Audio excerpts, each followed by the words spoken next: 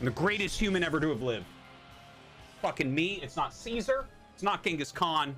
It's not George Washington. It's not fucking Flash. Although he gets honorable mention. It's me.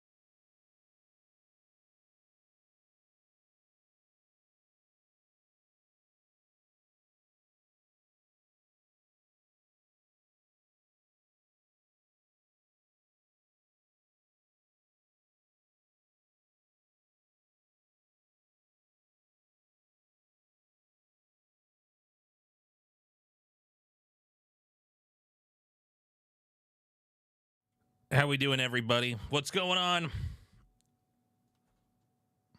Hello, chat. Thank you for waiting. Sorry that took me so long. I'm going to have alerts paused here for a second, guys. We are going to be taking a look at this YouTube video. I haven't actually watched this yet, but this is the evolution of real-time strategy games from 1979, which, by the way, is way older than I thought we would be able to go back to for RTS games, all the way up to 2020. So obviously we don't have our most recent editions, but I was more intrigued by going back this far and looking at like super old RTS games.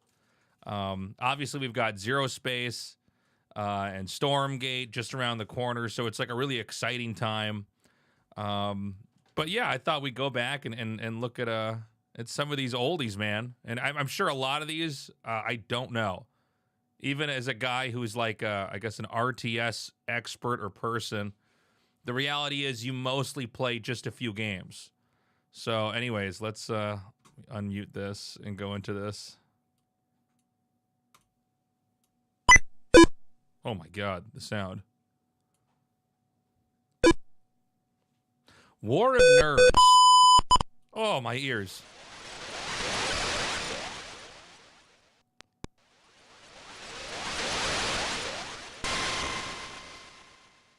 I guess that green box back there is you're controlling the over here with the mouse.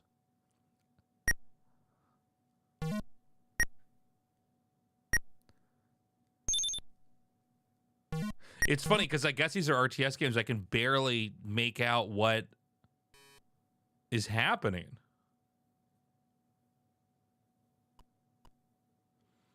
The last one almost looked like a text-based RTS.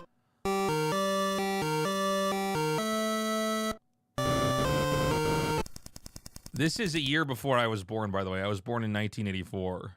This is wild.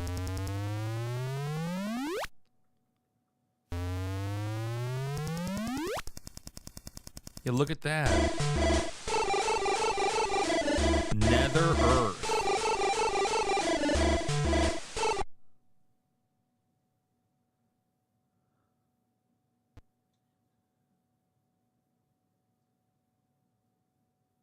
Honestly, I can't make heads or tails out of any of these games. Like what I'm looking at. Okay, now this looks like a game.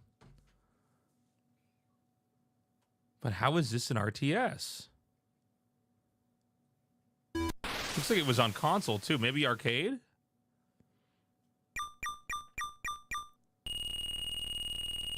I'm wondering how micro-intensive a lot of these actually were. Looks like this one you're loading up missiles somewhere. Look at all the buttons on the screen. Oh, Heron's Why. I actually have heard of this game. Yeah, I know about this one. I actually don't think I've played this, but I know of it. I remember being not able to find it in Kansas City. In any of the, like, what do you call them? I guess, like, game pawn shops?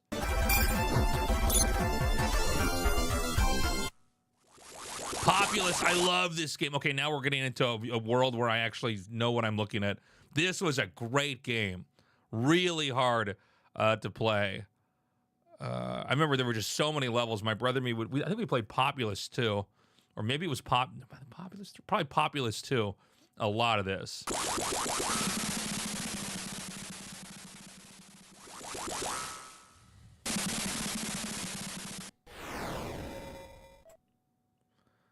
Supremacy, I've heard of this one too. I don't think I've ever seen it though. Warlords. Is this truly a real-time strategy game? I feel like this is maybe a little bit turn-based. Simant! This game is incredible. I played this with my brother. I never thought I'd even think of this game again. This is wild, man. I remember Simant was a game where, like, I think it was pretty easy to beat, if I remember right. I think you could, in one or if you beat it once, you could basically always beat it. But that's a nostalgia trip, man.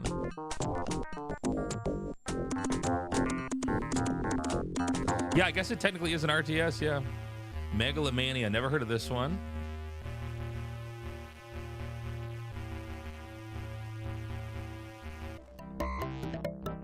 Dune. Okay, now we've all heard of this. By the way, the movie's coming out. I'm super excited for next week here in Korea to see the second Dune movie. I feel like Dune was really where the boom hit. Construction complete. Wow. Yeah, you could see the influence it's had on Command & Conquer. Radar activated. The Settlers. This one I don't know. Kind of looks like Age of Empires, honestly. But they've got the roads like it's Warcraft 1. Warlords 2. Now, this almost looks like a Heroes of Might and Magic.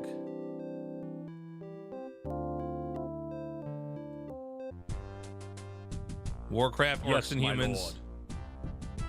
Can you believe this is Blizzard? The success of a game like this allowed all the games that have impacted so much of all of gaming and had to get through this game, which honestly, if you go back and play, it's really hard to play through. I was thinking about doing a Warcraft 2 playthrough on stream, maybe after the NDA is put back in place for Stormgate streaming. Let me know what you think about that in the comments, by the way, or what you think about reacting to stuff like this. I'd be curious. Also, like and subscribe. But yeah, look at that, Warcraft 1. So this is still before my time. This is 1994. Now we're talking. Now we're talking. I said 1994 before my time. I had no idea Warcraft 1 was that close to Command & Conquer. I thought Warcraft 1 was several years before that. Command & Conquer really was so above and beyond the other RTS games when it came out.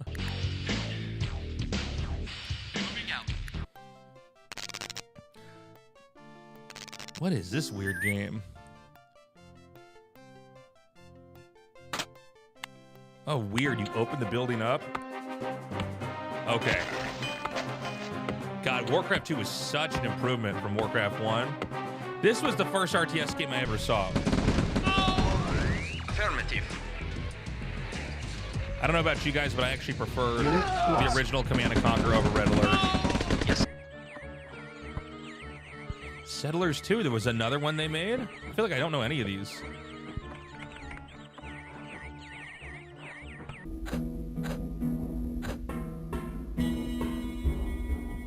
Look at that. It kind of looks like Warcraft 1. War Diary. Yeah. Fog of War.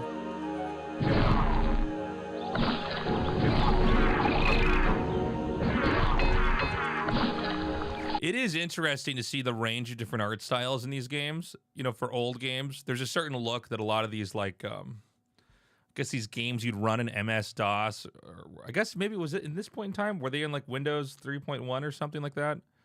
But yeah, and how some look so clear, like I can tell what's going on in others. It's looks so schizophrenic.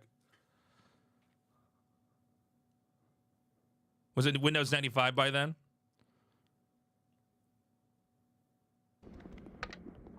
Dungeon Keeper. This game was so hard. Oh, that's right. You can go into first person. What was this, Bullfrog? They made good games. Oh, my brother and me played a bunch of this. Dark Reign, The Future of War. Although upon reflecting back on it, it wasn't as good as a lot of these other games. Total Annihilation. So I actually have weird feelings about this game because there was a kid that lived in the house with me in college. I lived in like a house my final year of college before I dropped out and came to Korea. It was like me and 6 other guys, and this one kid was so annoying, and he would always tell me that Total Annihilation was better than StarCraft Brood War, and I would always end up yelling at him. I'm sure this game's probably fine, but hearing this game's name triggers me. Earth 2140, that sounds familiar. This is a little bit loud, at least for me. Age of Empires.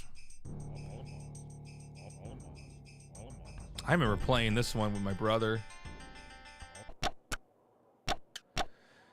Netstorm Islands at War.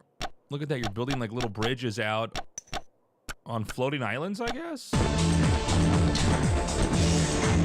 Jeff Wayne's The War of the Worlds. This looks like a nightmare. Construction complete.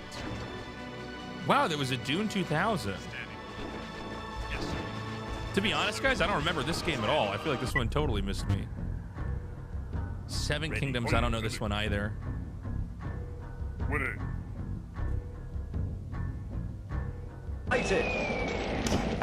So this is when they started doing the Warhammer games. Charge! This is where you'd have a unit be like 30 or 12 guys, moving them kind of like as a marching group. Knights and Merchants, I don't know this one either.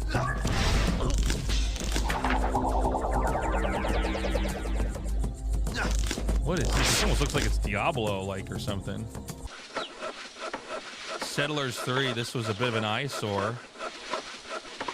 Something about the coloring feels so weird about this. This is 1998. Now we're talking. Now we're talking. SCV good to go, sir. Orders received. This is, of course, not remastered graphics. This one I wasn't a fan of, Tiberium Sun. I remember kind of being really bummed out by the, I don't know, the shift in the way that felt from the old Command & Conquers. Warzone 2100. Honor and Freedom. Look at this. It's like kind of like a first-person perspective. It's crazy to think that RTS games have been out for that long and people were still trying to mess around with perspective and stuff like that. Imps will dig out the area you designate. Oh, Dungeon Keeper 2.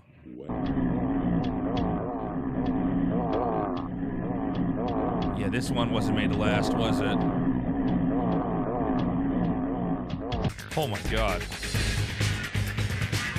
Machines. Cool music. The cutscenes in Tiberium Sun were real actors. Well, they were real actors in the original Command & Conquer too. Kane and GDI, they had real actors there. Homeworld.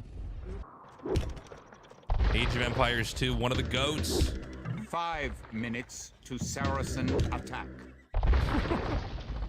Look how tall the castles were in that game back then. I guess they're probably still that tall now in the remaster. Allegiance. I don't even know what I'm looking at. Look at this. What am I even supposed to take away from this image? New rally point established. Command & Conquer Red Alert 2. I don't know if I played this one. Our base is under attack. Look, they got Zeppelins bombing them. Culture's Discovery of Vinland. What an odd name. It is funny how like that previous game, some of these RTSs look like they're stages in a Japanese RPG more so than a RTS. Dark Raid 2, I had no idea they even made this. Now that our refinery is complete, we have a new collector. Earth 2150. You could see some of these franchises had a little bit of life in them for a couple of years. Majesty, the Fantasy Kingdom Sim. This looks insane. Shogun Total War, I remember hearing about this. Yeah, we've had a couple sponsored streams with games that are like this. This never really did it for me, but these have their appeal for sure. Oh my god, this looks awful. You notice the music back there in that last one? They're really trying to go for some of that kind of Command & Conquer. That sound. Tsar, the Burden of the Crown.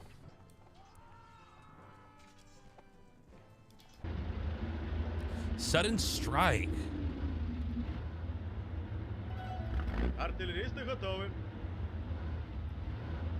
Kind of looks a little bit like Age of Empires. God, the Settlers was going strong, wasn't it? They got to the 4th game of that.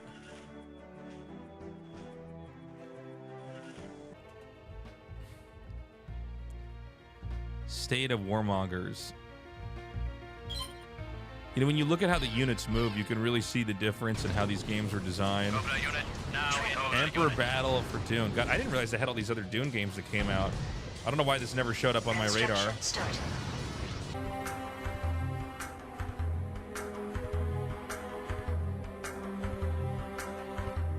Truth is, Dune is a really good setting for an RTS.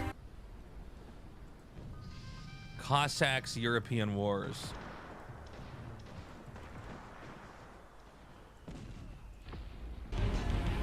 I've done it. I'm done. I'm done. I've done it. The voice lines. Stronghold. You see a lot of Age of Empire influence with some of these. As you will. You know, I just gotta say, man, the use of sound or the misuse of sound in RTS games, oh my God. Listen to this cacophony. Sounds like you're playing pachinko. Moon chases the sun. Blow like a whip.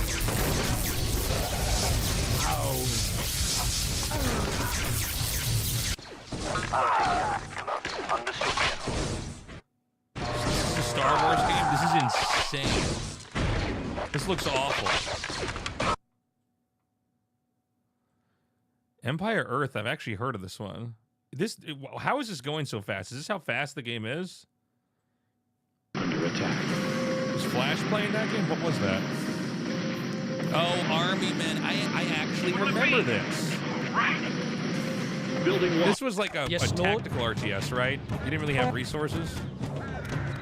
Yes, Lord. Whoa.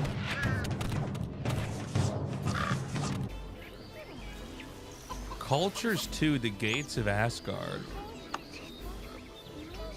Again, I'm blown away that there are this many sequels. When I talk to people, and in my own mind, I always say there was like just a small number of RTSs that made it, but as I'm watching this, I'm realizing like there's like 7 or 8 franchises that just kept getting pushed, including apparently this one, Cultures 2. I feel like they skipped Populous 2, by the way. And Populous 3. Constructing siege equipment. Constructing siege equipment.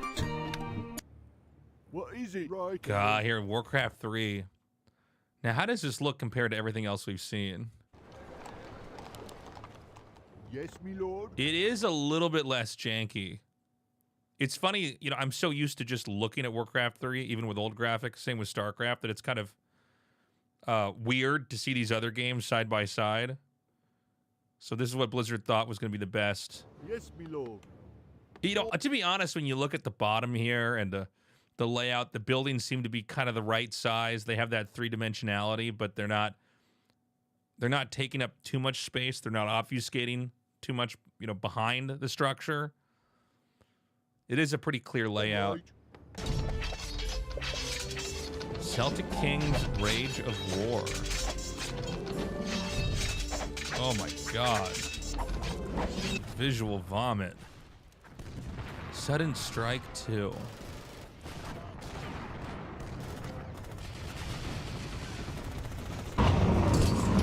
Oh, I remember this.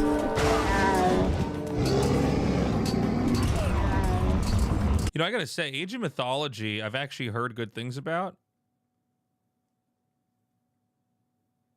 I never played this, though, but I've heard this game's quite good. It does look a little bit more like a functional RTS. Impossible Creatures.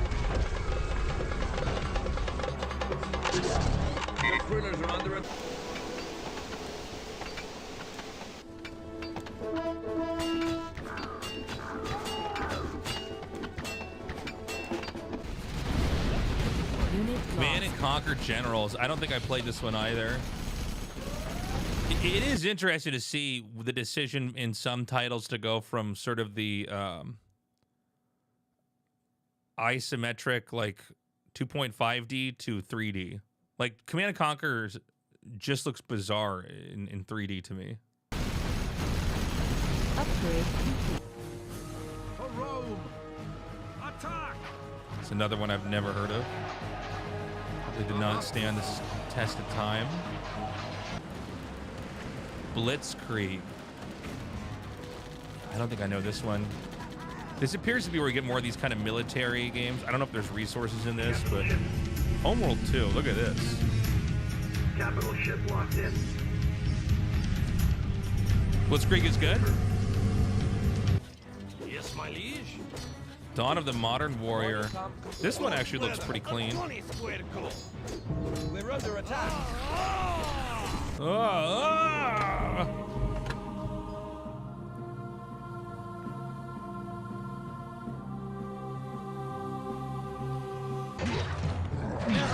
Spellforce. Oh my god, we did a Spellforce 3 sponsored stream a while back. So this is what it looked like originally.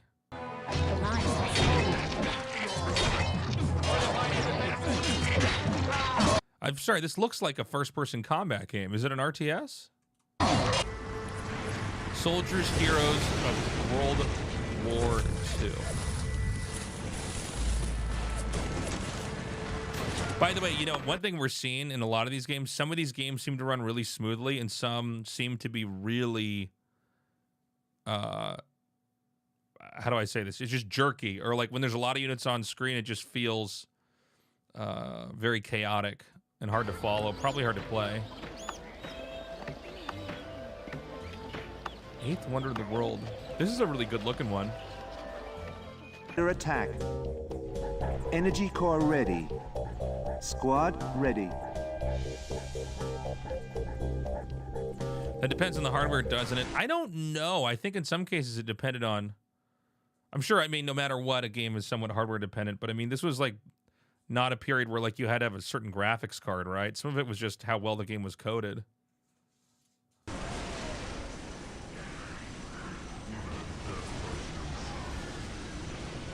Dawn of War.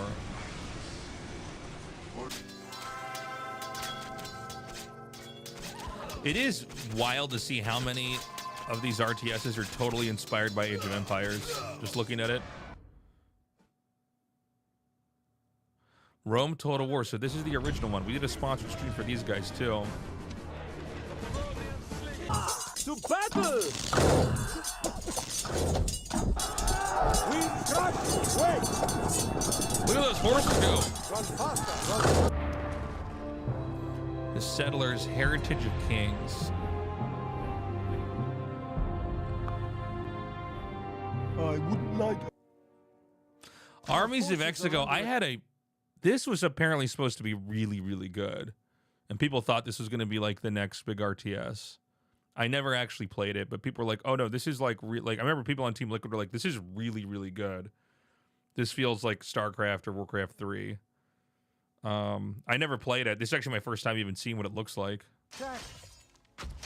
My sword serves you. I guess you can kind of, even just looking at it, there seems to be a crispness to it. And the pacing of the fighting. There is not enough gold, my lord. They are no match. Oh, I knew a kid in college that played this game all the time. We must act quickly. Sometimes I'd sit in his dorm room and watch him play. He's like, I think you should see the RTS game I'm playing, and I would be like, oh, okay. On my way. Oh my god, look at this. This is from 2005. It is crazy to see the difference in quality here. This is a 2005 game. I graduated high school in like 2003.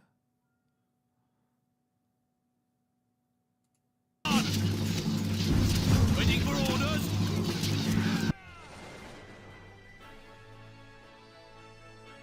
You can see this whole formation thing really picked up a lot in a lot of these games. Empire Earth. Ready. Here. Yes.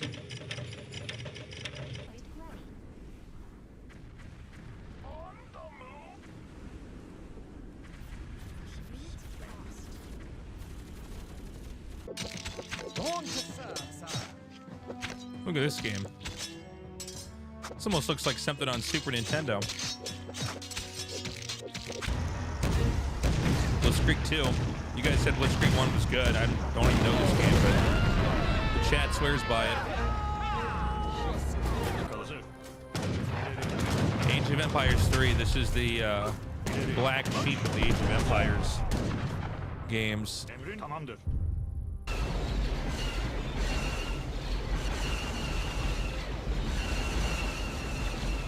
Reporting.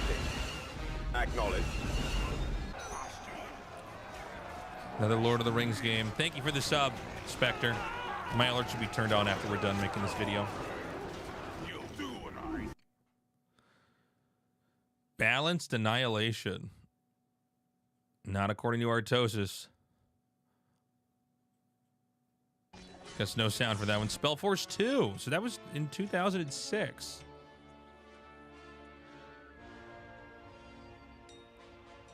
Hero is badly wounded. Your hero is badly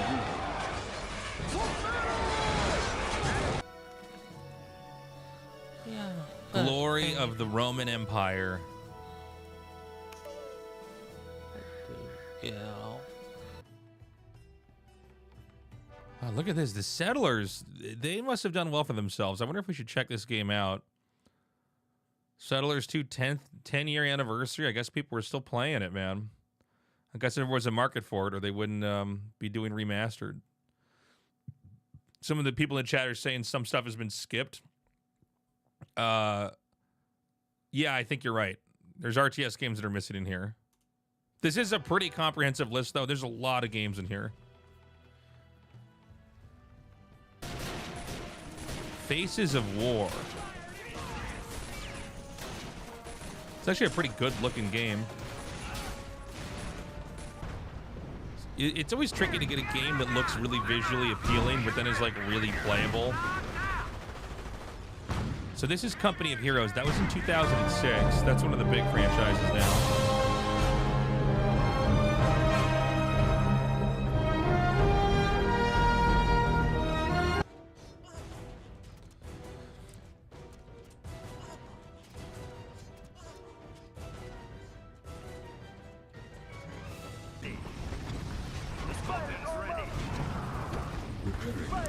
Man, there's something about Command & Conquer. Like, a lot of the later games just don't look as good, you know? Supreme Commander. This was what TLO was probably the best in the world at.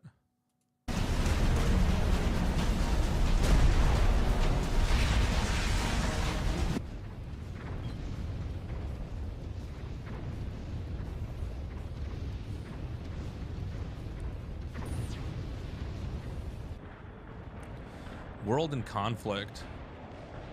We have 3 main objectives: destroying the U.S. 6th Armored Battalion, securing the Mulkey Bridge.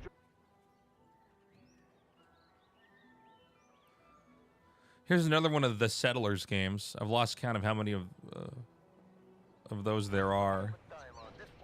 Oh, Empire Earth.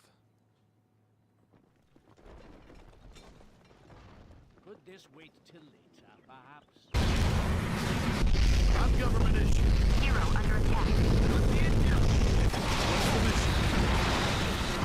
Some of these games, you know, I was talking about how I thought a lot of there were only a handful of games like Command & Conquer and you know, Warcraft and stuff that had like a lineage of good games with sequels. I'm so shocked at how many of these games there's like the third or the fourth one of.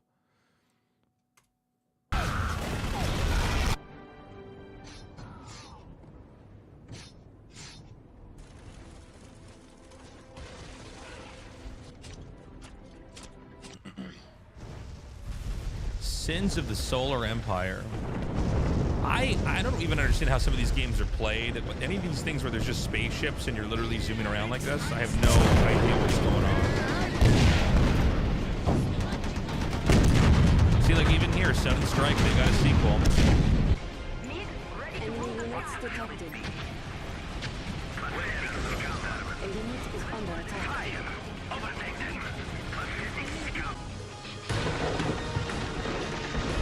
Whoa, look at this one. The Earth is opening up.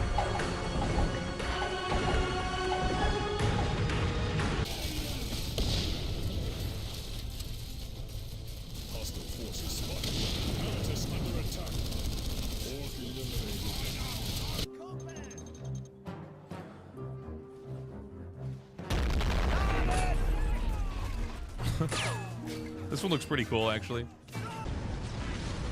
Oh, Halo Wars.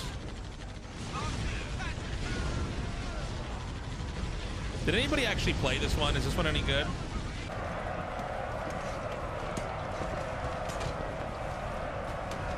You can see this is where they were really getting into the idea of being like, but you could be in the battle and see like what's going on. There's always been this thing I find interesting, which is like this is cool that you can like get in and see what's happening and like see each individual soldier, and like the guy on the left has a mustache and then the guy on the right is clean shaven, but then it's not as much of a playable game. It's funny to see a lot of these RTSs try to go in this direction. And like, there's nothing wrong with maybe having a feature where you could have that, but then you're stepping back from the whole arcade like gameplay feature in the game. But yeah, we have a lot of games. I mean, they still make a lot of games like this now. What is this? This is March 2009. So I was in Korea by the time this game had come out. I came to Korea around 2008, I think. Year of the financial crisis. Grand Ages Rome.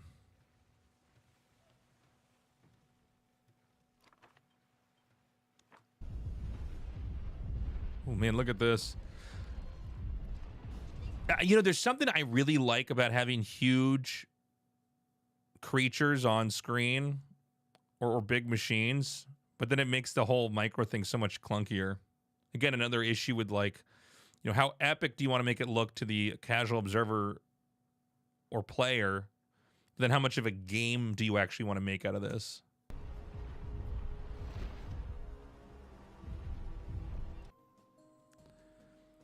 AI Warfleet Command. Never heard of this one. No idea. Doesn't feel like it's an RTS, but what do I know?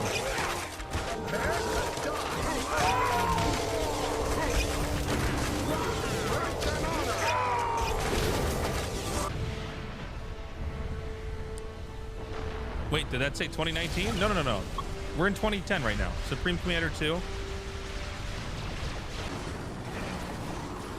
Yeah, I agree, Chad. I mean, the color palette is always an issue.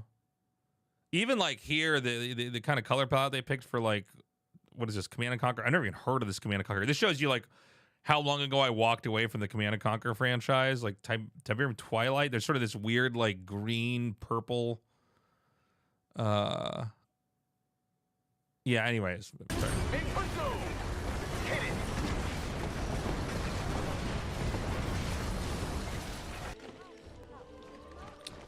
Oh, I think I've heard of this one. This one looks really nice. Again, there's another thing you can zoom in or zoom out in game.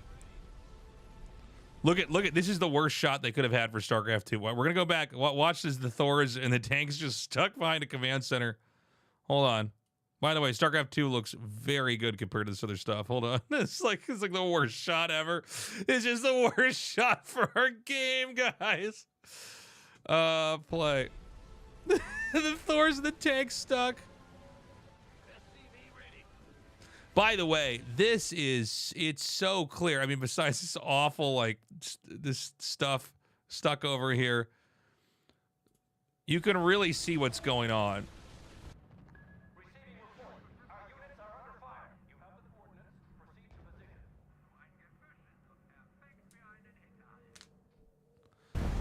0K. This is from 2010. What is this? It looks like a bullet hell game. This is the Settlers Online. The Settlers, who made this game? This game has clearly done well for itself. I guess maybe it wasn't online before. Oh my god, look at this. It looks like you're looking from an aerial shot above the that big garbage patch in the Pacific Ocean. Yeah.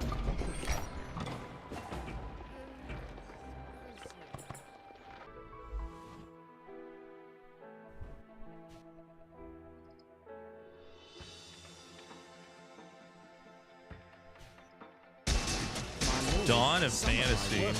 Hey, see, take a look at this. Like, to be honest, if I didn't play RTS games, I'd be like, oh, this looks really beautiful. But like,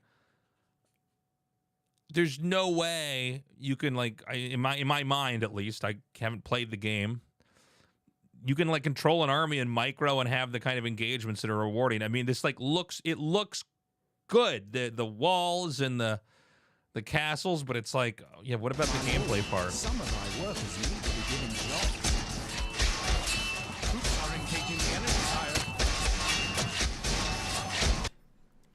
Not enough goods. This one looks a lot cleaner. Stronghold 3. Colors are really nice too. Very clear what's going on.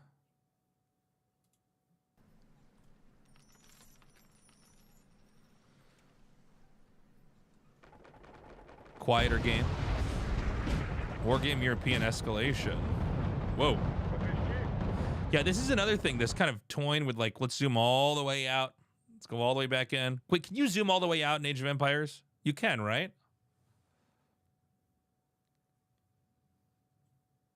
Chat?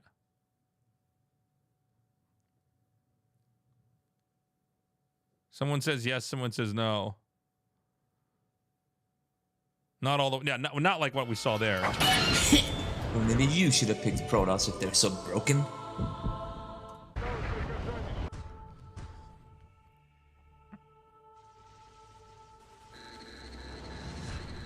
Another one of these space ones. I don't get this. Am I wrong? It does feel like Age of Empires had by far the biggest impact on these games, or at least they took more of that Age of Empires look. Never played Homeworld, chat, no.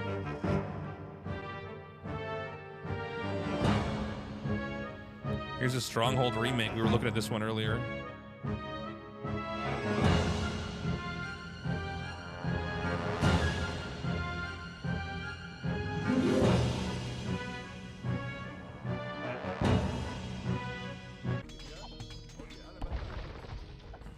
Age of Empires 2, HD edition.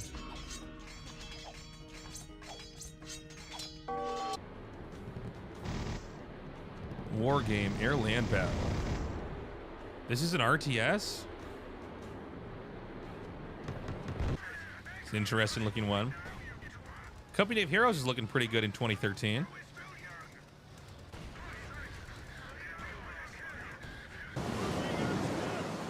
I feel like you were so immersed in StarCraft at the time you missed how huge Age of Empires was casually in the West. Yeah, 100%.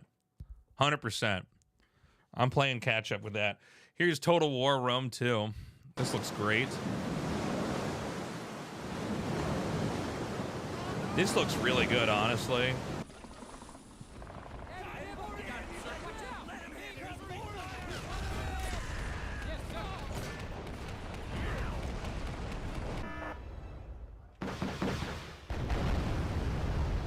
Wargame Red Dragon.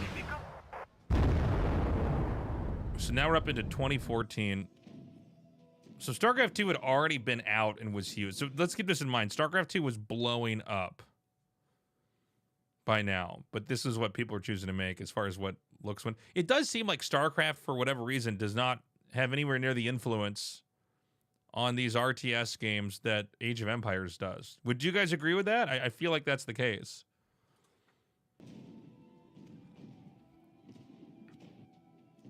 From art style to the time period.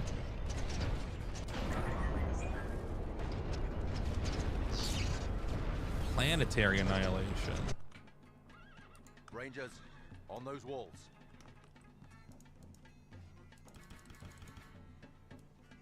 Rangers. Rangers? I said on those walls, Rangers. Oh my God, Grey Goo. I played a little bit of this with Artosis. It was too slow. I think Roddy and In Control did like something at a booth for Grey Goo. Not a terrible game, but like you couldn't do a competitive RTS with it. It was too chunky and slow.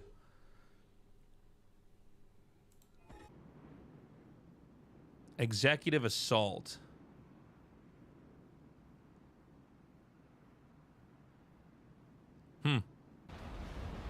Active aggression.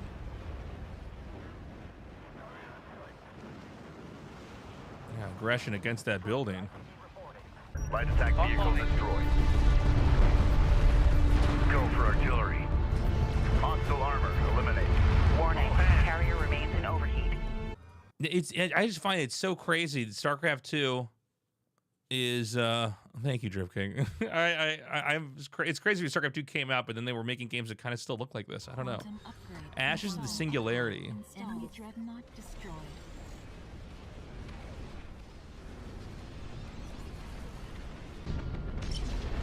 Cruising speed set. Setting course. I guess you can micro these ships while they fire. Look at this, 8-bit armies. This is kind of cute. I actually kind of like this. Damn. Look, they really got it down. Total War by then. You can even see these shots are kind of just displaying, you know, how are they. Okay, you can actually see the whole every individual coming out there. Yo, $10 on YouTube. Thank you so much. If I had a recommendation, one old RTS from this list, it would be Stronghold 1. It's a masterpiece, very different from the rest. They still develop for it. Sadly, the sequels are a joke. We actually went over Stronghold earlier. Looks good. Cossacks 3. Man, they're on the 3rd Cossacks by then, 2016. And Halo Wars 2 was out.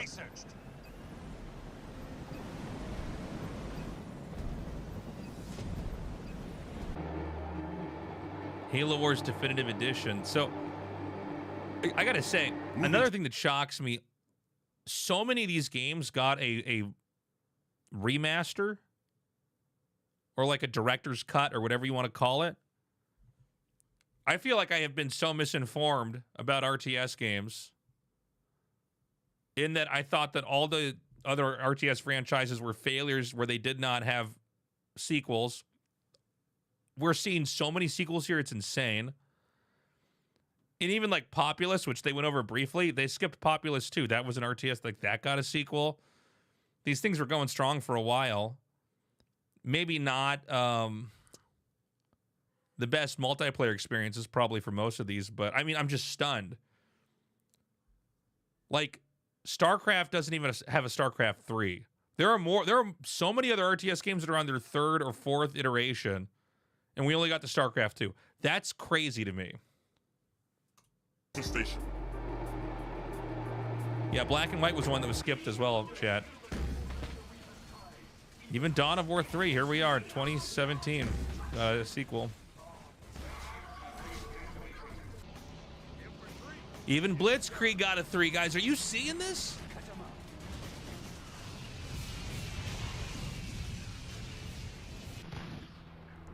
What is this? Is this on a Sega Genesis? Rusted Warfare. There was this old game I used to play on my Nintendo, and it looked like this. It was called Rampart. Did you guys ever play this game? It actually is so good. Where you like build up castle walls with like Tetris blocks, and then like you try to put cannons in the middle of them and fire on the other guy's thing. Rampart was so good. It's so good. It's so sick. We need to bring back Rampart esports. Is this game good? I don't know anything about this game. It might be really, really good. It is crazy, though. It's 2017. Like, all these other games look more advanced. Maybe this is like an indie game. I guess we were getting into the area of indie games by then, right? Where it's like you don't have to do what Total War is doing, where you're like zoomed in. You're like, this guy has a beard, and this one does not have a beard. Maybe go for simplicity. This looks clean. I think I can tell what's going on here.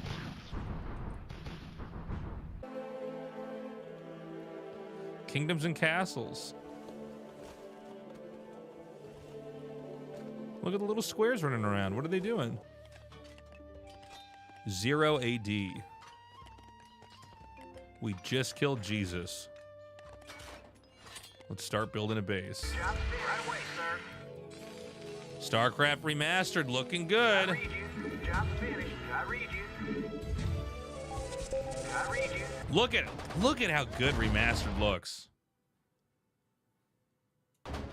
Wait, I can't. Look at it in all of its glory. It's so clean and clear what's going on.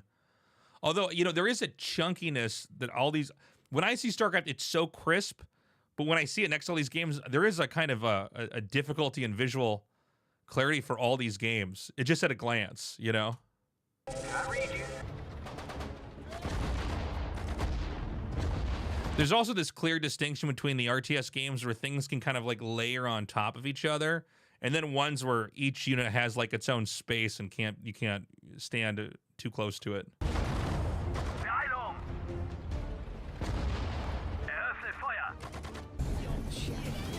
Tooth and Tail. Artosis says this game is great. This was an indie one too, right? Of these larvae, the outcome for the colony may not have been so fortunate. Well, this looks kind of sick. It's like an ant game. They must expand with caution. We have British ants. Spellforce 3. This one was fun. Be done. Would you like to push? Age of Empires, the definitive edition. Look at how pretty it looks.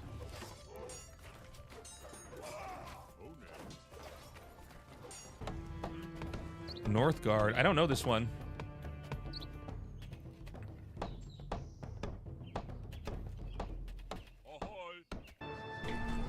Empires Apart.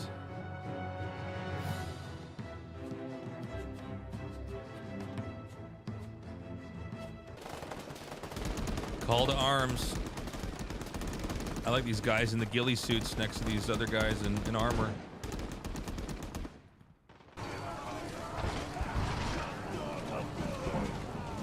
Ancestors Legacy. This is 2018. This is like just a couple years ago. It was 5 years ago, right? Executive Assault 2.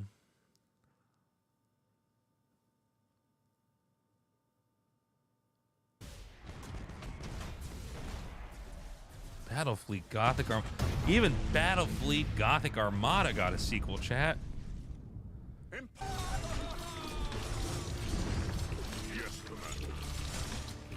I think I've actually heard of this one. Bannerman.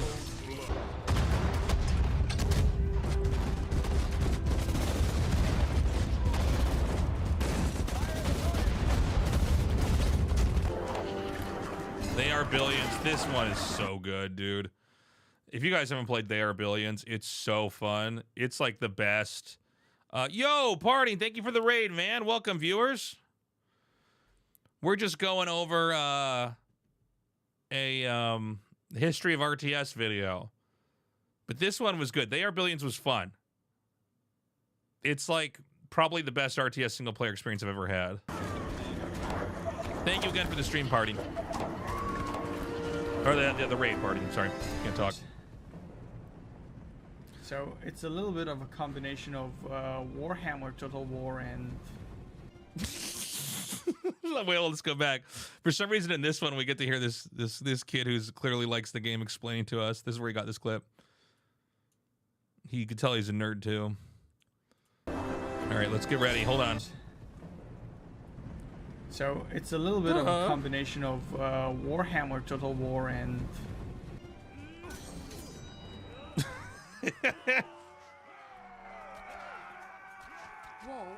Conan Unconquered. I don't know this game at all. Age of Empires 2 Definitive Edition. General. Carry on without him. You have 100. Hold on.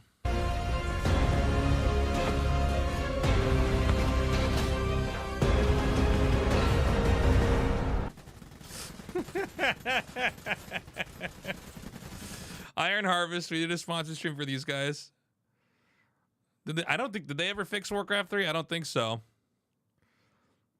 Yeah, I think they used the Warcraft 3 commercial instead of the gameplay. I was going to say, that doesn't look like what it looks like. Brother. The Settlers. The Settlers is still going strong. How many times have we seen a Settlers game in this? I don't know this game at all.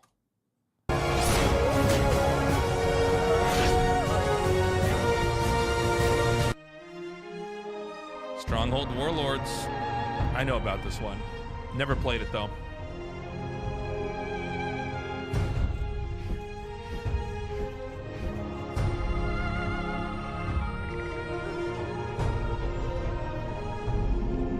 All right, that was it, guys. Thank you so much for watching that with me. That's interesting. I guess my biggest takeaway is that there are way more RTS games that have, or I should say franchises, that got their third or fourth game out and kept going on. I feel like the narrative we always have is that nobody makes RTSs. Well, there's been a bunch that have been going on for a long time. Excuse me, a little gassy here. There's been a bunch that have clearly done well enough to make the next one and the next one after that. But at the same time, how many of these have a kind of multiplayer presence in history that can even come close to like StarCraft or Age of Empires 2 or Warcraft 3? So there's a lot. I mean, I guess if you can make any RTS game with a good single player experience, you can easily fund the next one and the next one after that. I had no idea there were this many games, and they actually missed a lot of them too, which is crazy. There are RTS games that I know. I didn't see KKND on here. That was when my brother and me played as kids. They missed Populous 2.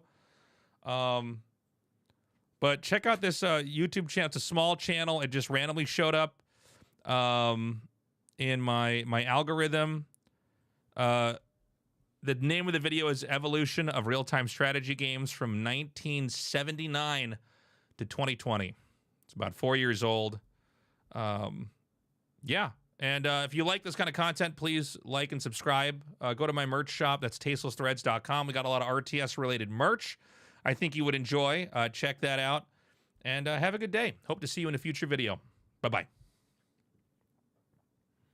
How was that, chat? Let's unpause these alerts. Amount of fucking free wins Protoss players get. Terran never gets a fucking free win ever. SJS_Spectre just subscribed. Empire at War was sick. I love how Brian says subscribe. I want to fucking barf. Subscribe. 1 second, chat. Now, those of you who are watching Parting, piece of shit. Those of you who are watching Parting stream, I know you're here for some serious Stormgate discussions. Fuck you, guy in the chat. You need to scout more. Fuck you. And this is the place for that. We're going to be doing a tier list of all the Stormgate units.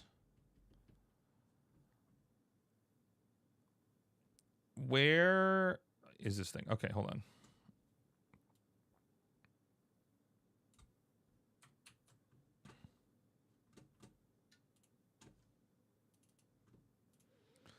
All right, guys, I got to go PP.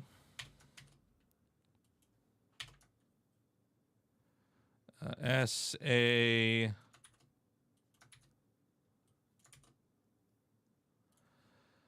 So let's all go to the bathroom together, and then we'll come back and make this this list. BRB.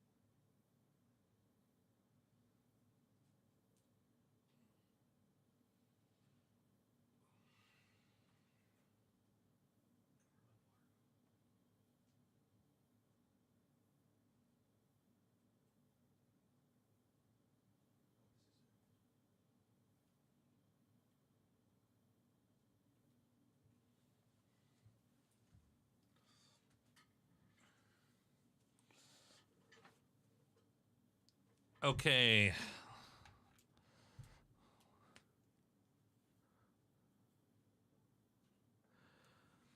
By the way, Gauntlet Wizard, thank you so much for the subs. Were all those subs you?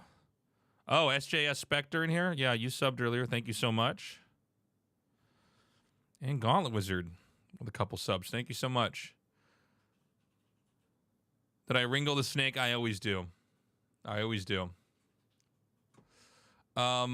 All right, let's see what size is going to make sense. Maybe I should move my camera.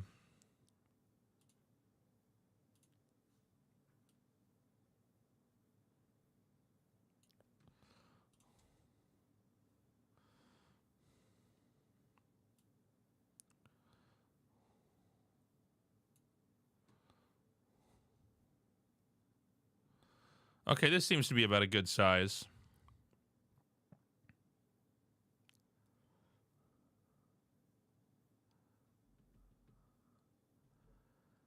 Guys, I'm going to be pausing alerts again.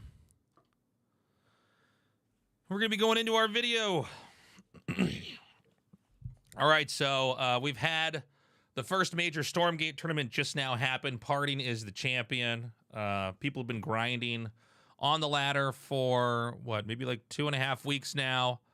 I thought it'd be a fun idea to make my own tier list of the units. Obviously, this is not the final version of the game. We are in the elephant build, if you find this video later on the internet. So we don't even have tier 3 yet. We don't have the third faction in the game. But I'm going to go off what the most recent patch was, give my thoughts on each of these units. And yeah, let's have some fun. Let me know if you like this kind of content. I think it's always a great way to stir up some conversation. Let me know what you think in the comments. And yeah, be sure to subscribe. We'll be making a lot more content like this down the road. Okay, so immediately, first unit that I'm seeing that we're going to put in its place, we need to take the Hornet and immediately put that into S. The Hornet is so good. This thing is so scary. We don't know what its final version is going to be. I don't even know. When I put this in S, by the way, does not mean that I am calling for a nerf or that this unit is unfair. I think it's okay for units to have different strengths and ranges as long as they serve some kind of purpose or function in the game. But dude, the Hornet is crazy good. It can gun down shadow flyers if controlled correctly. It can just completely waste workers. It does enough damage. At least right now, one Hornet does enough damage to stop an enemy defensive structure that could counter the Hornet from even completing. That's a lot, man. That means if you get this out and you're ahead of them, you're probably going to close the game out. But even without that, it's just a really strong unit overall. Okay, who do we go to next here? I'm going to take the Brute, and I'm going to put the Brute right at maybe a C. I could move this later. But the Brute, look, this is like a okay unit early. I think that Infernals need this, or they would just be way too brittle. But as the game goes on, they're so slow. They're almost obsolete. You're almost better off making them and then splitting them into fiends and trying to like counterattack. I don't know, a stray base somewhere, or try to run in and kill workers. If you've played Infernal, you'll know what I'm talking about. I don't think it goes to D yet. I feel like some units are going to have to go into D here. I could even put this unit into D. Yeah, I see Gauntlet says the Brutes need to upgrade in the late game. Yeah, they just, it makes me think like they need to have like the Ogre Mage high grade or some upgrade or something like that later on. They just don't serve a lot of purpose, and at least in the current state of the game, they are so much so on the slower end. They don't have any real functionality other than to tank a little bit for Infernals in the kind of back and forth Vanguard Infernal kiting match. But yeah, they just don't get a lot done, Thank you for the sub, Captain Power Nuts. Appreciate you. Up next here, I think we're going to just take the Dragon. This is another one. I think this is an easy call. This is an S tier unit. It's a good unit. It is by design supposed to be the S tier unit. Very costly to get. But once you have it, I mean, there's so many ways you can snowball a game into a win with it. There's a lot of different ideas you can have from it, just like tanking damage in the front, using that mass infest, and I'm sorry, the unit's ability name escapes me, but you suck the infest back up to gain the white health. Or you can harass worker lines and kind of cause a snowballing effect with that. But yeah, I mean, the Dragon, it's just an all-around good unit. It's supposed to be a good unit. I think it's done effectively what the Mothership was unable to do in StarCraft 2. The Mothership was always supposed to be kind of this crazy epic unit, and instead it kept getting nerfed down. You know, they got rid of the, what was that called? The Time Warp, where you can make the Archon toilet. So, anyways, it's a very good unit. Easy call for me to make there. Imps, I'm going to put either in B or in C. I'm almost tempted to put this into C, but I think with the Imp self-destructibility, it's good. A lot of people are complaining that the Imps are like Banelings. The Imps blow up like Banelings, but they are not Banelings. If you've used Banelings before, I mean, you can go around the map so easily and quickly. When you make a Baneling, you have that Baneling forever until it blows up. And the idea in StarCraft 2 is you just have enough Banelings that at any moment you can blow anything up. The difference with the Imp is that the execution is really not easy to do. When you activate it, it has to blow up, I think, in 4 seconds. I think it's an okay mechanic. I know this is a point of controversy with a lot of players, and I get it, and I think everybody should, make their case. But, the truth is it's a slow unit. It's hard to get across the map. We've seen Parting put him in Doombringers to try to move out and then activate him that way. But yeah, it's not like a StarCraft 1 worker where it's really strong and it can do a lot to the enemy early on. You can't even really use him to scout, to be honest. They're so slow. In fact, that's where the Fiend kind of comes into play here. So I'm going to put the Imp there, and just in case, because I know that someone will make this argument, like, yeah, but they make the buildings, and the buildings are really good. Yeah, I know.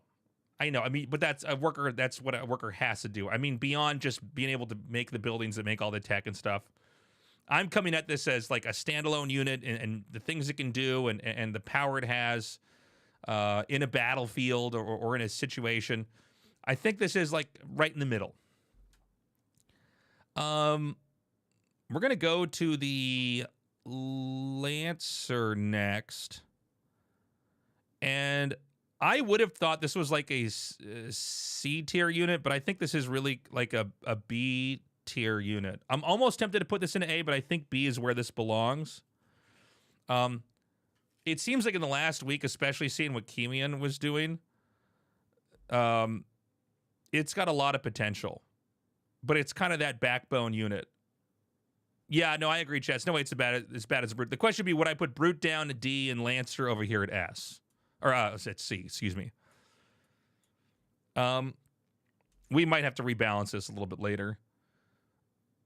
But yeah, I feel like this is, I don't know. I think it's like about an S tier unit with the upgraded ability where as it receives damage, it gets a speed boost. That makes it pretty crazy. But it's not gonna, it's, as far as I can tell, it's solid. It's a solid unit. It serves its role. It's not overpowered. It's not underpowered. We're going to go to the Spriggan. I'm going to give the Spriggan a D right now. This unit does not seem to have a role in the game like it's supposed to. What's funny to me about it is it's supposed to be like a Mutalisk. But right now it just doesn't seem like it can generate the kind of threats. Obviously, we don't have all the matchups laid out yet. But it doesn't seem to be very good against Infernal or Vanguard. Like I mean, if you have one tower with an Exo in it, you're fine versus Spriggans. It does appear that no matter what's going to go on in the game right now, you're going to have Gaunts. And the Gaunts can kind of just deal with the Spriggans. Plus, the Infernals have Shadow Flyers. So I don't know what role the Spriggan has right now, but the Spriggan is all the way down here at the bottom. Let's see here. I'm going to take the... Why am I forgetting the name of this unit? In my head, I always call this unit a bicycle helmet. Why am I forgetting this? Hedgehog, thank you. Okay. Hedgehog, I'm going to put, I think it is a C. This was a really good unit. It's not a bad unit. It's decent at countering air attacks. It can kite and kind of scout around the map. I've seen some players mess around with Hedgehog openings again. They seem to be coming back a little bit. But yeah, it doesn't seem to be a unit that can really drive the matchup. It was in the very first tournament we casted with Moon versus Mana. Well, actually, I guess nobody was playing Vanguard with those two. But when TLO played Mana, we saw TLO use them. A lot of other players are using them. But they don't seem to be that strong for now. I think, by the way, one way to change some of these units in their tiers, if Frost Giant did want to improve that, is to give them an upgrade of some sort as the game gets further along. You've seen people snipe air with 4 hedgehogs and good for scouting. Yeah, it's good. I think it goes to C, though. I don't think it's as good as, the Imp or the Lancer, for instance. We're going to take the Gaunt. We're going to have this be the first unit that's an A. Now, some people might think this is an S tier unit. I think it's really good. I think you got to get Gaunts. They're very weak, which I think makes them a little bit different from the Hornet or the Dragon. Gaunts are extremely powerful. They're a must-get. At the same time, I mean, they're so weak. They're so weak. If you can get them cornered at all, they're very, very easy to kill. But definitely powerful units. I'm going to take the Fiend and put the Fiend right here at B. I'm actually glad the Fiend got a bit of a speed upgrade. It did seem like everything on the ground right now for Infernal is slow. I don't know if this is going to stay the case. We'll get to the Weaver in a little bit here, but Infernals are just not quick. But at least they have one unit that they can make that can be sped up so that you can actually trap fleeing units. Like, that's one thing you can do with the Brutes now, is if you get into a position where you realize you might be able to just catch a chunk of their army when they're on the run, you can split all your Brutes into Fiends. It's a little bit sorry, not easy. It's a little bit more difficult, excuse me, to do that because they change the hotkey so that you can't mass split them. You have to like manually spam it out. But yeah, I mean the Fiend's a good unit. I think it's got a cool role. I know it's been pretty controversial for the Infernals. I can't imagine they're going to change that though. I know some people don't like Infest. I actually kind of like it. I mean, I am also playing Infernal, so there's that. I have my biases, but I think it's a fun idea of having, a faction that can use its damage to cause so many more units to come into the game. It's kind of a fun idea, so they'll have to try to balance the game around that. But I think it goes to B. Gets killed pretty easily by most stuff, but it's good. We're going to take the Dog. Now, I don't know about you guys. I'm thinking the Dog might have to go to D. The Dog, for a while, I would have said it was like a B or C tier unit. And if you guys tell me if you think I'm crazy for this, but I think Dog goes C or D. Chat says hell no. You smoked tasteless. What is this? What do you guys think? C? B or A?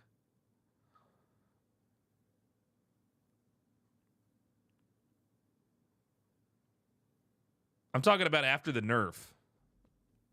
What we're playing in right now, guys. Are there still lots of Dog openers? I feel like I don't encounter them at all anymore.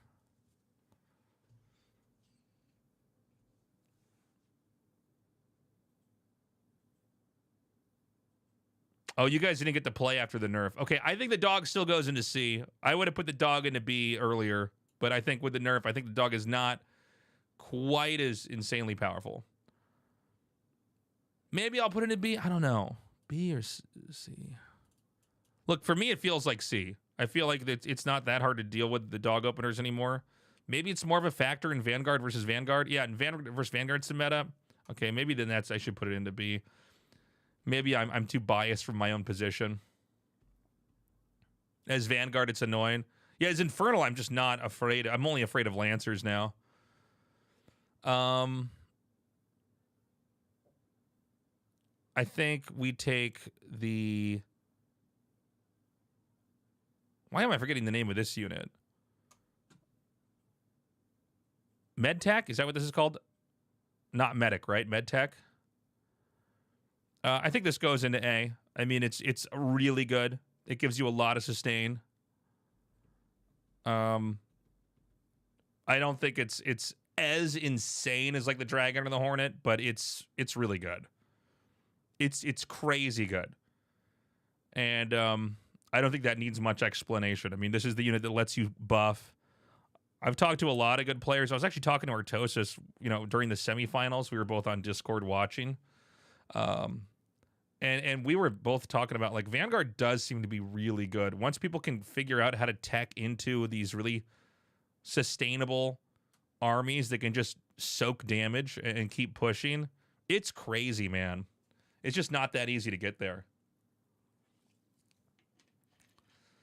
Okay. I'm going to take the Weaver. The Weaver...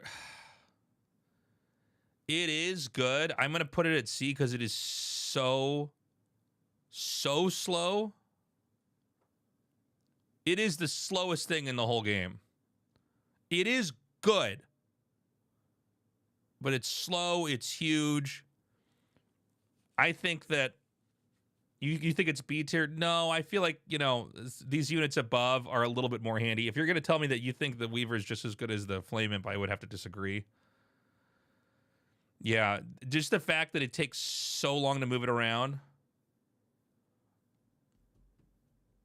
seems it's now I kind of like the design of that, by the way.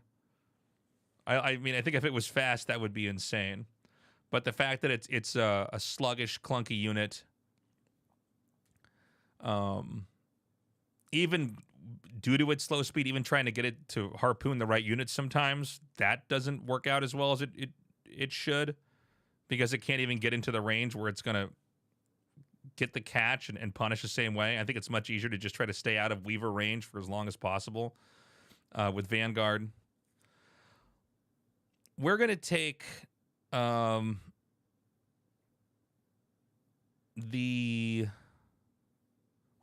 go with the Magmadons.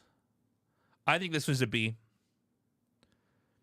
Magmadon is also slow. It's a little bit annoying, but I think it's a little bit easier to get in there and start to do that trample. I think it's great that it can tear down trees. That turns out to be a thing I use a lot when I'm playing the game. And I think it's more useful than Weavers. Yeah, I agree with you, Dunner, in chat.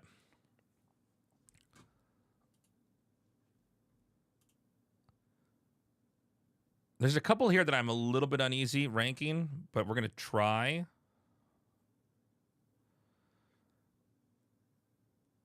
I do feel like the Doombringer, I'm going to do the Doombringer first, and then what is this one called again, chat? Is this just a drop ship or something like that?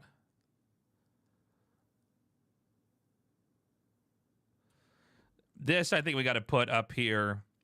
I'm thinking A or B here for the Doombringer. Evac, thank you. Sorry, sometimes I have my own name in my head for these units.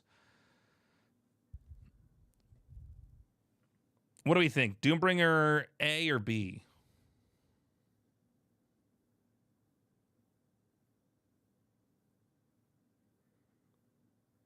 Yeah, I think A if it's mechanics. We're in buggy right now. The fact that you can pick up while it's moving, it drops Shroud, which is wild. The fact that it compares so well with Gaunts and Magmadons, it just feels like the Infernals have better drop techniques available to them. Too much speed and HP. Yeah, I mean, it's really good. It's really strong. It gains its own white health back when it lands, right? Is that correct?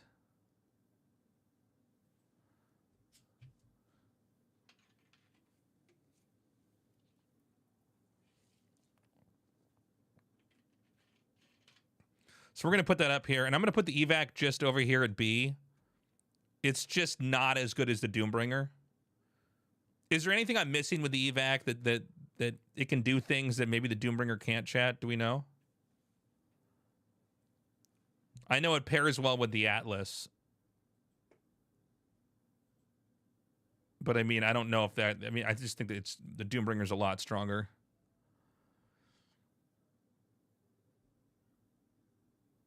Speaking of which, we're going to go with the Atlas now. I'm thinking C. It is slow. Unless it's with an evac, I almost feel like it's a D.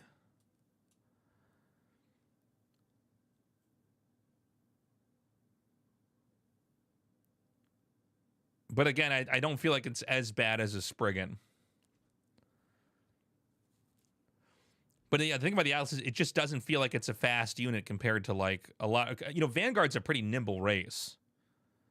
It also doesn't seem like Vanguard needs the Atlas when they push. In a lot of these matchups, it doesn't. It's sort of like a win more move. It's a weird unit because you get enough of them with bio later. It's very good. Interesting. Atlas is A tier in Vanguard versus Vanguard. Oh, it zones nicely. Yeah, I'm still going to put it down here. You have to make it stationary. And it doesn't seem... I know it's supposed to be the tank in a lot of ways, like the StarCraft 1 or StarCraft 2 tank, but it doesn't feel like it's playing the same role the tank does. I'm going to take the EXO. I'm thinking this is S tier. And the reason why I'm going to put this in an S and not A is because it gets the veterancy. And it's crazy how good it is with some veterancy. And it's actually, right now, its range is really good. I know that they die if things get really close to them. But in the current state of the game, they... You know, it's fast enough. It's hard to get to. Like as Infernal, I have to go for Fiends to try to pin them or surround them. Like they'll kite me all day. By the way, one kind of a little thought here. The Vanguard looks too basic for how strong it is. This looks like it's supposed to be a Marine. This unit is insane. This unit is so good.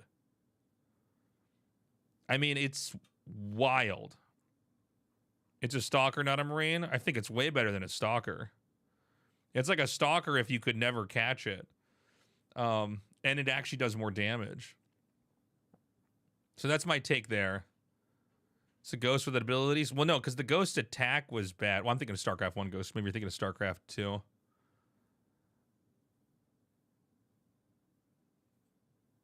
Stalkers have blink, you can't catch them. Yeah, but I mean, you can blink once and then they'll try to run up and catch you. I don't know. I think it's better than a Stalker. I think it's much better than a Stalker. I'm going to take the Bob and just put that as B. I think this would be a C or a D tier unit, but I think the fact that it has that overcharge is great. I wouldn't mind if they had a different ability for the like one ability to boost production speed, but then a different ability to make it stronger, to give it like that militia-like ability. It's good. I mean, I can't possibly put it into A. I don't see why I'd put it into C, but I think if we had to put this like, you know, where this would be, it's closer to C than it is to A for sure, but I think it goes right in B.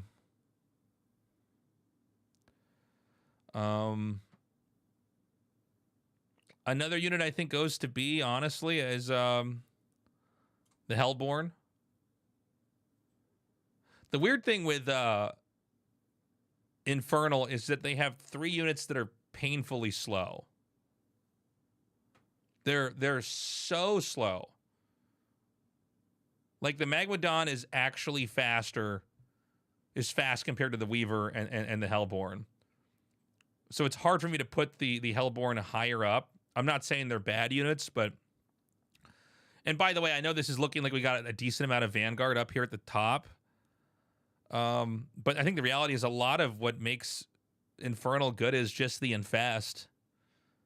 And, you know, accumulating that early on versus creeps, using it with the Doombringer to do damage and get that Animus and then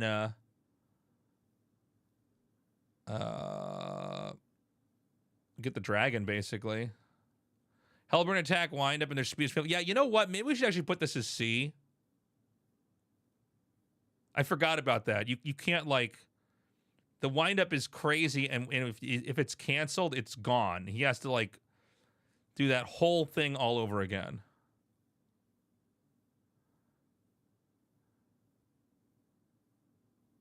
Yeah, I'm going to put it at C, actually. It's going to go to C. You guys are right. Where do you think we should put this? What is this thing called? The science vessel?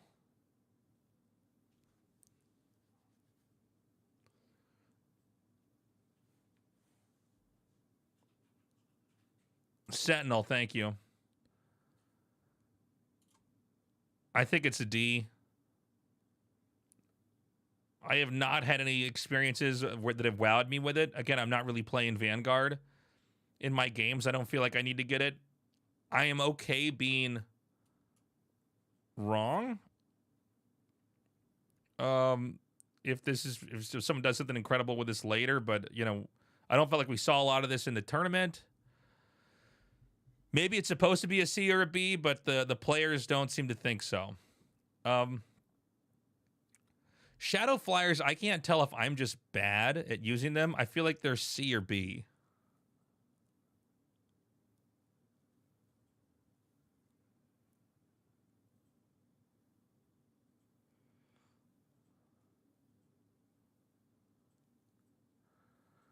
Yeah, I feel like Shadow Flyers are C. They're situational. They're not a direct counter in some of these situations to the Hornets. Like, you can kill Hornets with them, but if they're controlling the Hornets right, it seems pretty tough. Maybe if they made the mechanic to micro it a little bit cleaner. It reminds me a little bit of the Flame Imps where, like, on paper they look really busted or like in a demo, but then when you try to use them, it's not that clean cut. Like, it seems like it needs a lot of practice.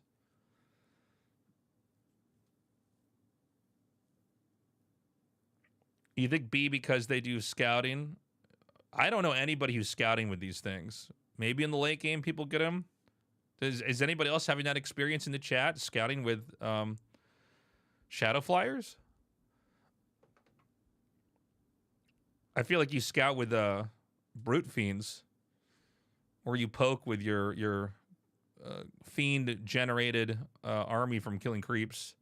Yeah, I've never seen him scout. Who knows? Maybe they'll be used to scout later on. I mean, we're all still learning. Then the Vulcan, I'm thinking of putting this in A. This thing is great. It can be countered by the Weaver, but it's like a good unit. It seems to be useful in tearing down trees. It's a little bit more nimble. It's certainly not fast, but I think especially when you pair it with the Medtechs, it's kind of crazy.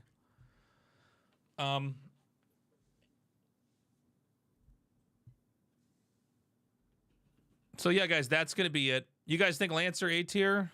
I'm gonna leave it at B. It can go to the front of B here. All right, guys, that is my list. We're gonna zoom in for you. Drink it in. Thank you for doing this with me. We'll do another one when we get to the next patch, or I don't know. Well, we'll see. I'll revisit this. Maybe I will decide the Lancer is A, chat. Right now, I feel like it's a strong B. It's the strongest of the Bs. I'll put it like that.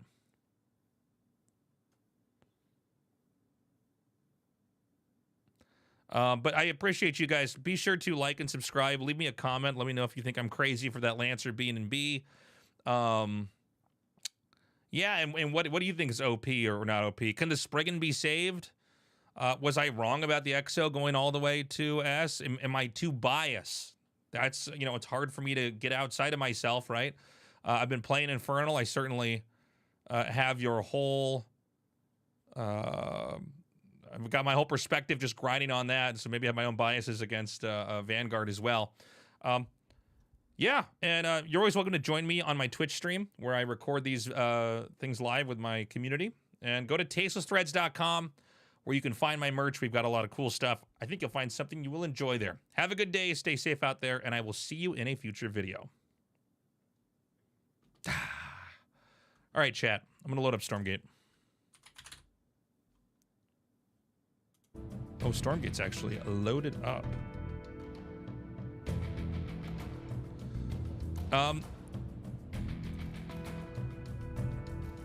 By the way, guys, use the code, oh, I gotta unpause alerts.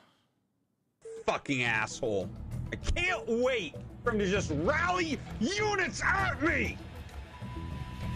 Your dono's coming, Stinky, don't worry. He's so bad! This is, you can lose to players because they're bad! I prove it! Captain Powernuts 420 just subscribed, 32 big boys.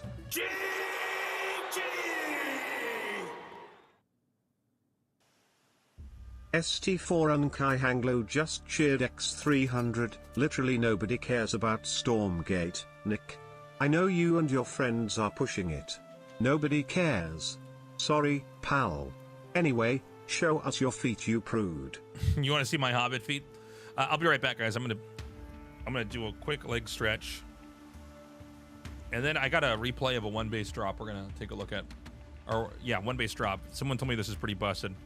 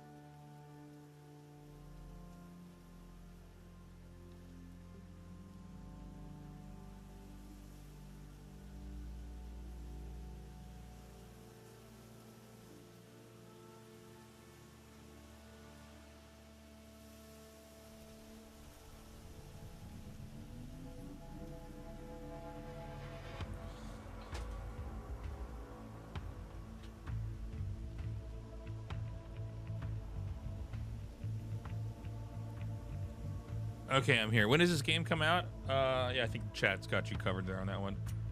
Oh, hold on. My camera's like...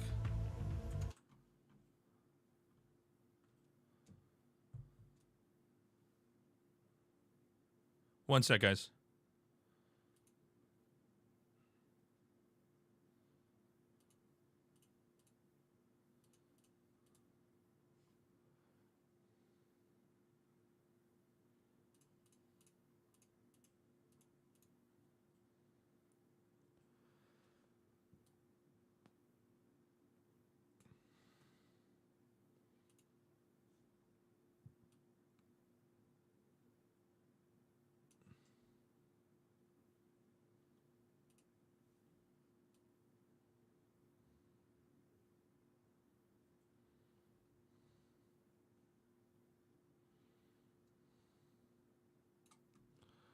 Okay, sorry. I had to move my asset rotator.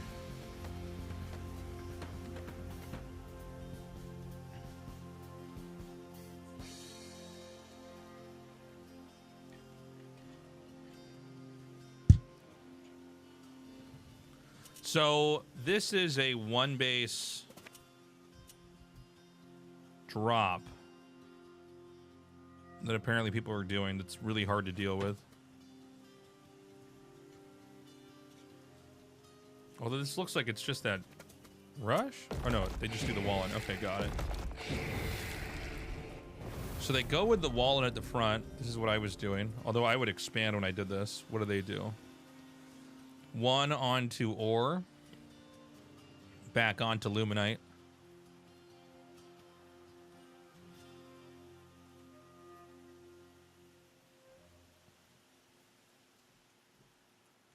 Oh, that's smart. You can use the dog to basically scan over here.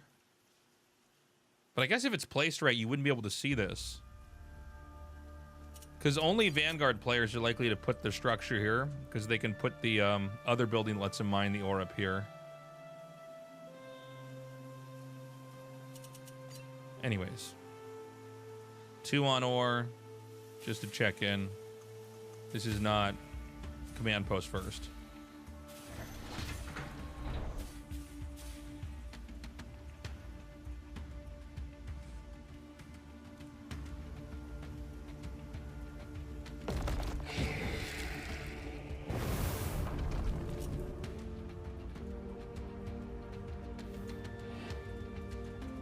Oh, double conclave. I just assumed it was vault.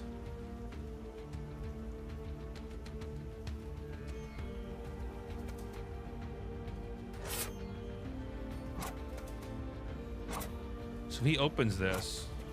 No gaunts yet.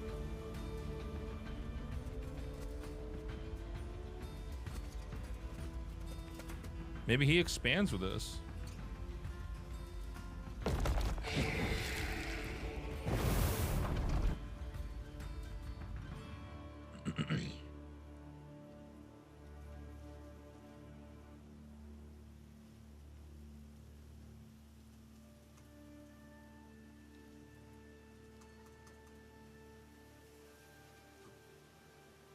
So what does he go and attack?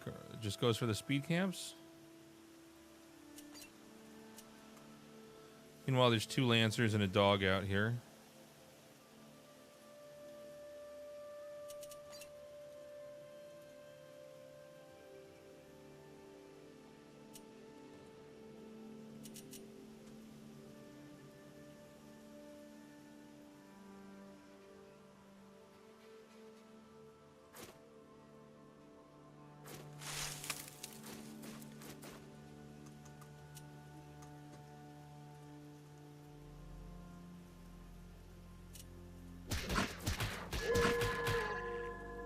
Good scout here.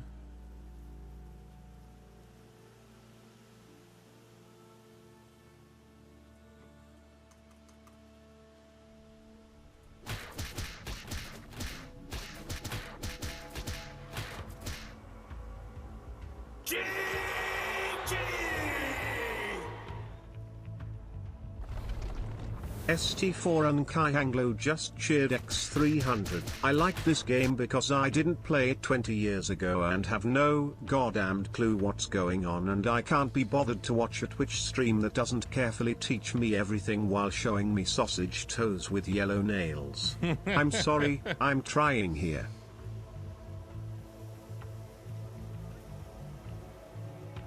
I think we need to go back. I don't know when he got his tier 2 exactly. Wait, this is... Yeah, it gets some more spikes on the top, but it's tier 2.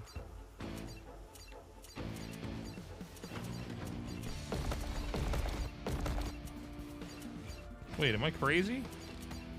No, apparently... Wait, hold on, let me reload this. I think there's a bug where if I try to go back, it doesn't undo the building.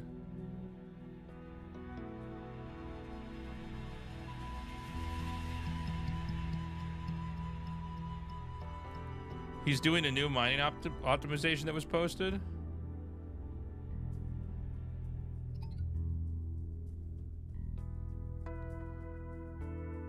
Okay, yeah. Can you link me Learning Lab? Let's take a look at that first.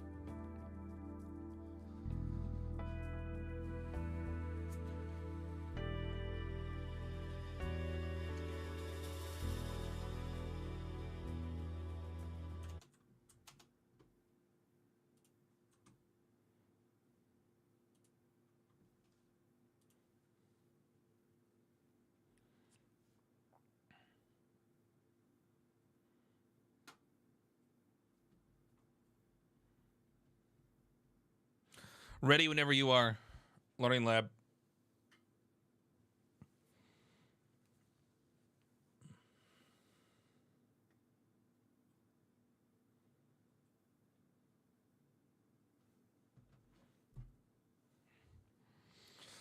Pressure's on you, Learning Lab.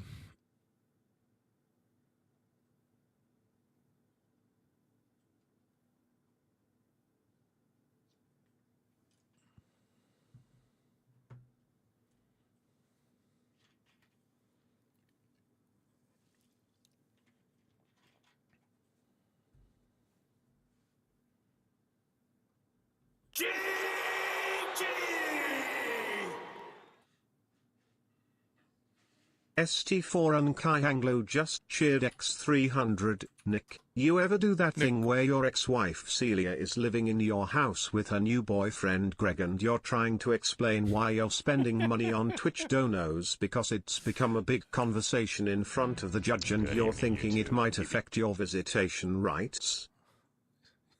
What? Guys?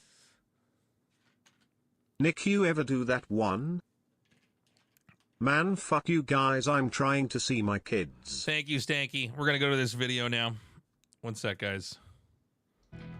Good evening, YouTube. PPG Buttercup, also known as Ray Ray here. It's been about 10 years since I made a video, but since I am in the Stormgate beta and it is NDA is lifted right now, I wanted to talk a little bit about kind of maximizing your early game. This is something I did for StarCraft 2 back in Wings of Liberty. For those who followed my channel, again, more than 10 years ago, I believe at this point. You've probably seen in some previous videos, maybe by other content creators who are far better at this game than I am, as I've had very little time to actually play based on life. But there's kind of the 4 lanes that your workers, whether you're Infernal or Vanguard, mine in. And the middle 2 lanes are much shorter, and so the run distance is a lot shorter. So when you add those third workers to these, you don't actually get very much benefit out of them at all. You'll kind of see that they're actually already getting there and stopping on their own. So actually that third worker in the 2 middle lanes really adds very little. On the outside lanes, the run distance is a lot longer, so adding another worker kind of lets you soak up a little bit of that distance. The ideal mining situation is not actually having 12 workers, although you'll kind of do that in the late game with macro anyways. But especially in the early game, when you're really trying to optimize your build, you want to have 3 workers on each of the outside lanes and 2 workers on the 2 inside lanes. So again, you've probably heard that before. That's nothing new. What I'm going to be talking about today is how to actually do that in a very quick and efficient way while you're trying to do your early game. And this is something that I think even a lot of professional players that I see playing games online are not really doing very efficiently or correctly. Now this may change if Frost Giant watches this video or some other ones and says, hey, this is kind of a silly mechanic, and they change it a little bit. But this is something that some of the pros are doing, and or maybe it's just not talked about a lot. So I'm gonna really quickly go over kind of how you can force your guys to go on the lanes that you want very quickly without having to fill up your entire Luminite and then just taking the 2 off from the middle, which is maybe something you've seen in some other videos. So we're gonna make a couple workers really quick. So let's assume, okay, 8 is a very efficient way to harvest right now. If you add that 9th worker, he's gonna go in the middle lane. So we don't even wanna do that. So when you build your 9th worker, we're just gonna put him straight over here onto our Ethereum. Sorry, I'll make sure to get the names correctly. And then what you're gonna do is you'll have basically 2 guys over on your Ethereum. You're gonna number those 2 guys, and you're gonna use them to kind of create a queue for your, quote, air quotes, 11th worker that when he comes out of your command center to go in one of those outside lanes as you briefly put the 2 guys that are on your Ethereum onto your Illuminate right as he pops out, and then you'll put them right back on your Ethereum. So hold on, Stanky. I got to focus on this. You'll get your alert, but just give me 1 second. I'm not sure if I'm going to retain or if I'm processing when this. he comes out of your command center to go in one of those outside lanes as you briefly put the two guys that are on your Therium onto your Illuminate right as he pops out, and then you'll put them right back on your Therium. So I'm going to show that, and then I'm actually going to hop over and do a quick Infernal game and kind of show you how much that matters in building your stuff in the early game. All right, so I've got these two Bobs over here on my number 3 hotkey.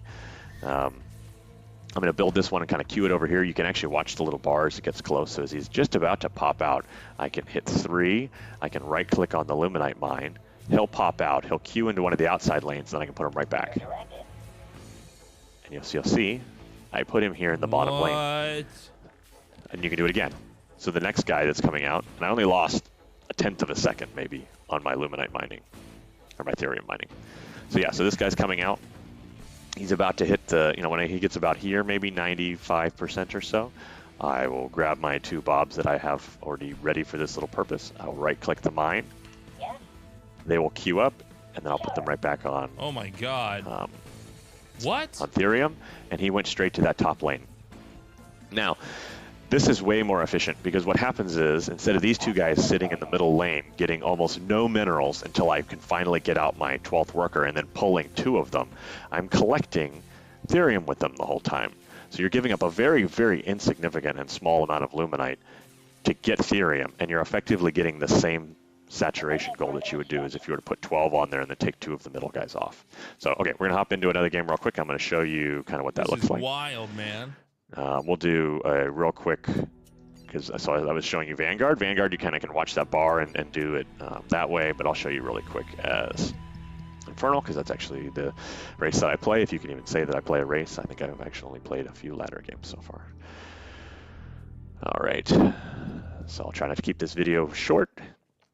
I apologize for my lack of editing skills. I haven't made any videos in a long, long time. Here, I actually recommend you use the quick build because it will automatically grab one of the middle workers. It will automatically be efficient. Whoa. All right, so you've got 8 on here right now, 1 guy on gas. I made my building for Gaunts already. So now I already have my 2 workers, okay? So I've got them numbered. So you'll queue this guy over here. Now this is a little different because you can't pre-queue them. And remember, you've got about a ½ train time. So what you basically want to do is as soon as you have a charge, you put these 2 guys over here, expend your charge, and then when he pops out, then you put him back. So you'll see that worker went in the bottom lane. And again, we'll do it on the next one. So this guy's kind of building up.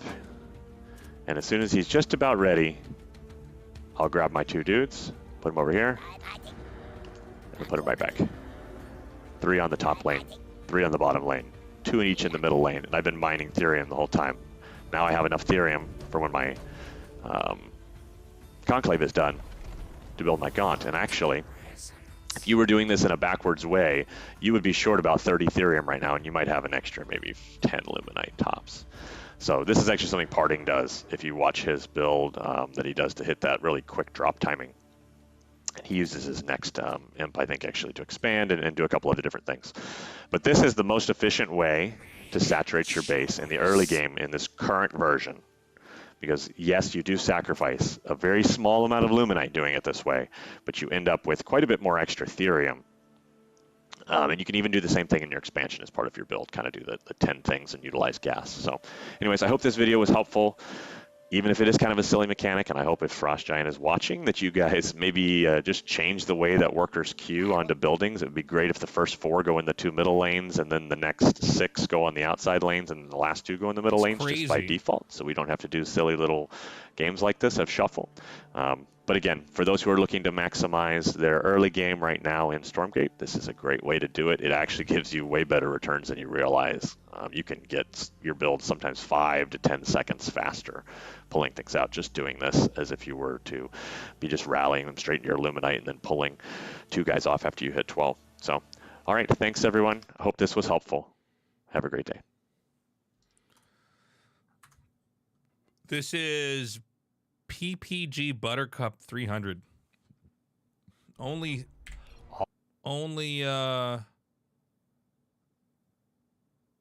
oh wow, he has like 9.31k subscribers. Yeah, old school StarCraft 2 guy. That's wild, man. That's insane. We're gonna have to mess around with that. I'm gonna get some caffeine real quick here. I'm getting a little bit tired. Hold on, guys.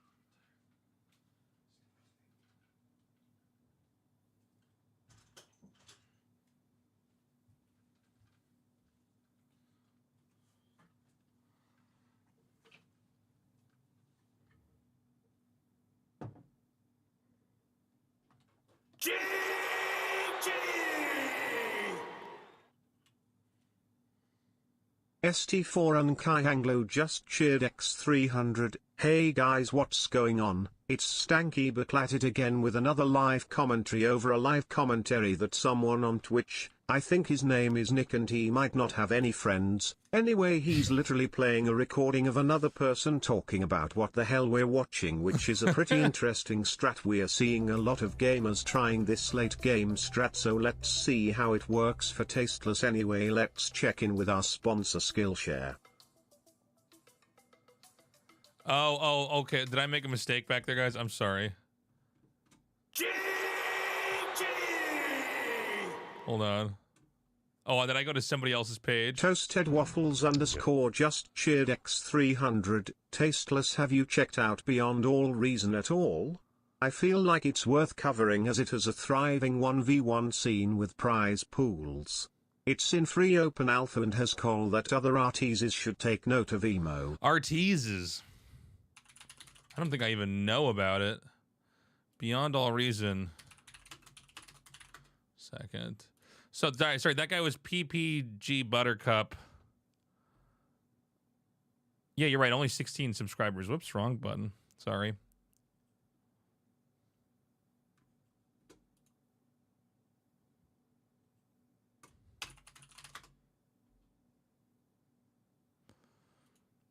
This is the game.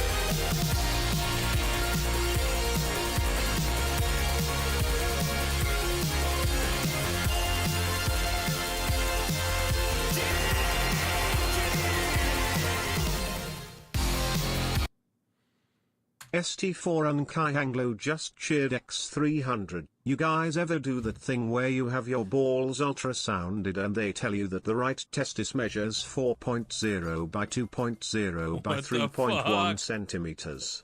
The right testicle has homogeneous echo texture with no intratesticular mass demonstrated. A tiny punctate calcification is noted in the right testicle. Doppler examination demonstrates normal color flow and spectral waveforms. Check your balls, fellas, it's important. I just did a full checkup with the doctor 1 month ago. Your boy's in good shape. Although I guess I didn't get my balls checked, but I imagine they're all right. I'm gonna try to do this technique, not co-op, custom.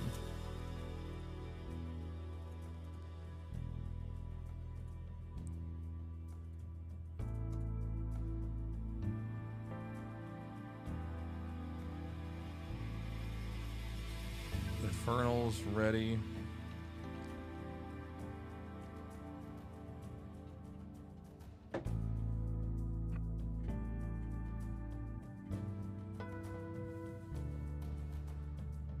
Sorry to hear about your finger, Gauntlet. Which finger's messed up?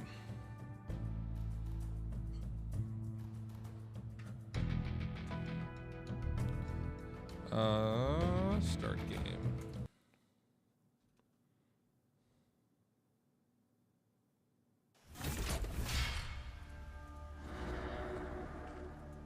So immediately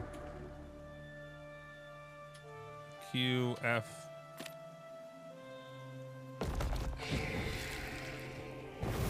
Huh. It only works if we have two, right? Not enough Luminites.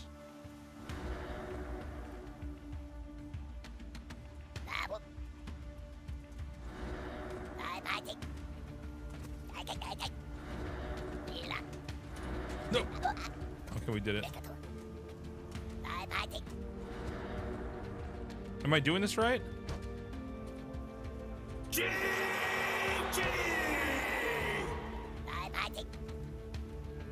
ST4 and Kai Anglo just cheered X300. When the technician was ultrasounding my scrot, I told her I wanted the gender to be a surprise.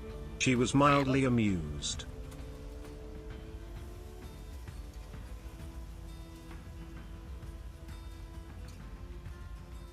So that's better, huh? All right, so let me watch that replay. Now I think we're gonna see that guy do it. What's up, Yasha? How you doing?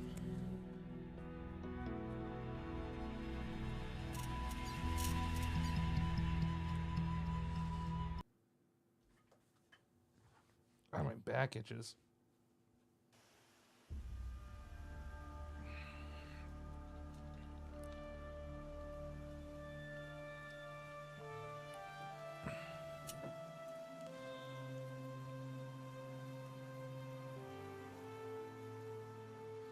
Why would you ever saturate to 12 then? Because you're still getting more money over time with 12. This is a more common thing. I guess, no, it's probably true in StarCraft 2 as well, but it's like some mineral patches are better than others. But in this game, you can't control which side of the Luminite they're gonna go to. These two are like right here. These two are onto the side. So there's one spot, two spots, three spots, four spots you can mine from. But you're not able to manipulate where on this rock they're able to go to. You'll right click and it'll I'm not being very articulate anymore, this caffeine, man. Hold on. But the idea is that you're as the next imp comes out, it rallies there faster. I don't know if they're going to make this possible to do later on, though.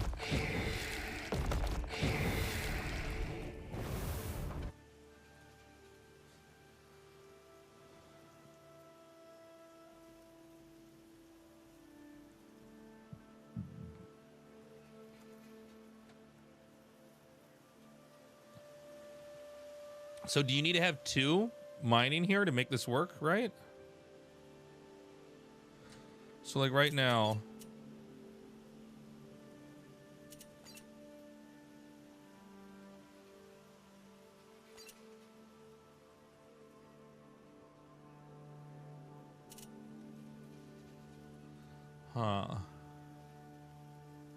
yeah, it'll default these ones over here. So I guess what you really want is 2, 2, 2, 2.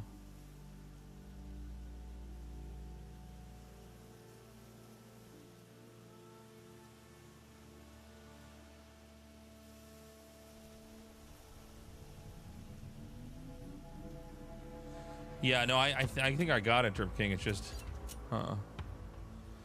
the other thing I'm thinking of is like, what is the build I actually want to do? You know, and how do I take advantage of this so that I'm getting what I need faster?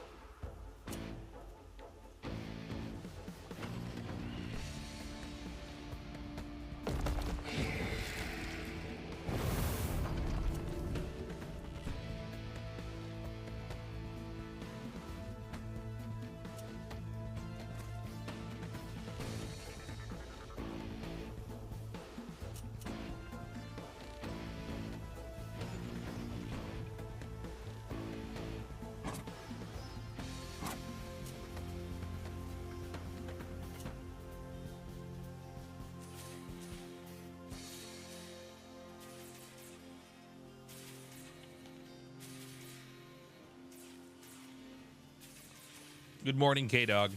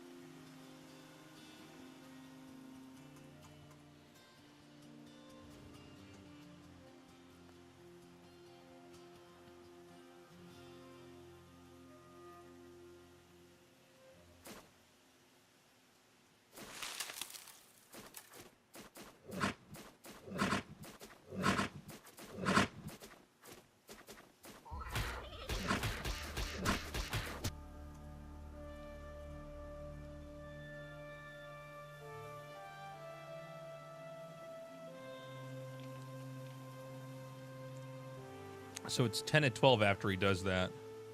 You'd only want to make buildings from the workers mining the theorem.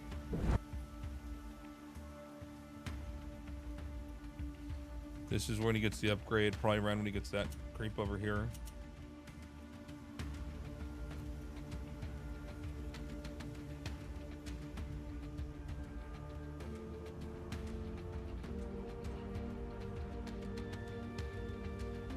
Does he get the Doombringer now?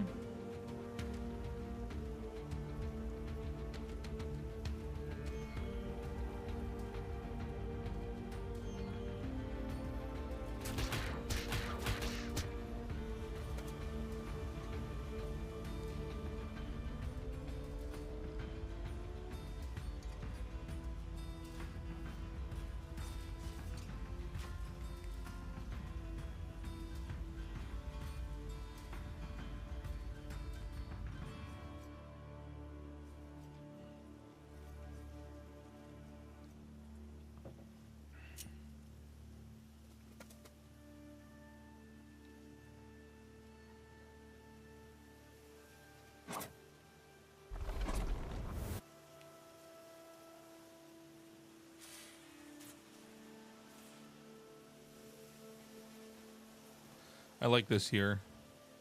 The Velhog gets in the way.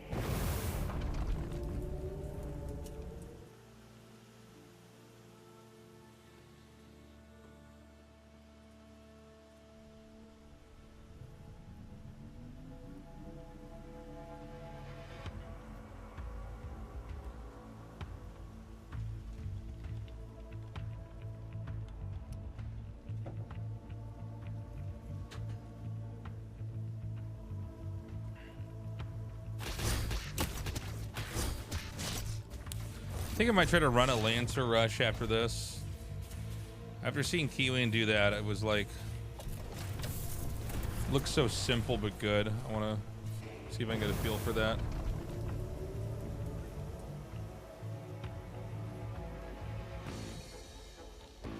Ugh.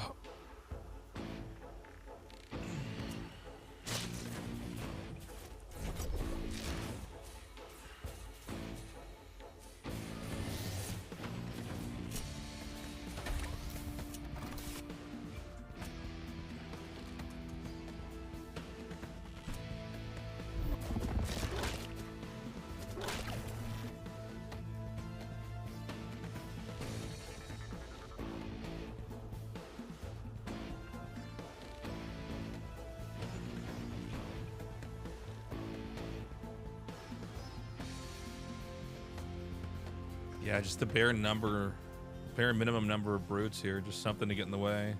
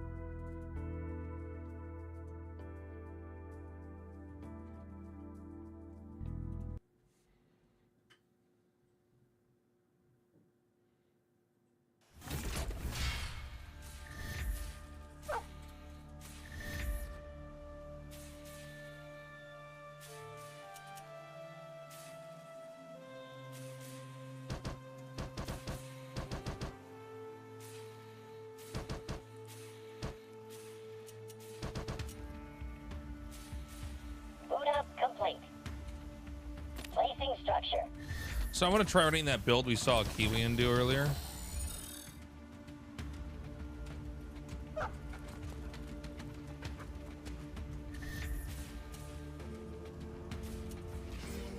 Oh no, I think we're supposed to have. No. Actually, hold on. Let me see what exactly was the build that he did last time. Hold on.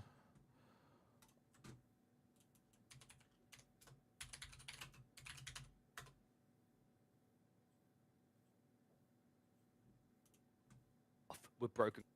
Okay. Whoops. Sorry. I am so tired, by the way, in this shot. This is 3 a.m. for me in Seoul. All right, let's go to that game where we saw that rush.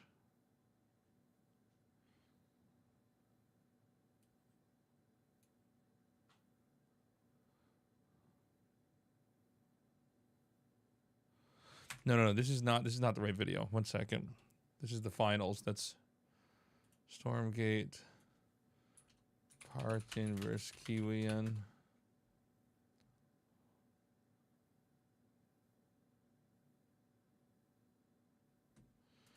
Here we go. Okay.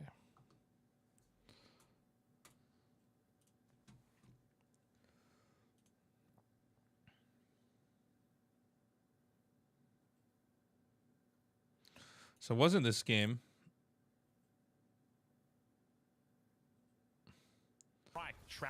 Oh, dripping. I was so tired, man. I'm actually tired right now still from that cast. Let me fix my camera here.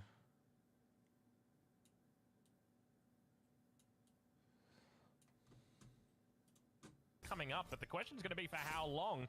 It really is. This is an incredible performance that's coming out with this build.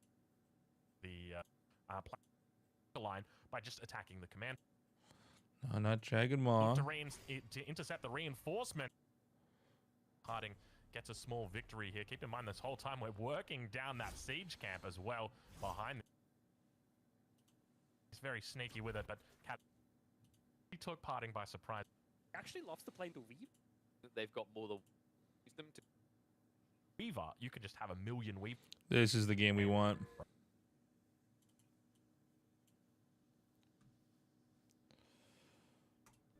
Jumping into game number 3 here with an even scoreline. Parting versus Kivian here in the second semifinals of the EGC Stormgate Open.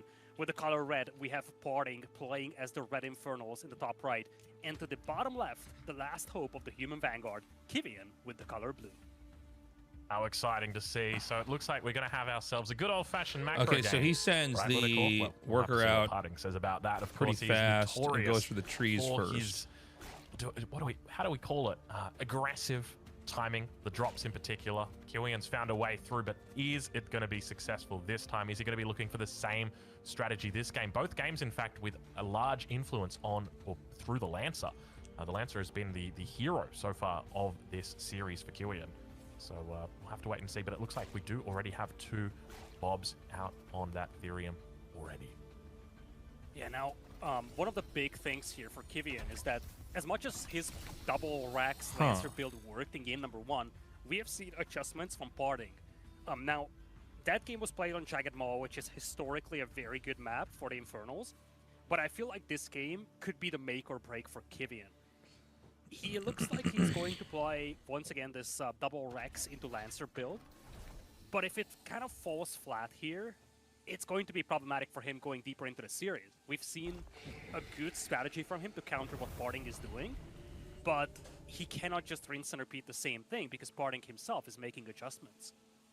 Yeah, and that's exactly it. And one of the things that we have continued to see over the tournament is how the meta is evolving within just days. And now that the sets are starting to run longer, you're going to have the meta evolving over sets. And it means that, you know, Kiwian's come in on that first game, brand new strategy, hot off the press, and now Parting's gone back to the drawing board and he's sat down and said, okay, how can I deal with this? It means I'm going to have to look to try and put up, you know, an extra Shroud Stone in my natural, or look to try and wall off the choke a little bit. There's other adaptations you can make, but it will be that double Rax opening once again from Kiwian, blocking off that choke point inside the base. Obviously always has the ability to salvage out one of those barracks so he can actually get units through, but we start to see the imps moving down. Of course, the natural expansion's already been taken by Parting. It's going to be a good game, Lidicor. Strap yourself in. Yeah, I feel like one of the big things here for Kivian and for Parting as well is to see if Parting tries to. So this is just 2 base into Biolab. Is he really creeping with the Lancers? It feels like he's not, but I guess he wants to just come out here and intercept. That's already a win for Kivian in many ways, because he would be the first player to make Parting adapt to what he's doing, and that gives you a bit of a tempo advantage in these games. Yeah, I think you're definitely on the money, but have a look at this timing. I tell you what, Kiwian is absolutely insane when it comes to knowing the timings here. He's done a wonderful job with the scout early on. He's spotted that expansion and knows that it's going to be a little bit of a delay before these Gaunts get down here. He's able to just clean them up. There's not even a discussion about this, Lidicor. The Gaunts have to get on out, and that's exactly what they do now, heading back to the natural, and we can see that 2 Shroud Stones, to make it 3 Shroud Stones, going to be coming up here in the natural expansion. Plenty of damage being put out onto them. He's going to have to cancel one. Throws down at the second one again. Scout in on the backside, and more Lancers now going to start coming through as well. And look at how little damage these Lancers have taken against the Gaunts. The Gaunts just not even existent to them right now, Lidicor. Yeah, the infestation trickle damage does barely anything against these Lancers, and the Gaunts themselves, a lot of their damage is absorbed by the armor of the Lancers, and now Lancers... This build from Kiwian looks really... I mean, I know it doesn't win the game, but it looks pretty easy. And they're starting to bash down all of these imps. Yeah, once again, this timing is looking absolutely brutal for Kiwian. It's like a 4 minute, 5 second. When you can see all the imps just kind of standing still, not looking to attack, not doing anything. In fact, is he trying to block with them? He's going to be managing to deal effectively with the timing of these Lancers. But at the end of the day, it feels like quite a few imps were lost in this attack. Yeah, it's a bittersweet moment for Kiwian. He cleaned up a lot of imps, but at the same time lost most of his Lancers, so his momentum is definitely smaller. and breaching all these static defenses is going to be a challenge. He's still on just one base compared to 2 from parting, but he definitely managed to kind of break this build from parting. There's no Doombringer on the horizon. You know, if you're having Basically no deja vu, map but control years from ago, Parting. I Parting wasn't believe able I to saw take you any and of his Artosis camps streaming so this. far. Am I losing your And he lost mind? a lot of Streaming workers as this well. Workers that tournament? he This eventually tournament wants happened a to few turn days into ago. flame on imps. Or you mean playing Stormgate? Yeah, that's exactly it. You've got to be really careful This with your game didn't workers when exist you're a few playing years ago. As the Infernal, of course, there is that charge system, but No, this game it's is like not is playing brand new. As the Vanguard, with that charge system, it can be unforgiving. If you throw away a worker, if you lose it, if you put it into a building, then all of a sudden You just swear on don't your life? have No, that it's building impossible, or that man. worker anymore. And taking a You look might have inside seen the us like natural reacting to a expansion of trailer Parting, there or are something like 5, that, but arguably 5 years ago, no way. defensive buildings that have now been put down. I guess you could probably say 4. But, Oh, yeah, he might be thinking of Spellforce it's a huge 3. investment there for him because it's not just that 25 Luminite that has been put into the building. It's also the 50 Luminite and the opportunity cost that is associated with going for that defensive structure. You saw me at the D-Day landing. I swear I saw you at the Push in, JFK the Lancer assassination, numbers Tasteless. have begun to build once again. Keep in mind, we've still got a single base that's coming out from Killian. This is the second game in a row. He's just looked to play one base. There is no expansion. There's no at this stage of the game, no real chance that he's looking to expand. Just really looking to try and put on the pressure here early. Yeah, one thing I'm looking at, Ozzy, is that there's this meat farm from Parting, which is kind of body blocking a lot of those imps working out there. When it comes to imp count, now it looks better for Parting compared to Kivi's Yeah, and that drop painting to count. me is getting Ransom older. numbers are once again While I rising stay the as they're same looking to age. dive. Yeah, they're going to find a nice little surround here. Getting out plenty of damage and looking to move through onto the first of the Shroud Stones. Gets himself a nice little position, and it's going to be a manifestation of a Shroud Stone over towards that. All right, well, I get it. I get it. We are going to go back into the game. Try this out.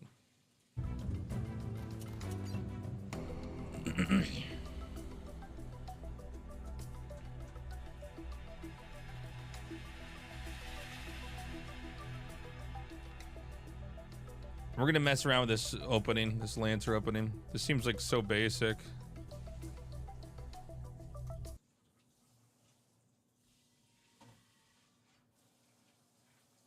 Will I ever attend an Evo? I've been to a couple Evos. Oh my god, I just left the game. The next one coming up, I don't think I'm going to be at.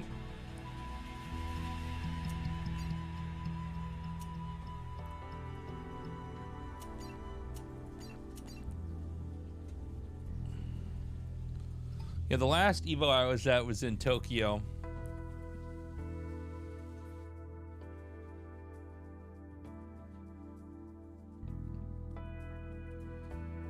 I'd love to go to the one in Vegas, but it's a bit of a trip. It just kind of depends on what my work situation's looking like. Because you got to remember, I mean, I'm in Seoul, right? So getting to Tokyo is really easy. By the way, chat, do me a favor, scan that QR code up there.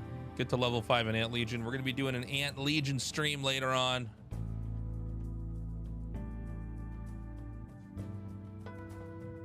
Have I ever been on base in Korea? You mean on military base? Oops, we want Vanguards.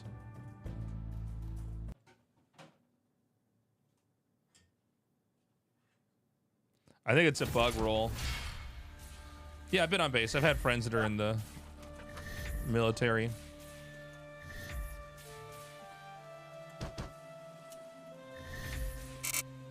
Not enough Luminite.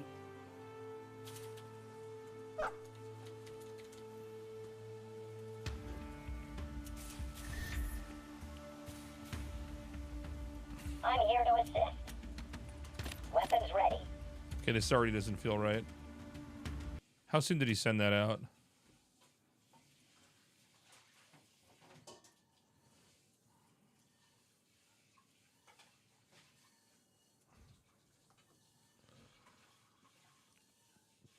How soon does the first worker come out? And there can be 1 million units underneath them, and you don't have to worry because they don't really mix and match, or they do mix and match with each other. You mean Artosis ever doing ebook together? We see a few more Weavers out. Looks like we're going to be jumping into the game now. You mean like I would not mind writing a book, but I think I gotta Jumping into game number 3 live here with for an a couple even more scoreline, years. Parting versus Kivian here in the second semifinals of the EGC Stormgate Open. With the color red, we have Parting. I'm looking at the playing as mini-map Red here. Infernals in When top does right. this... And to the bottom Oh, I guess you guys can't see the last mini-map hope if of I do the Human that. Vanguard, Kivian with... So the worker's already out. the color blue. Here's a second. How exciting Bob to making. see. So it looks like we're going to have ourselves a good old-fashioned macro game. Right, Lidicore? Well, we'll have to see what Parting says about that. Of course, he is notorious for his... how do we call it? Aggressive timing, the drops in particular. Killian's found a way through, but is it going to be successful this time? Is he going to be looking for the same strategy this game? Both games, in fact, with a large influence on or through the Lancer. The Lancer has been the hero so far of this series for Killian. So we'll have to wait and see, but it looks like we do already have 2 Bobs out on that Ethereum already. Yeah, now, one of the big things here for Kivian is that as much as his double Okay, I think I got it now.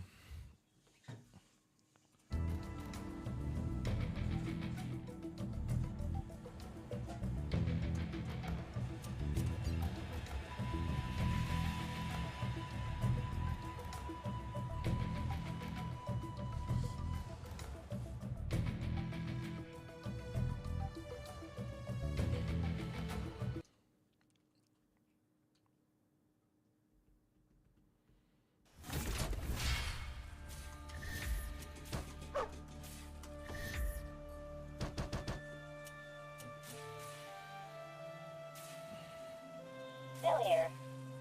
Plotting course. Yes? Weapons ready. Wish me luck.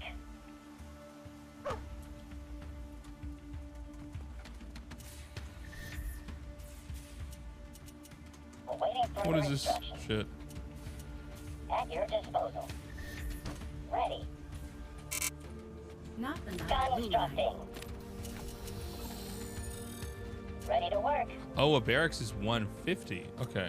Confirmed. That's why I was Going down. confused. I was like, why do I have enough? Like, I have like too much money almost. Going up. Not enough luminite. I thought it was 100.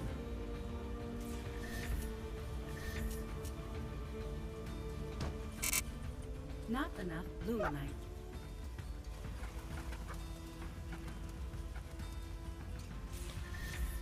Okay. How can I help?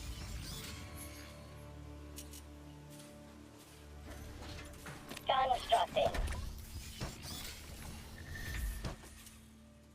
How can I help? Transiting now. Oh, this is stuck on the outside. Shit, I gotta be careful. At your disposal. I have to get the Bob on the right side there. That's too bad. Maintaining position. How can I help? Not can I enough help? luminite. Ready. Not enough luminite. Sure. Your directive.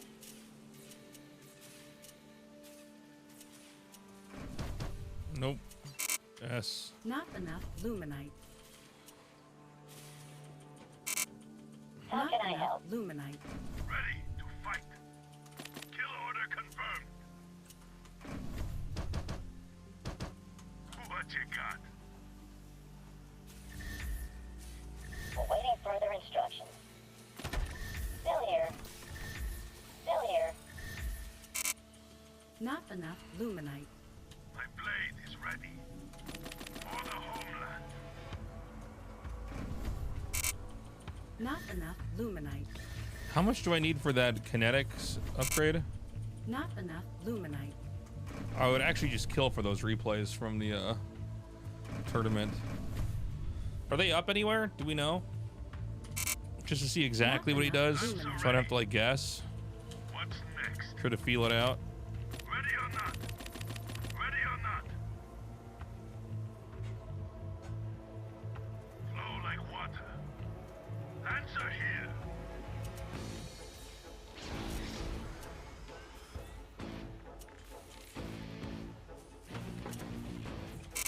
Still here. Not enough luminite. Sure. Time is wasted. Time is wasted. How long does this upgrade take too? Doesn't seem like it's too long. Waiting further instructions. Constructing. My blade is ready. It's go time. Copy that. I'm off. Heading there. What you got? Not What you enough got? luminite. My blade is ready. Ready?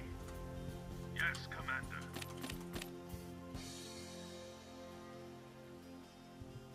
Going.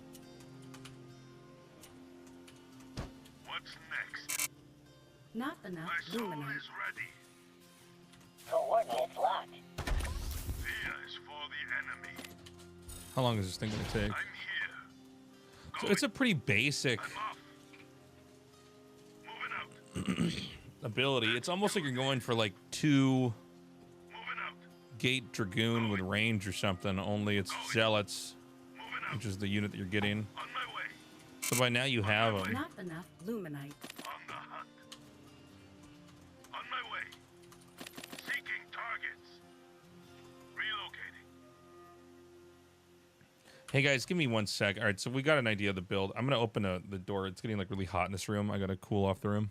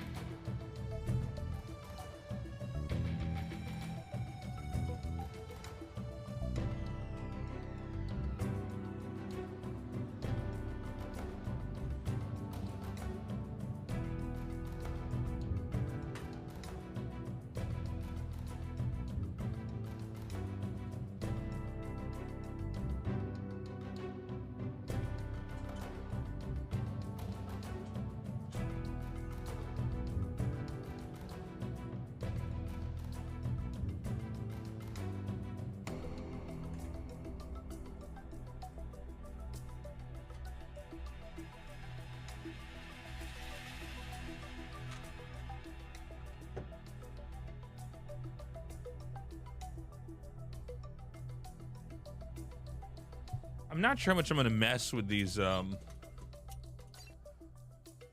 microing those workers. I'm curious if they're going to like let that stay in the game. I think it's almost better if you could just manually put them on there. What is this, Trip King?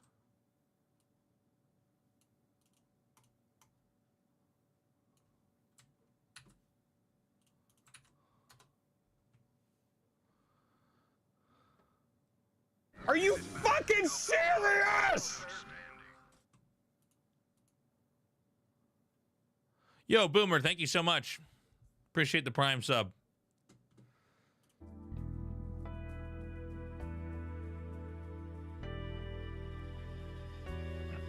Oh, he recorded his entire run. That's smart. That's really, really smart.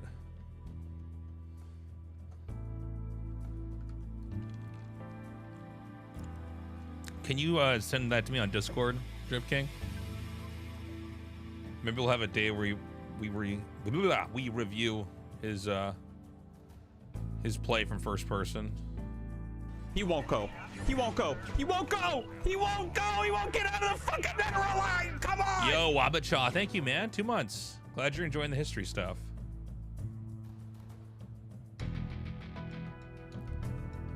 Ooh, shit.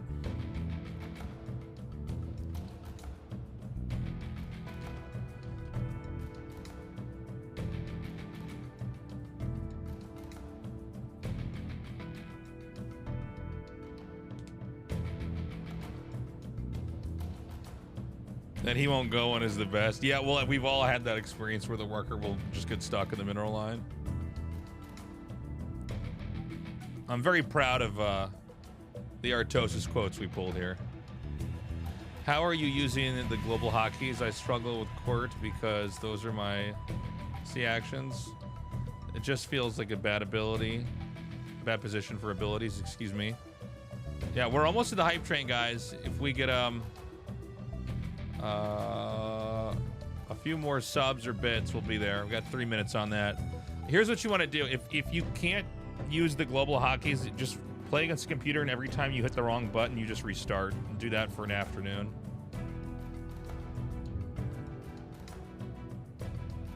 If you're trying to force yourself to change hotkeys, you just play against the computer, and always, the moment you hit the wrong button, you just go, okay, I'm gonna restart. You'll build the muscle memory.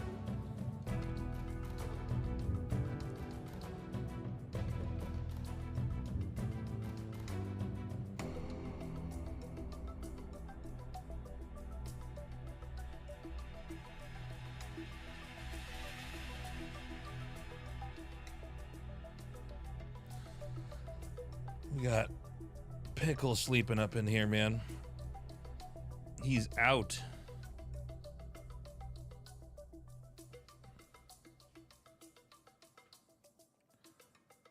It does seem like there's less people in the beta right now.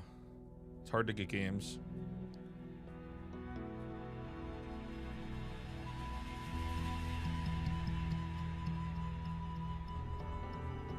I want to fucking barf.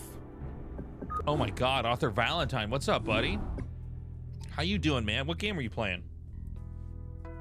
Game found.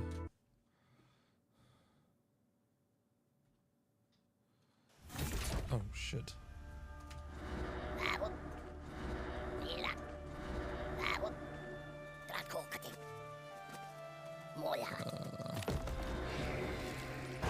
Not enough Luminites.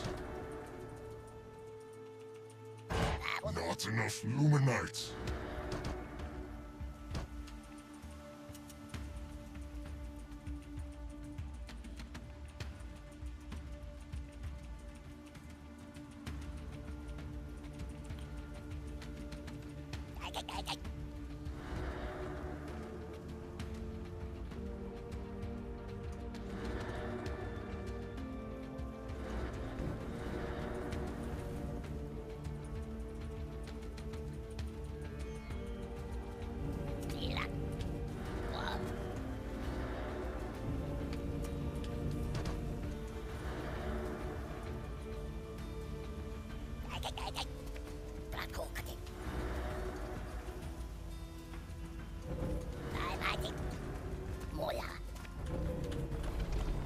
Ready to kill.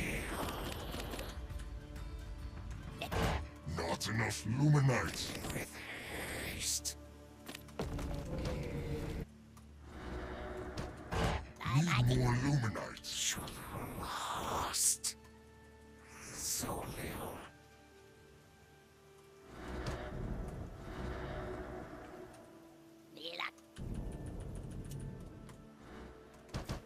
I'm ready. With haste. Please ready.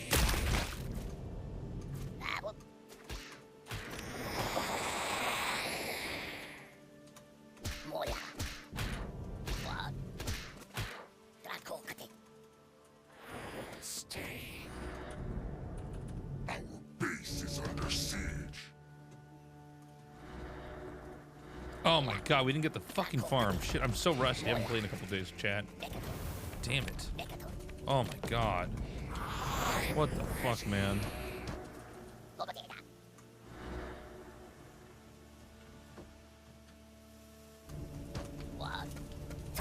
Need more Luminites. Make choice. Your command.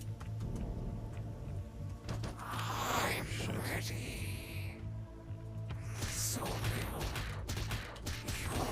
Okay, this doesn't feel safe at all. I've never tried just Conclave first. It feels like you can do it versus Vanguard, but you can't.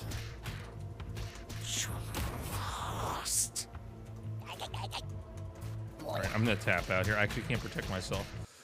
So Vault first is an interesting... I like the Conclave only versus Vanguard, but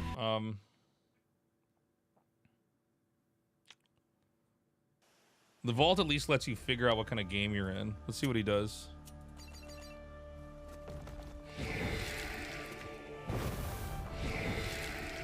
Meat Farm Vault. This almost feels better. Honestly, this feels like a lot better.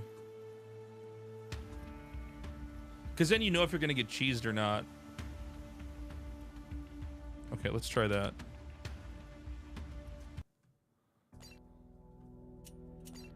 Is the only map that we can play on, is it Broken Crown? Is that right?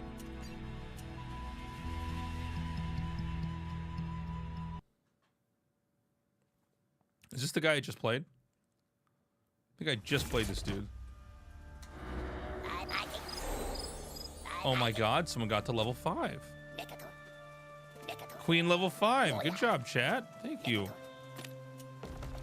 Keep it up, guys. That directly supports me. not enough Luminites.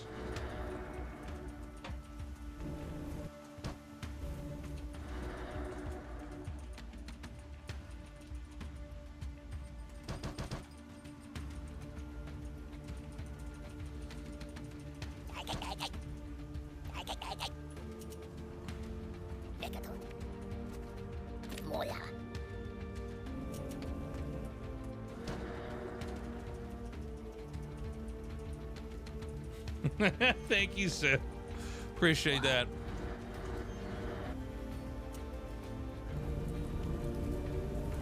You can do all the challenges, then delete the game. Yeah, it doesn't matter. If you sign up and do it, it helps me. Usually you're playing on your phone.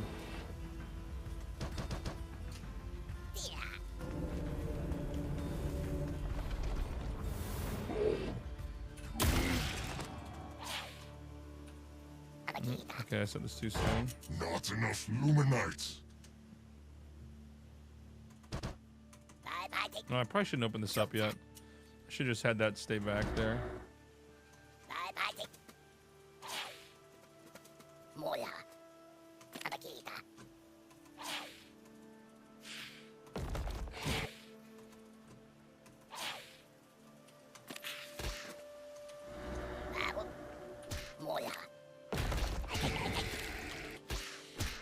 Base is under siege.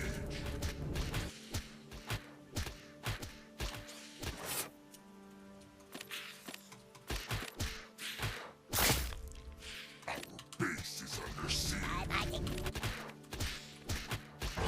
Not enough Luminites.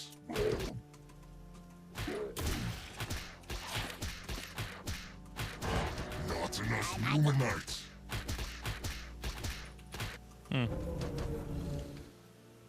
It's probably better to have the meat farm over there.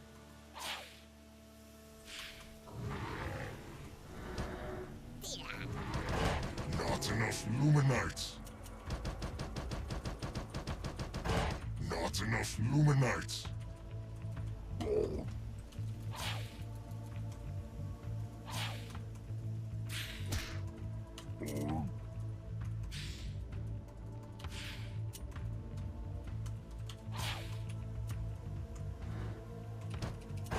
Not enough Luminites. What's up? I'm the fucking king of the universe. No one's as great as I am. Never clutch, just subscribed. Man, Twitch Camiracles are the worst. Camiracles? I think every day is a miracle. Thank you so much for the support. I appreciate you. Our forces are in battle.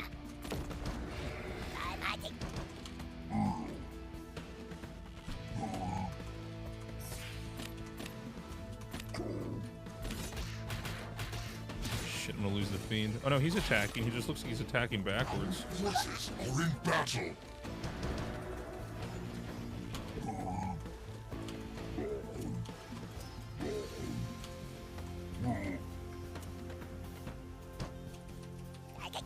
No. I gotta mine my gas faster. I think this opening's a little bit better though.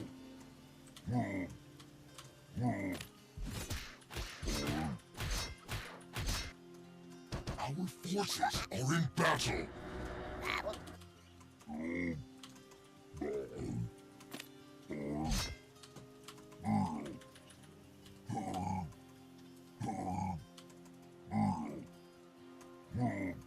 Can I take this on? I actually don't even know what I can fight without gaunts around.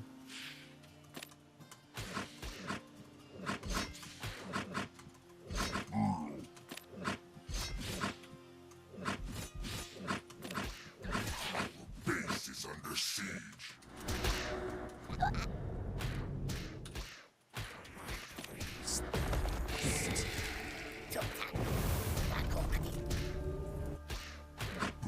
Oh, these speed camps are way stronger than I realized.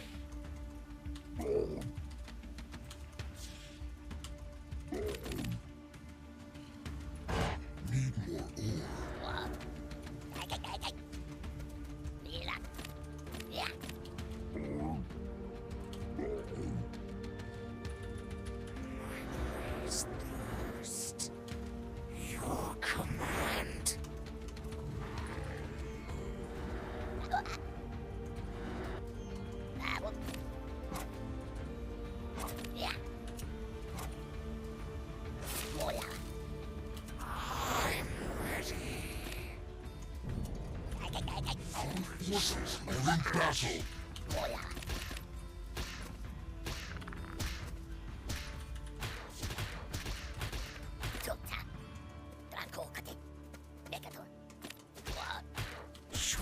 Lost. I'm ready.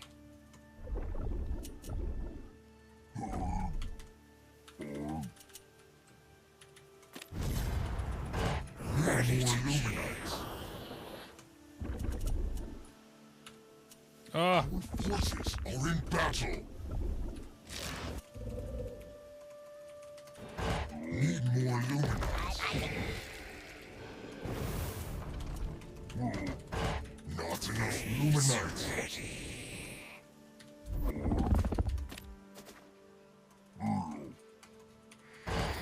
Need more illuminates.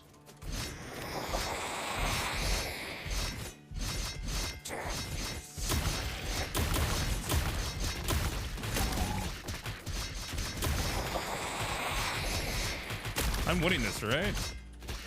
No, I don't think I am.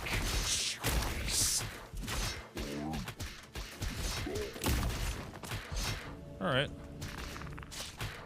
Nice. Out of my way. Need more illuminates.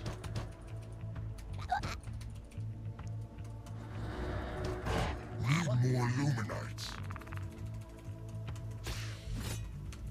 Our forces are in battle.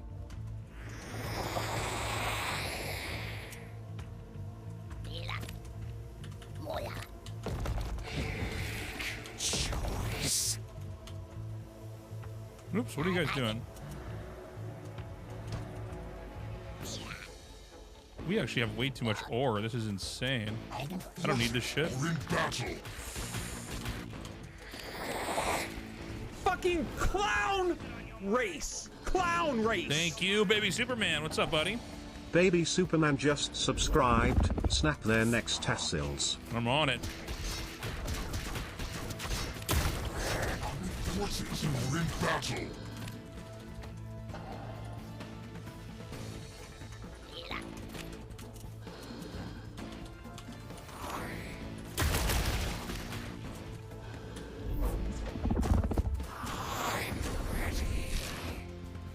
Got him. Our forces are in battle. That was for you, Baby Superman.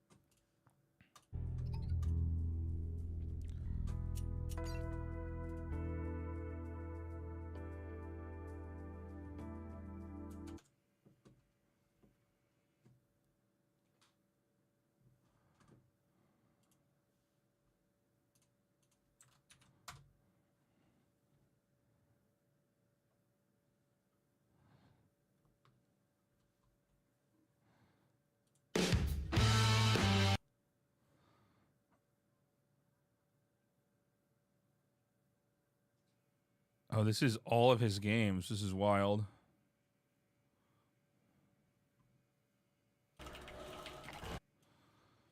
All right. Parting plays with music on, so I can't listen to this with sound. Let me go to the finals here.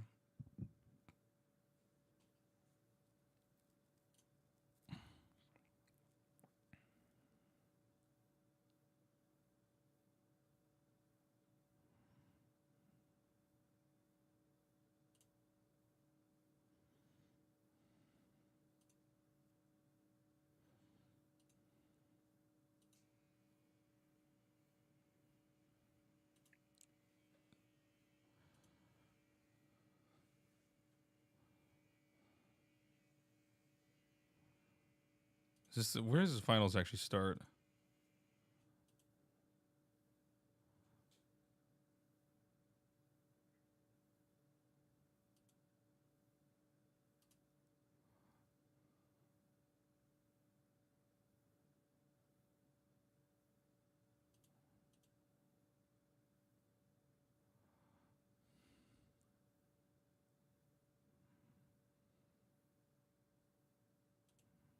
God, this is like way back here. Okay, here we go.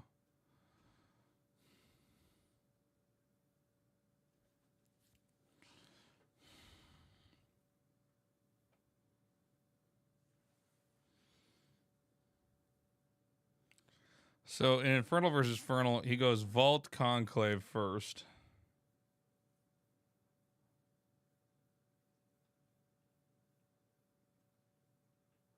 Any of your Korean StarCraft Pro friends ever talk about what they did in mandatory military service? Yeah, sure. Like, I can't imagine Flash is driving a truck or something. I mean, there's a lot of different jobs you can do for the military service. There's some people that, like, you know, learn how to use machine guns and drive tanks, and then there's people that just end up working in, like, the Seoul subway system. Or being, like, a part-time police officer or something like that. Like, it's kind of all over the place. What's up, Mad Cow? So he went for Brute immediately.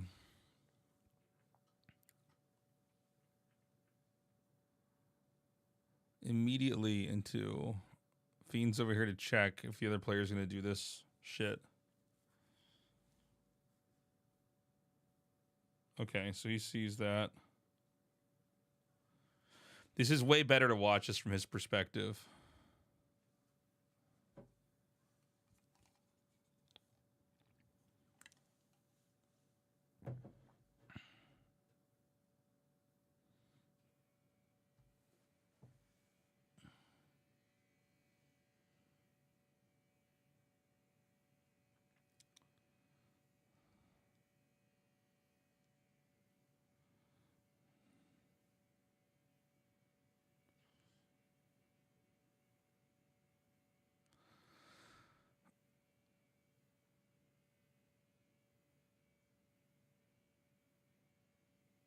So this seems, this is really interesting to watch.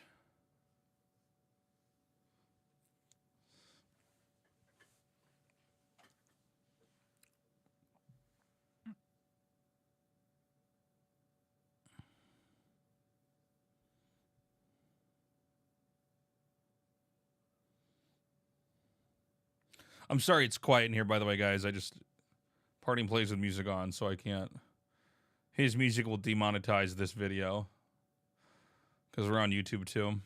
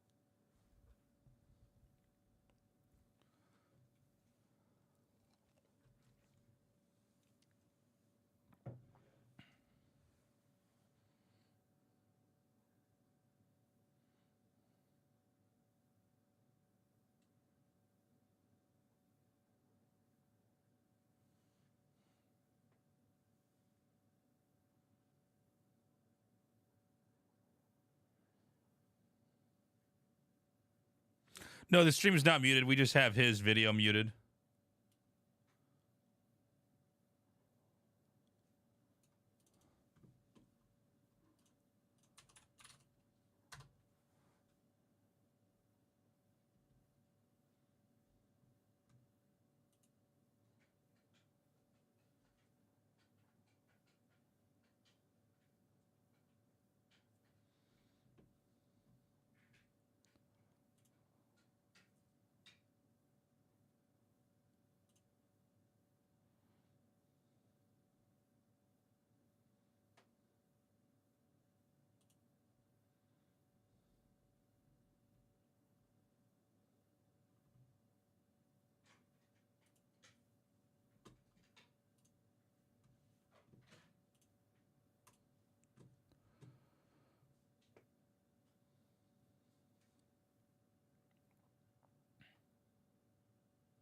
Seems like you really got to get that first imp hit, and then the chain reaction can really pick up.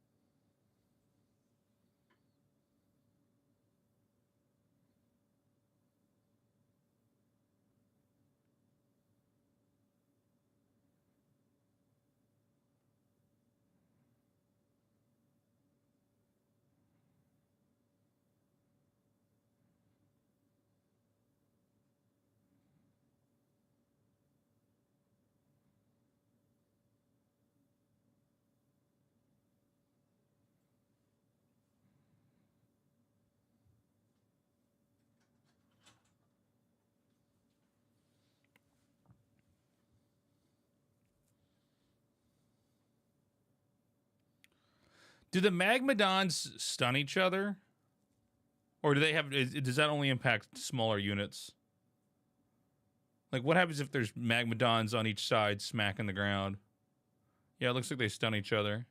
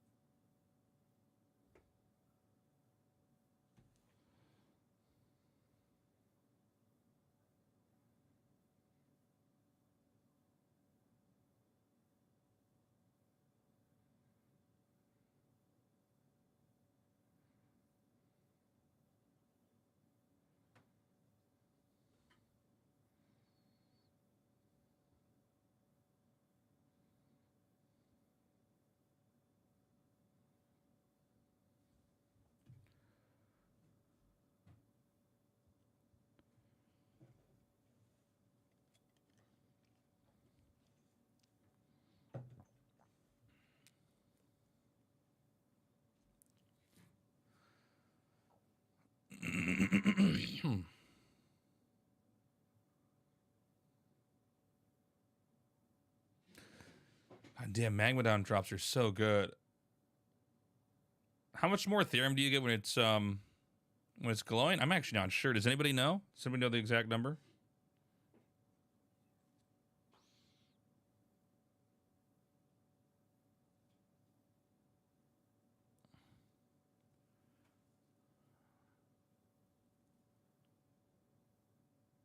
It's double the mining rate.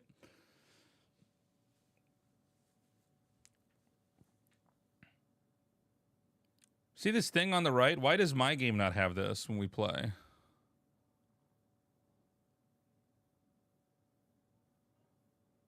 I'm not sure, Adam Lyon.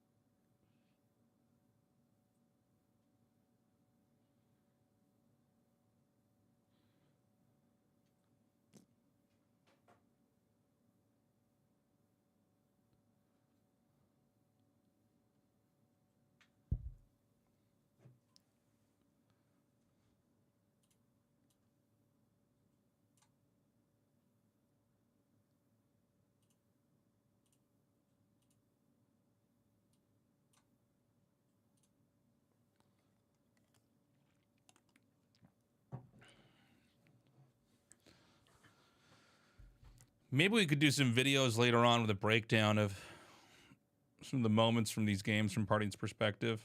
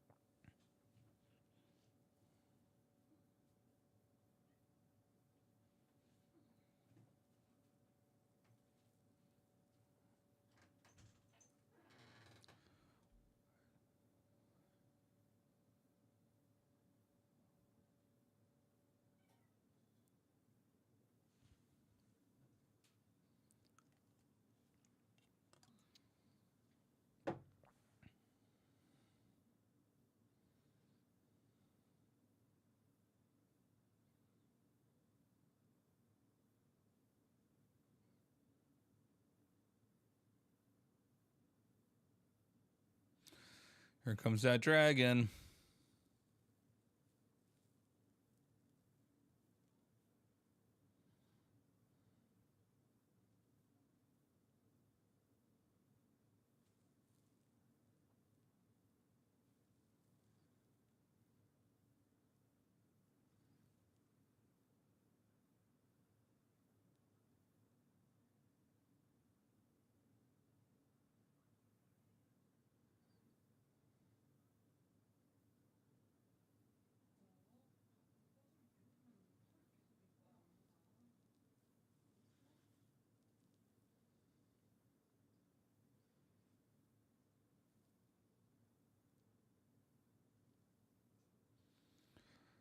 Okay. We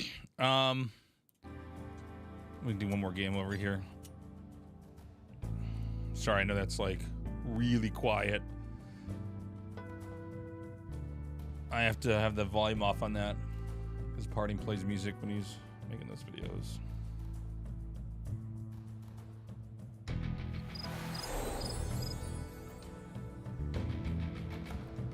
Yo, someone else got to level 5, dude. Thank you. We're going to be doing that sponsored stream in a little bit. Here's another one. Oh my god, you guys. Thank you so much. By the way, guys, I got to do a quick ad read here. I have to do this ad read every stream. You're probably used to hearing me say it, but we're sponsored by Surfshark VPN. If you don't have a VPN, you're crazy. In the year 2024, companies are going to sell your information. You don't have the kind of privacy, access to the kind of privacy you should have if you're not using a VPN. But the VPN does more than just protect your privacy. It also lets you access stuff in different countries. Like I got all these friends in America, they're watching American Netflix. Let's say they recommend a show to me. I can't watch American Netflix in Korea. There's Korean Netflix. They have all their Korean shows. But I could turn on the VPN, set it to LA or San Francisco, and enjoy a show there. And I could do the same thing. My mom loves these K-dramas. If I got a K-drama I can recommend to her, I will. She can use a VPN to find the show because it might not be available there. So check them out. Use the code. They've got a good deal. I think it's 3 months free, actually.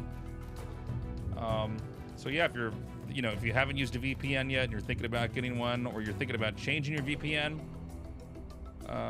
switch to this one, man. Use that code. They're supporting me and what I do. We're really grateful to them. So thanks again to Surfshark.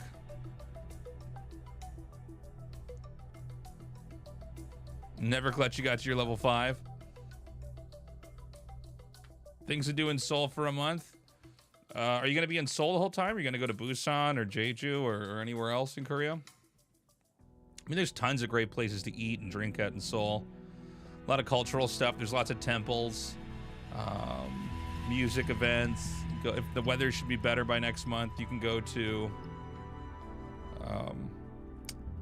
the Han River, hang out there. That's beautiful. Go on some bike rides or a jog, or just sit out by the river, have some food and drinks.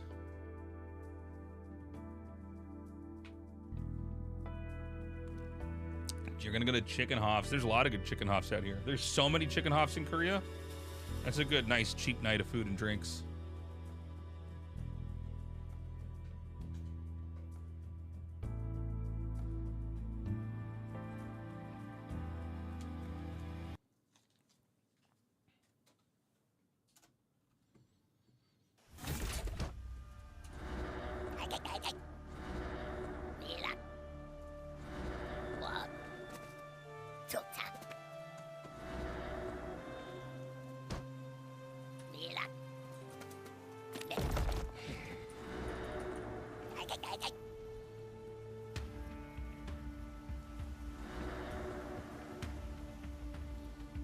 I'm not sure, Frog, on Unicycle Vape.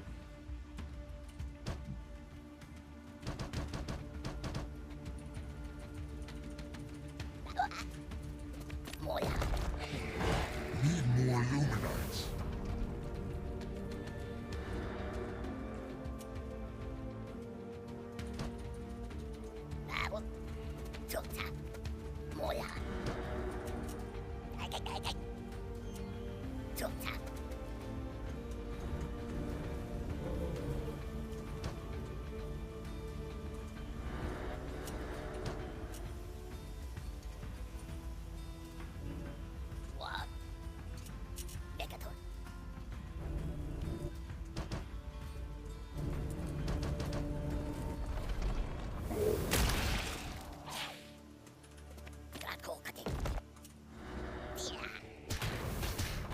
You're kidding me? What? What is he doing? What? What is this?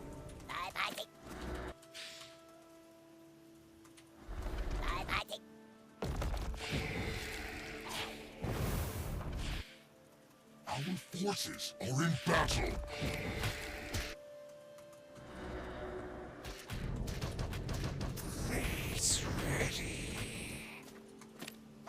forces are in battle.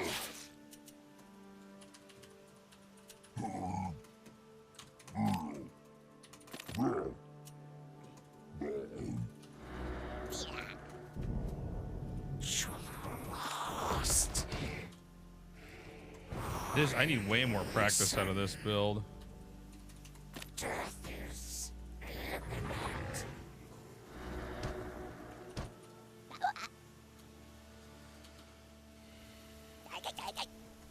You're lost.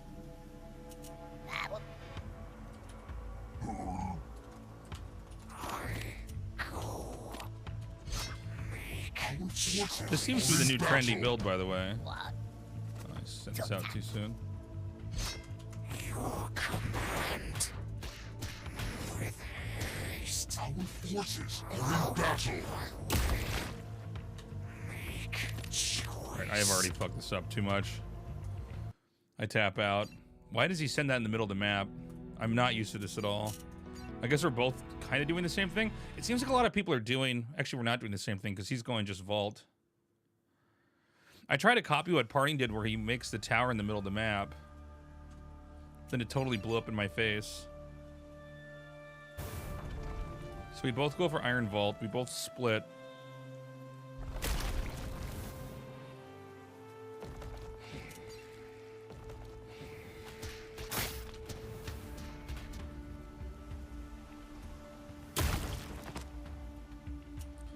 Seems like a good build.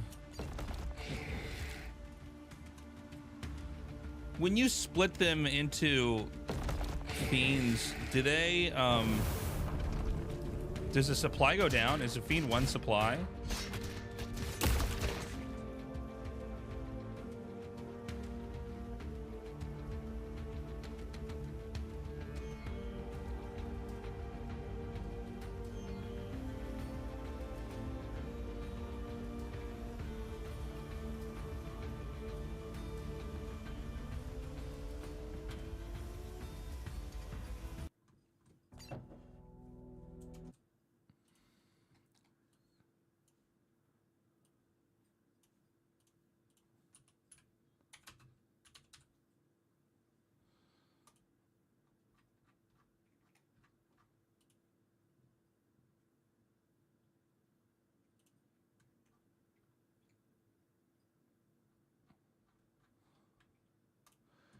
All right, guys, make yourselves comfortable.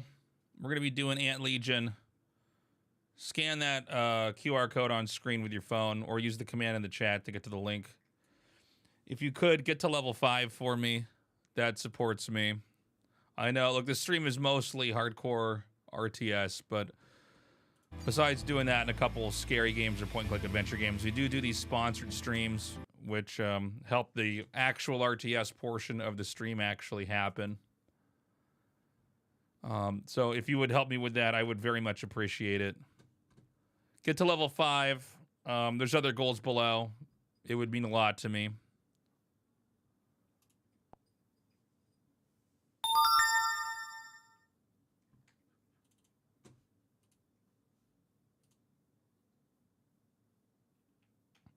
When you split a brute, the fiends cost supply, but the brute is 3 supplies. So if you split it into 2 fiends, do you drop 1 supply? Is that correct?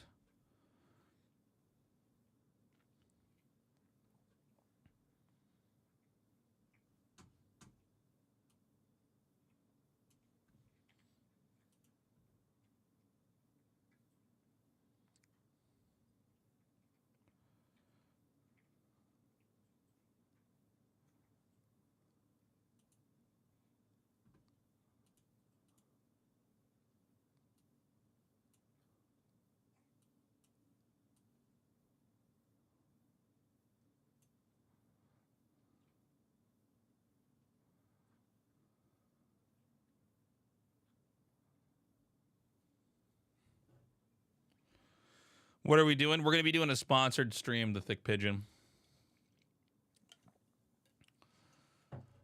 So, if you wouldn't mind, use that QR code. Try to get to level 5 in this game. This is Ant Legion. I'm just... the app is updating, and then we're going to be into it.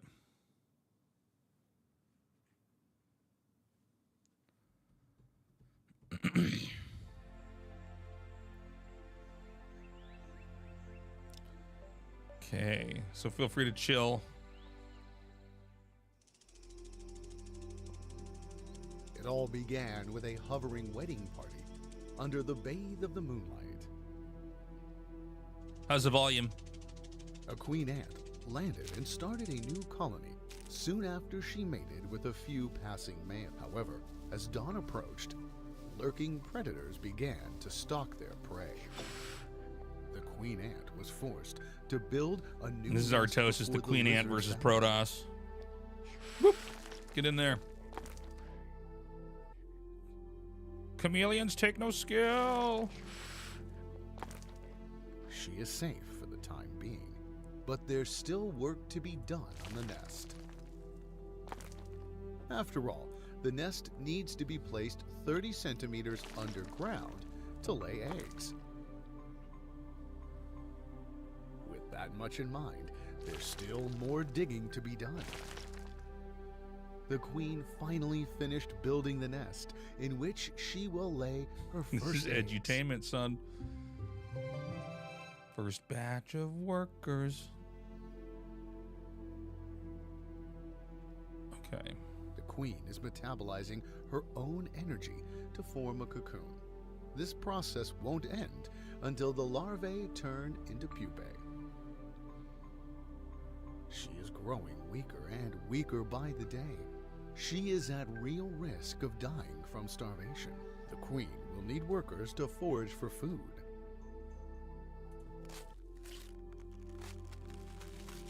The first workers have been successfully produced.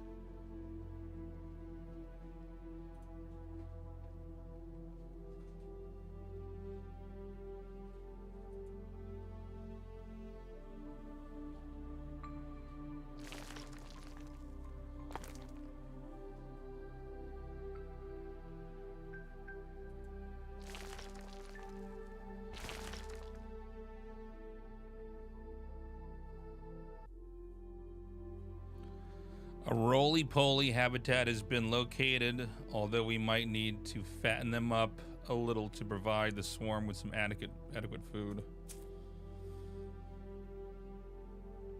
You guys are my roly-polies, chat.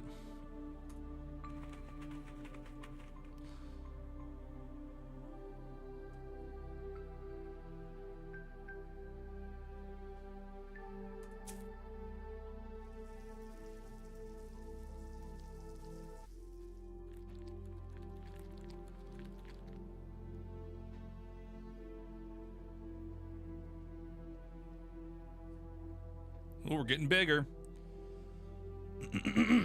Excuse me. Strike is the kind of dude that ate roly-polies as a kid. Yo, man, one time I was this is back when I was in college. I was taking a ethics course, because I was a philosophy major, and so the ethics course was like ethics of medicine. And so, like, I was in a class, it was like me, my friend, and then like 35 nursing students, all girls.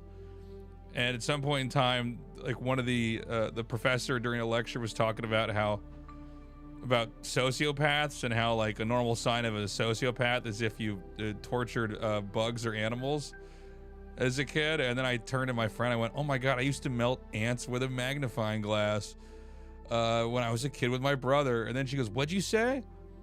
And I go, no, nothing. And then she goes, no, what did you say? And so then I repeated what I said in the class, and it was like, just went quiet. All 35 nursing student girls just looked at me as I admitted I was a sociopath. Is that psychopath, not sociopath? It was cringe, man. It was cringe, dude. Yeah, me and my brother used to melt army men, and then we upgraded to ants. The foundation of construction and marching. Upgrade this to unlock more buildings. You got it, game. Didn't we all melt ants as kids with magnifying glasses, or was that just me?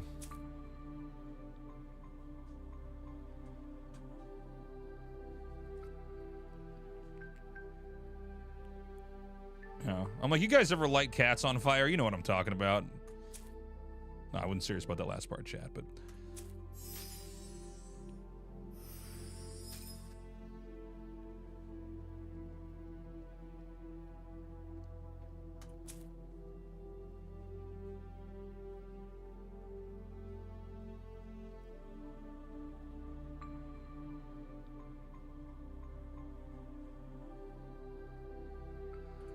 But see here, I turned out okay. Now I'm playing an ant game, chat. Now I'm helping the ants.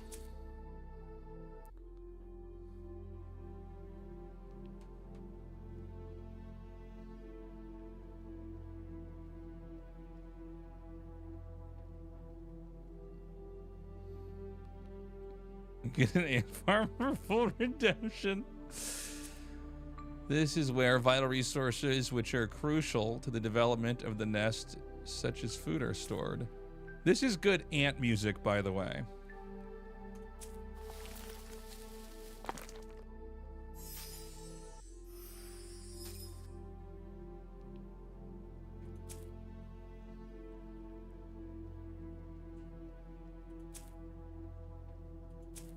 Nice. Oh, we can claim all these. 10 out of 10 ant music. What ant?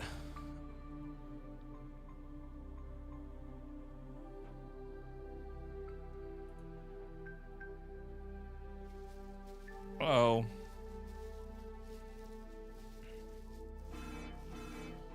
Whoop, whoop, whoop. Alert, alert. Oh! Some predators are going to the nest. The queen and its larvae will be in grave danger if we can't expel the predators in time. Eliminate the invaders. You absolutely must coordinate with soldiers of varying skill sets to eliminate... Whoop. All right, I'll read the rest of that later. Oh, all right. I'm digging holes over here now.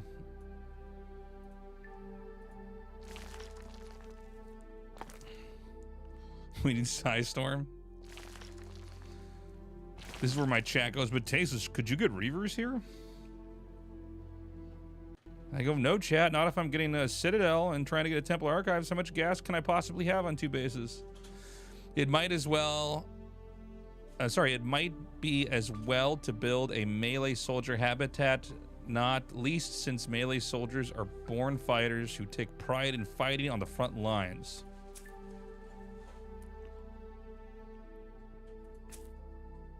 Let's do it. Let's do it. Train melee soldiers now.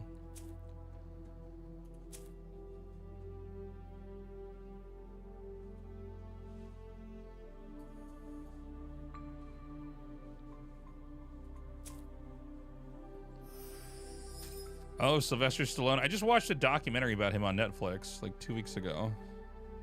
I didn't realize he actually wrote Rocky. Did you guys know that? I knew he starred in it. I didn't realize that was his writing.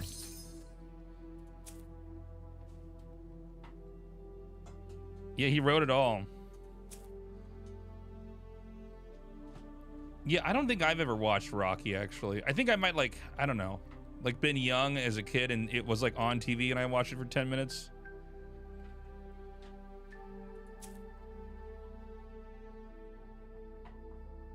I haven't seen it yet, Drip King. Is it that good? Go watch Rocky? I'll watch you guys. Easy, chat. I just, you know, I consider myself a man of culture.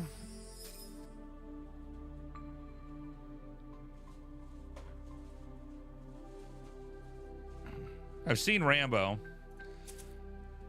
I was always more of a Rambo guy, as a guy that used to melt ants as a kid.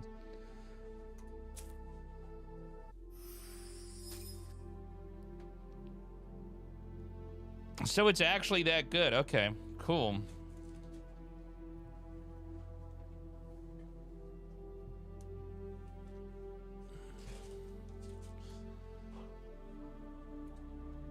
What about the rest of the Rockies? Do you want to watch all of them? Or is there like a point where it's like, no, you got it?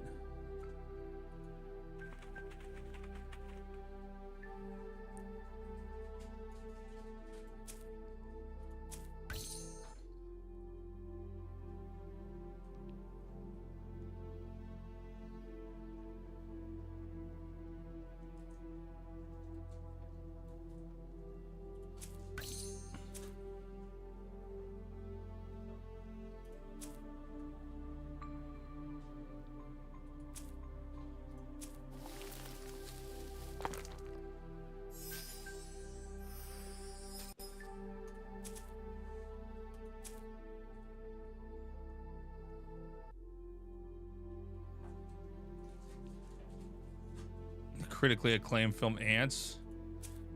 Is Sylvester Stallone in Ants? I don't, what's that? Is that an animated movie?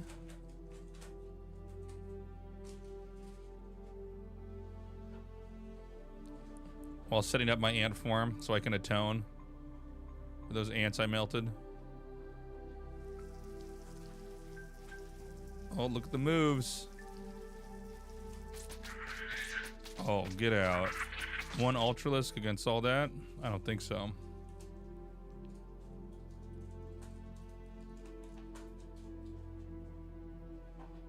Build him a healing pool.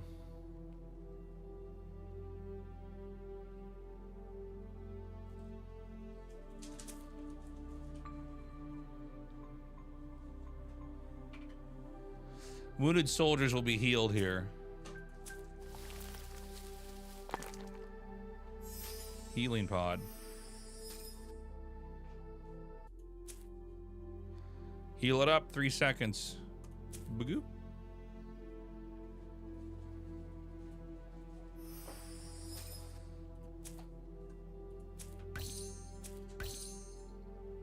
Upgrade Queen to level 3, chat. See, if you guys were doing this, you'd already be halfway there to the level 5 goal.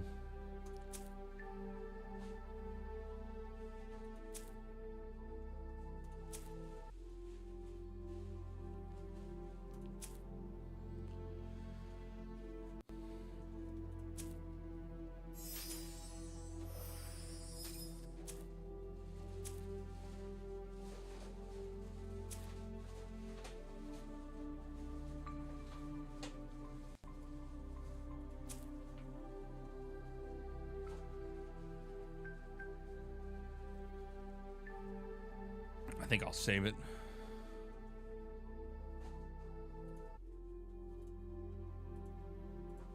Oh, I gotta use it. You're ladding right now in Dead Game StarCraft 2.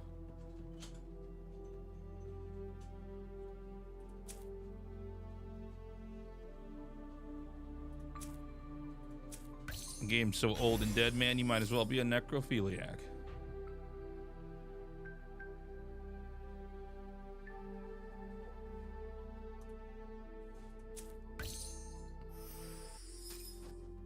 But what is the deadest of the dead games, chat?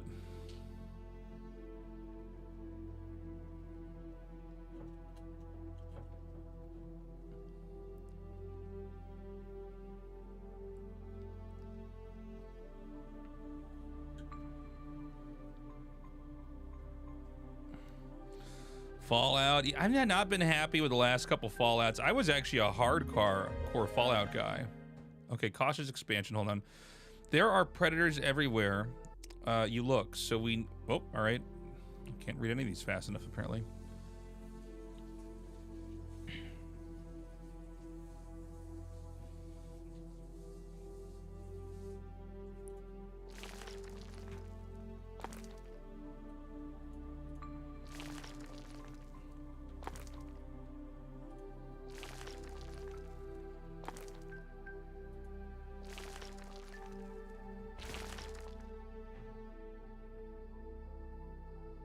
House Centipede. A predator has been spotted lurking underground. All right, let's go. On guard. Attack.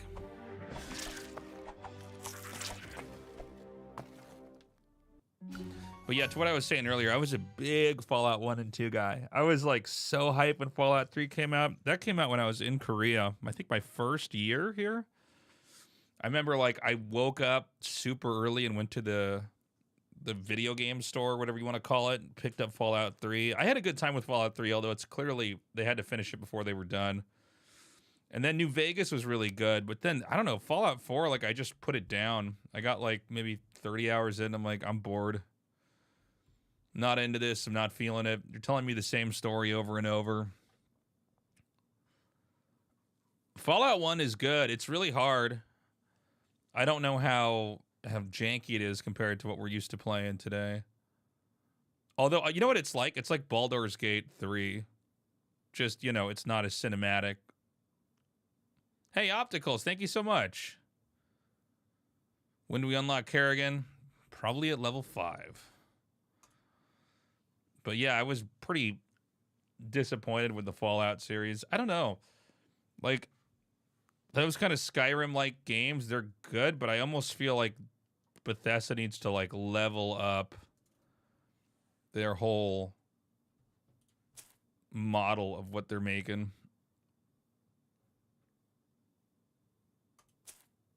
My music stopped. Oh, nope, we're back. Just got to kill a centipede to get the music back on here.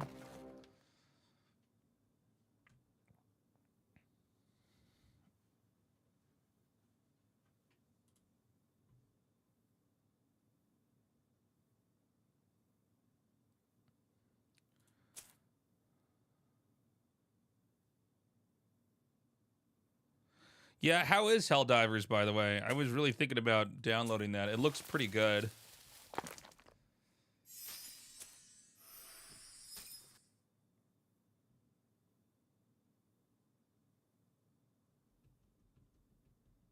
Yo, Wabachaw, thank you so much, dude. Appreciate the tier 1. Why are my alerts not working? Is it going to play The over here? greatest human ever to have There we lived. go. Fucking me. It's not Caesar. It's not Genghis Khan. It's not George Gotta Washington. get those sound effects It's for not the fucking alerts. Flash. Although he gets honorable mention. It's me. Hype train is closed, Optical chat. just subscribed. When do we unlock Kerrigan? Fucking clown race. Clown race. There we go. But I mean, is it a solo queue game? Or what?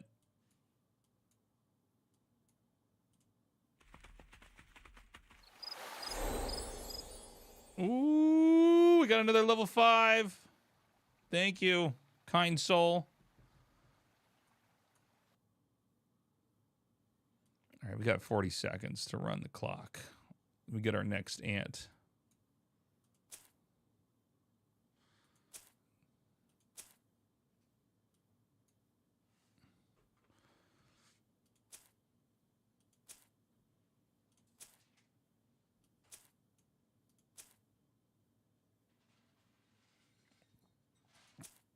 How many people do you need in a squad in Helldivers?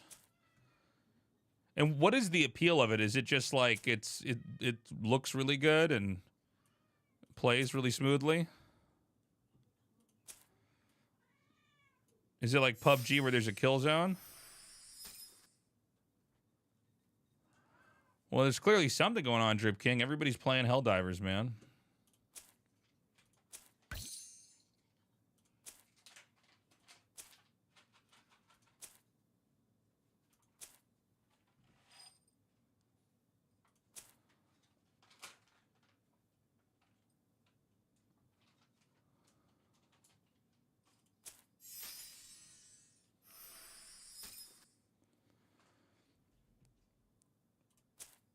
Very stars. Well, hey, Starship Troopers was fun.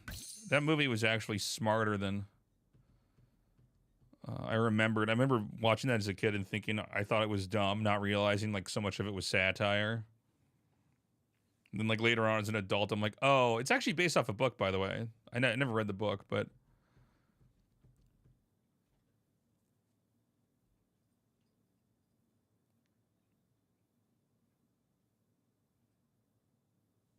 one of your tenants is a gamer. That's in your gamer constitution. It's from WoW growing up. See, I could never get into MMOs, really. Actually, what's crazy is I wanted to get into MMOs when I was a kid. I saw Ultima Online, and I'm like, this is it. But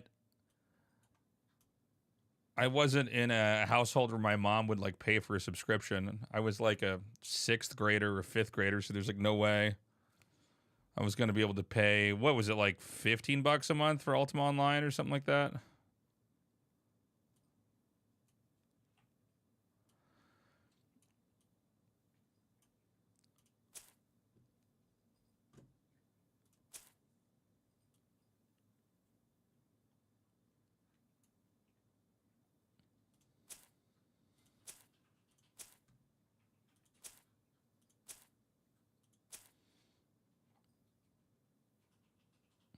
Oh, the book is sadly not satire. Is that true?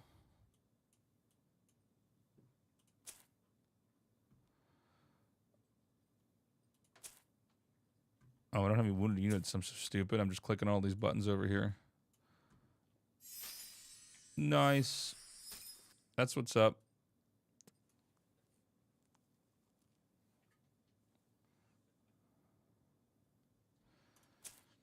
You know what I've been reading recently that my brother recommended? I actually got to get back to reading it, but 100 Bullets, first volume. It's good.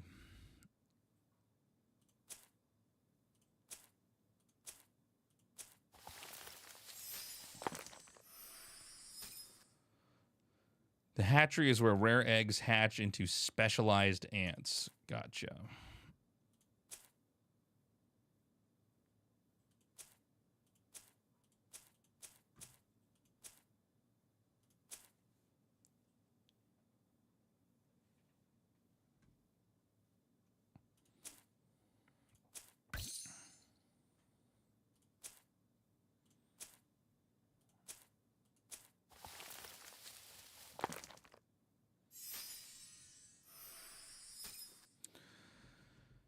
Yeah, my mom, because, you know, when you're a kid, it's like you're totally dependent on what your parents will let you play and not play, but she was not down for a subscription service. So I never got into WoW or the, what do you call it? Ultima Online or any of those other games.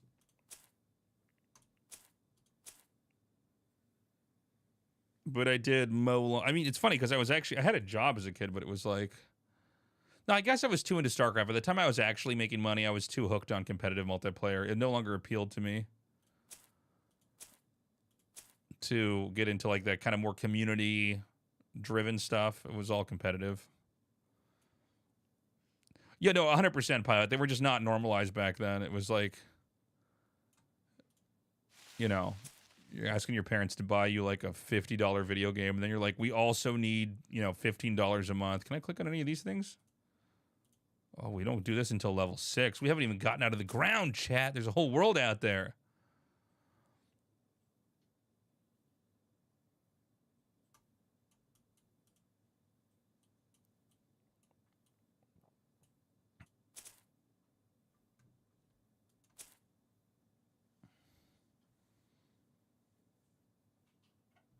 Yeah, I knew a lot of people that were just like hardcore into WoW growing up.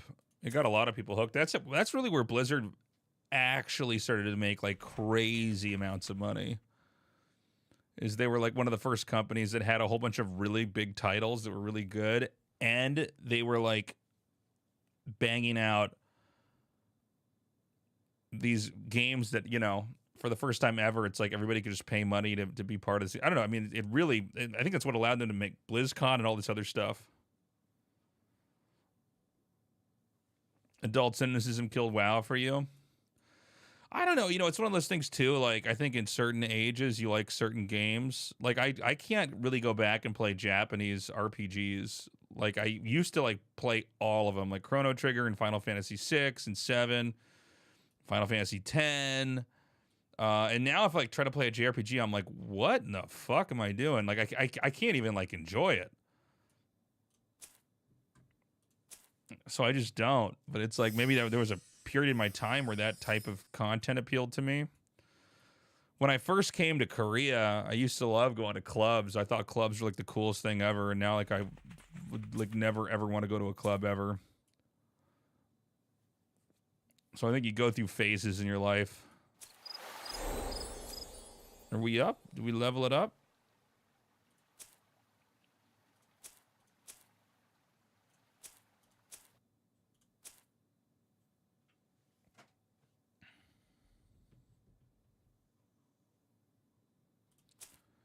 If you see a game that's 80% passion, how do I heal this up?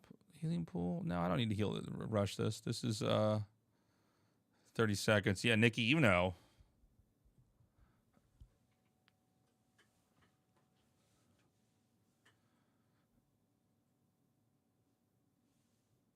Yeah, it makes sense, Frog.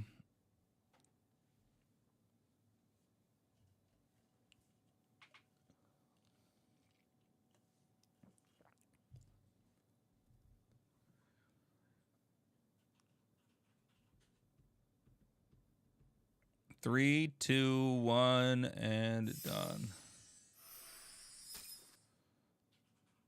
Last Epoch. Is Last Epoch like Lost Ark? Or Path of Exile? By the way, chat, as a reminder, use that QR code on the left side of the screen, or use the command ANT. Get the game, get to level 5 for me if you would. Even better if you get the other goals below. It's a free way to support me.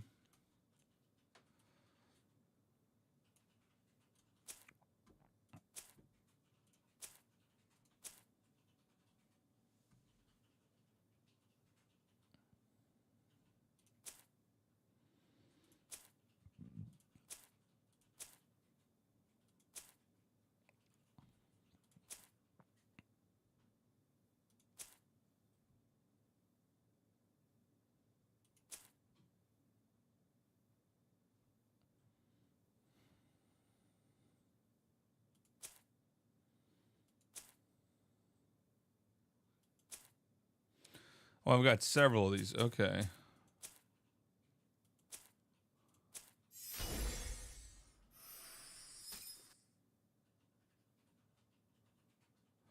What happens when I get 104 to complete? Oh, when at 106 or 102? I think that's just like the cap for what we do. That's usually the deal with these places. You usually don't get it when you do these sponsored streams, but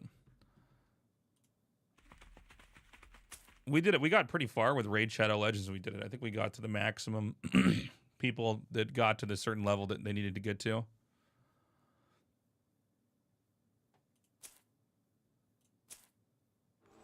Oh, bringing life into the world, chat.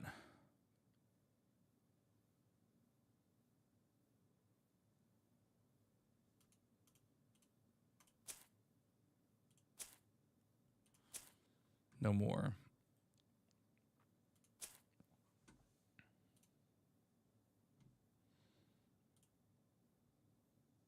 Specialized ant shard.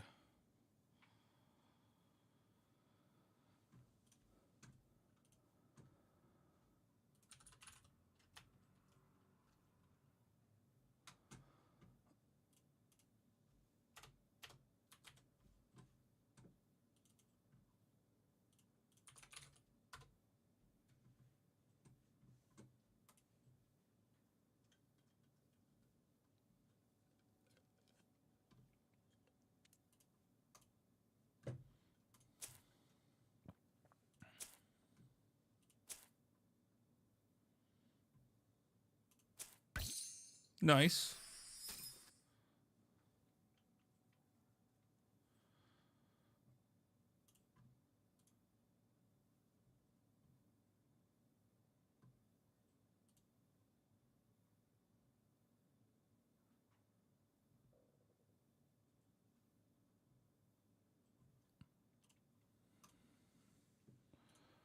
Claim this one. Expand in S level 6. We got to get on that.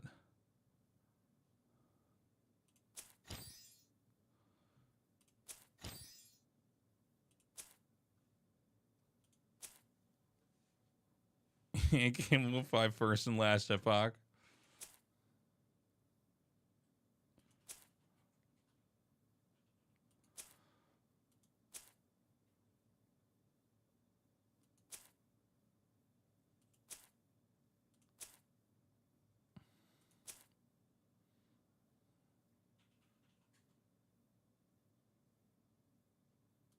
How many diamonds do I have? Where are my diamonds?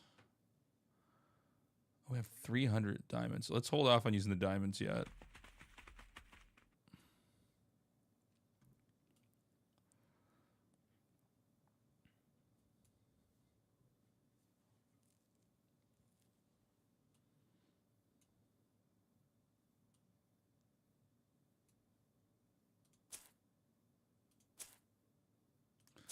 What is this? Oops.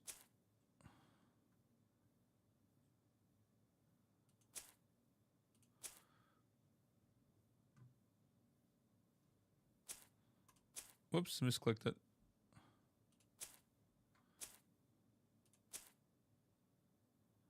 Nice.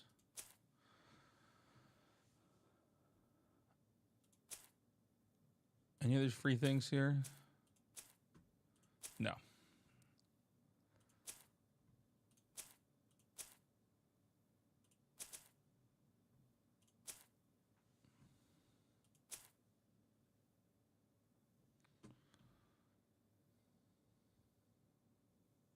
Is this supposed to be a white screen? You should see me playing a phone game with the phone in the middle of the screen. But a white screen does not sound right.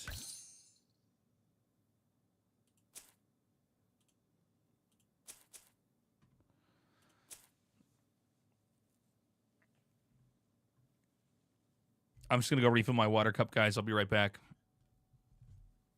Don't go anywhere. Get that level 5 for me if you can.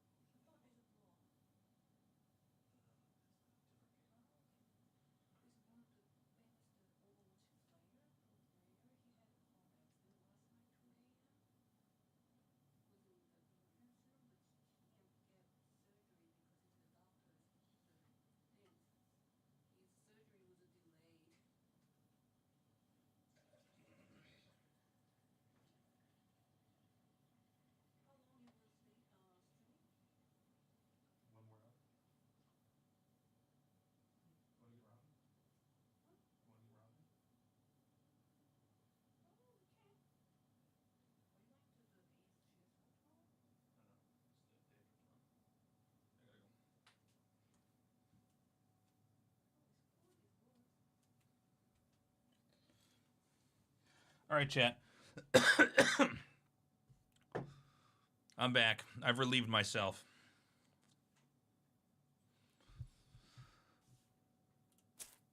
Okay. Back to it.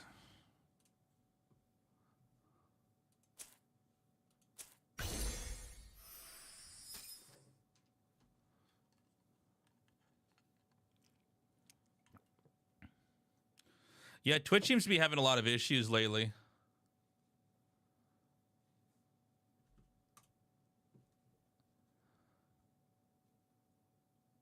Oh, we got all these things? Nice. Yes, it is hamstring lips.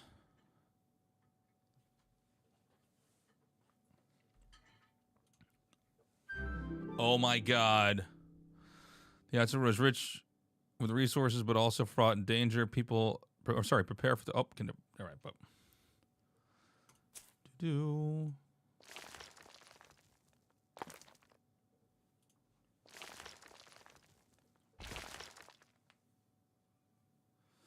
Another predator has been spotted in the nest. Deploy the soldiers to get rid of it. Hawk moth. Can I? Oh, okay. One blue. Is this going to be enough? Oh, he never stood a chance, dude.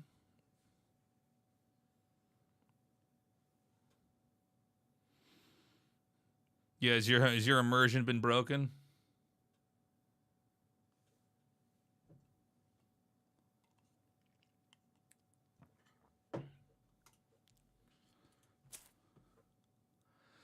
Once they have completed their training, soldiers will gather here so they can be thoroughly inspected. Build.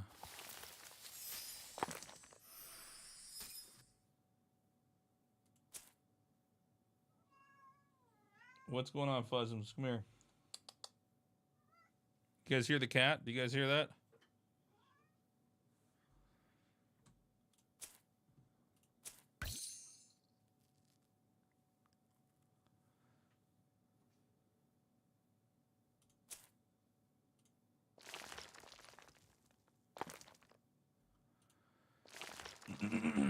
Excuse me.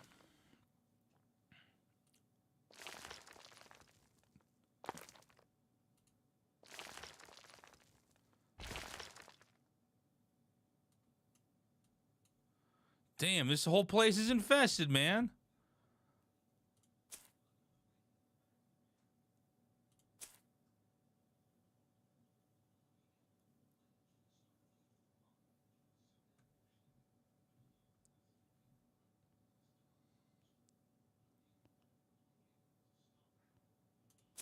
Can we just do it again? Oh, it requires an army's... We gotta get more in here.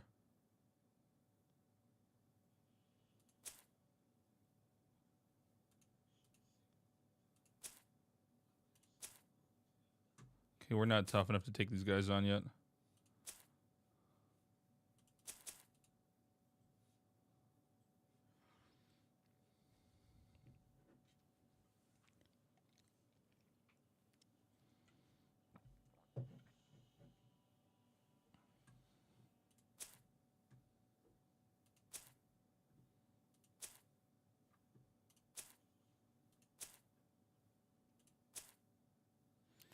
We gotta recruit more guys.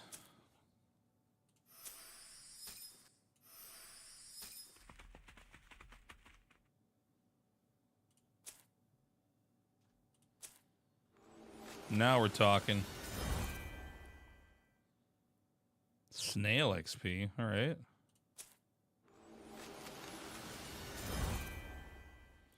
Pharaoh Ant Shard.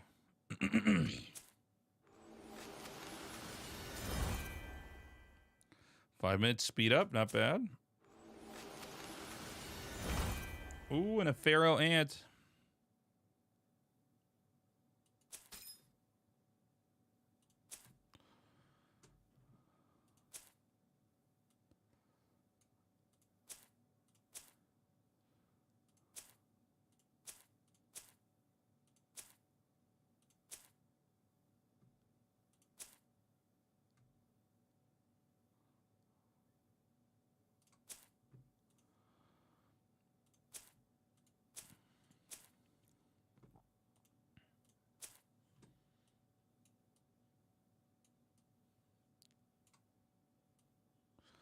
Do I have enough now to do this?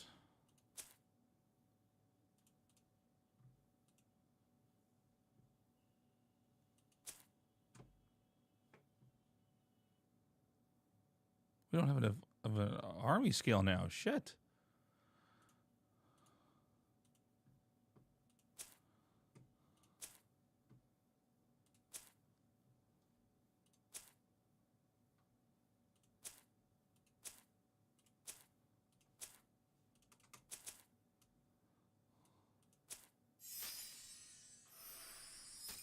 Nice. Okay, now we go. Let's get another soldier over here.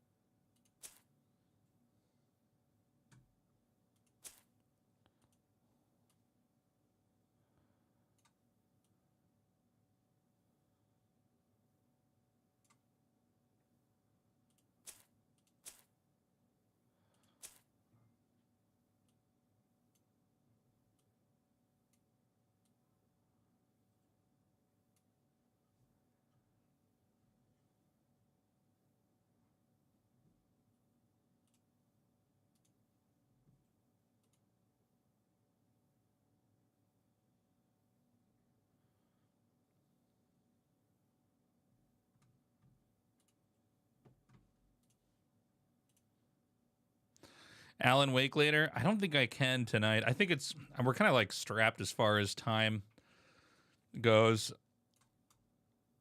We have this sponsored stream, which I'll be doing for a little while longer. And then I'll probably do another sponsored stream with this tomorrow. And then I have another sponsored stream with a shooting game.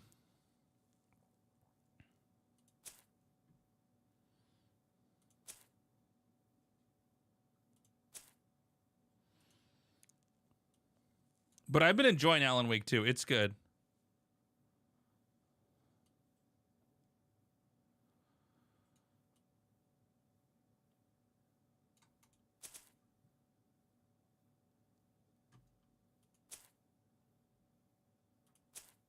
Oh, I didn't realize I could upgrade all these. I'm so stupid.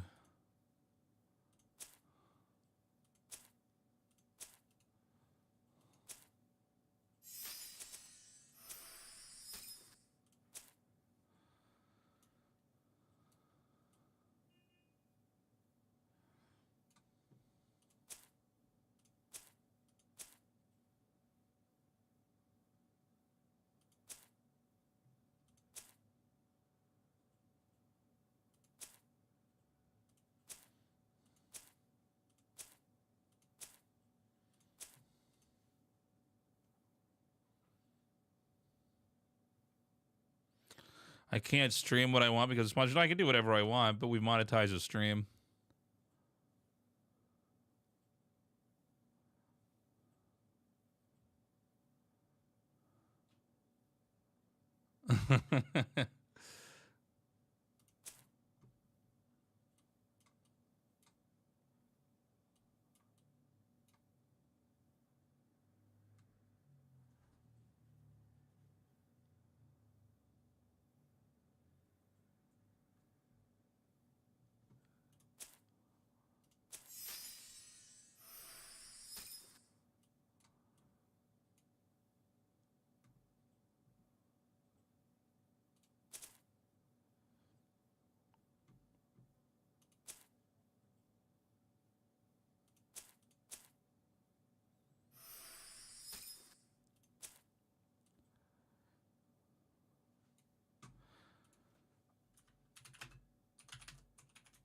All right, I gotta ban this fucking mutant from my chat.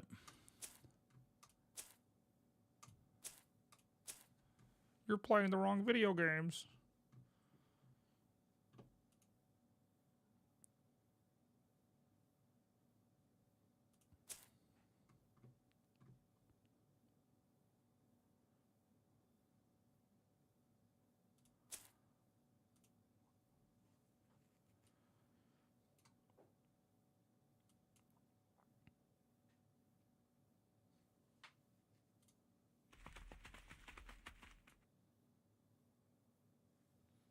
He is definitely a centipede.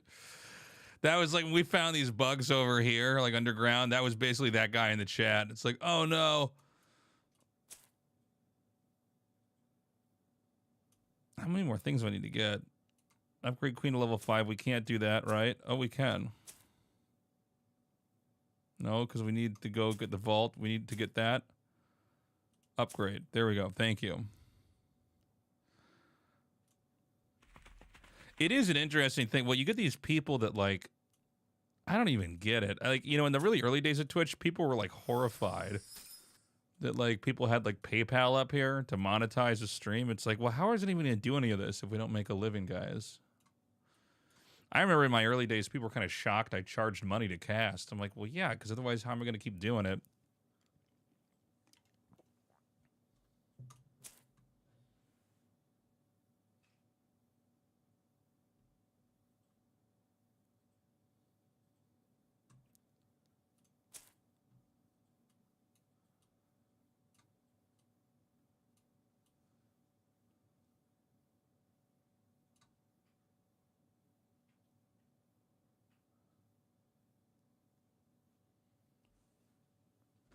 I'll give you 1 sec, guys. Africa TV's texting me. 1 second. GSL's coming up.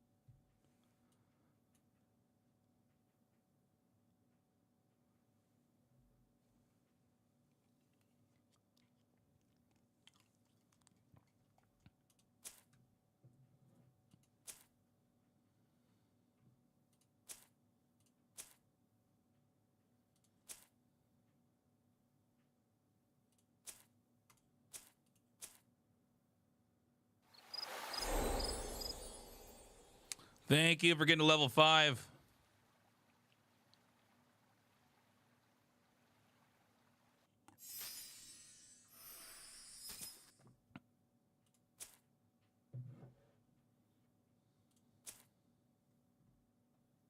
Do we have enough yet?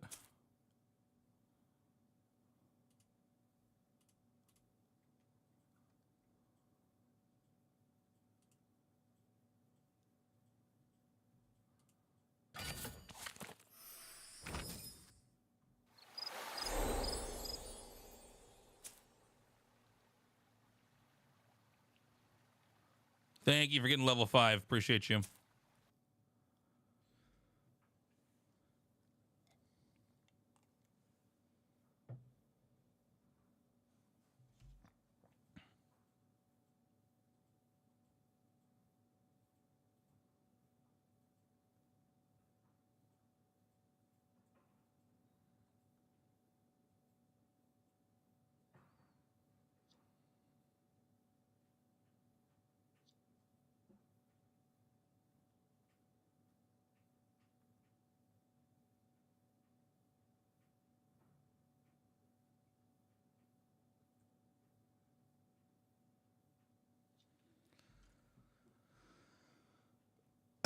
Excuse me.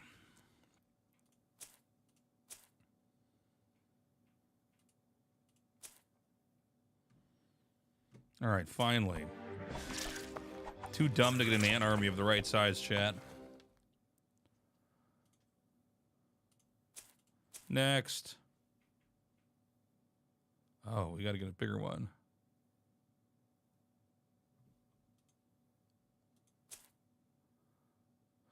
You will need honeydew to upgrade specialized ants, but you'll need to hunt predators on the world map to attain that. Okay. Whoa.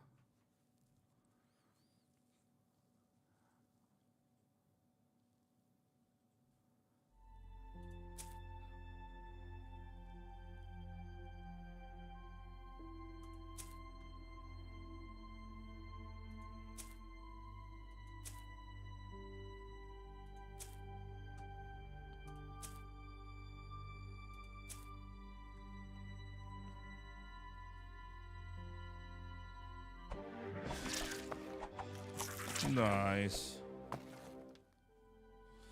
Okay, we've got the honeydew now.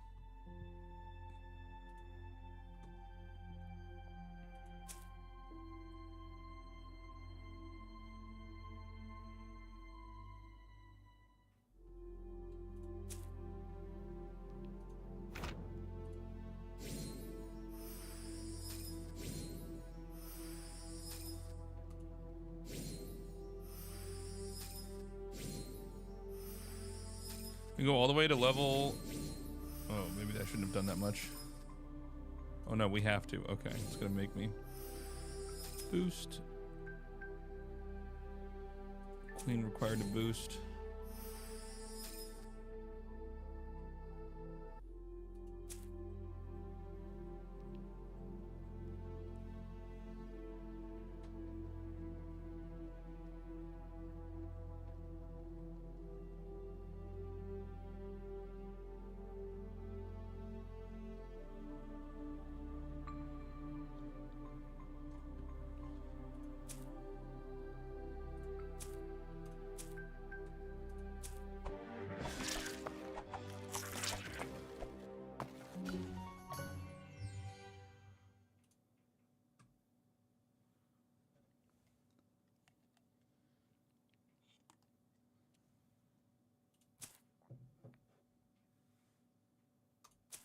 Claimed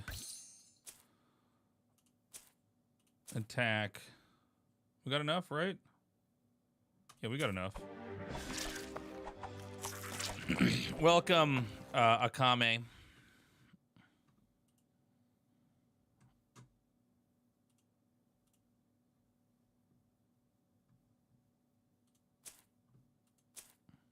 Build.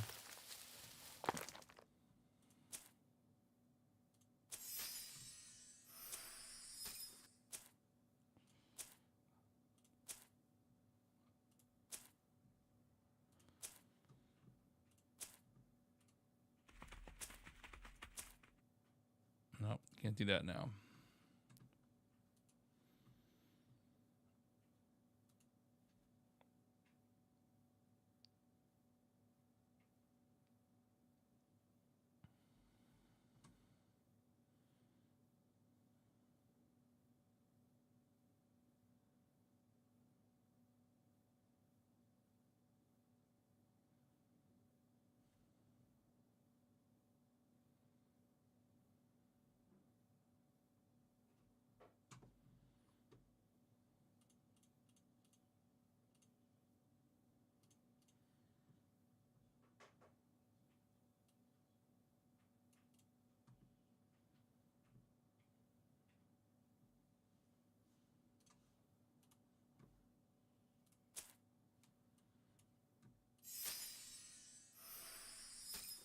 We get the queen level 5 yet?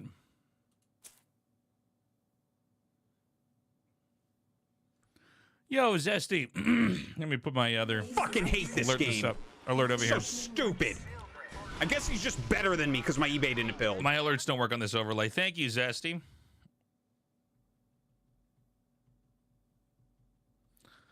Appreciate the 4 months in a row, dude.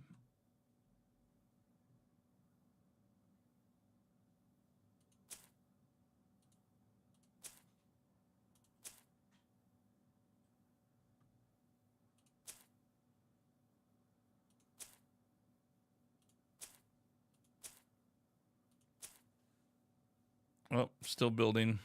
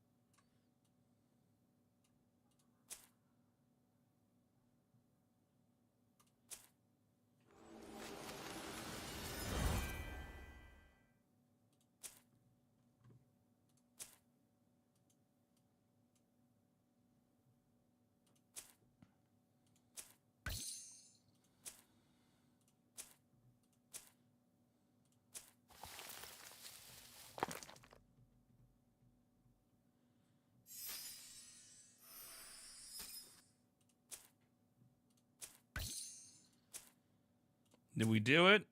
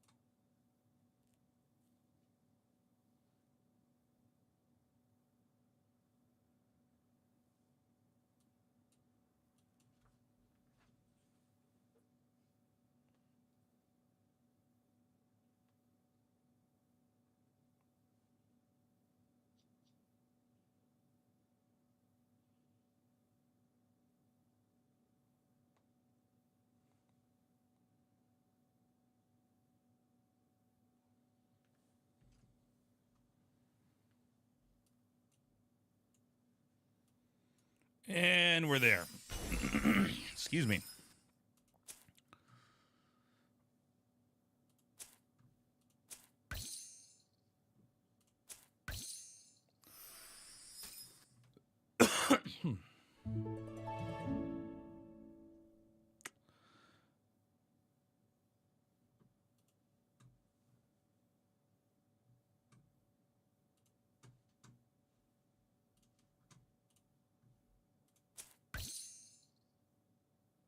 Build an arena, okay. Build.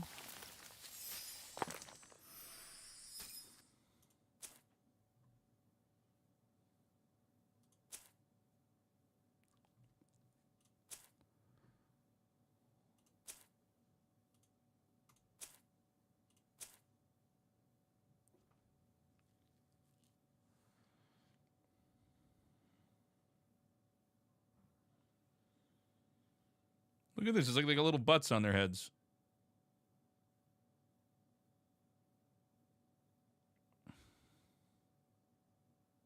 So you guys thought this wasn't an RTS game. Look at the camera moving around, too.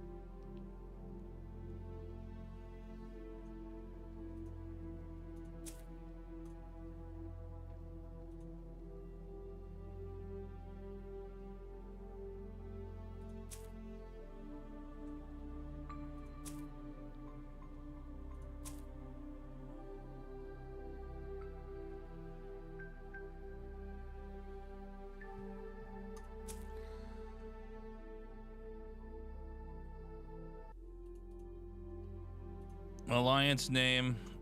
Join me, guys. Tasteless TV.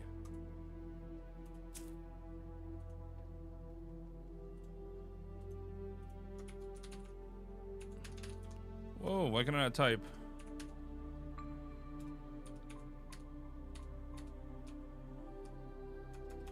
Oh.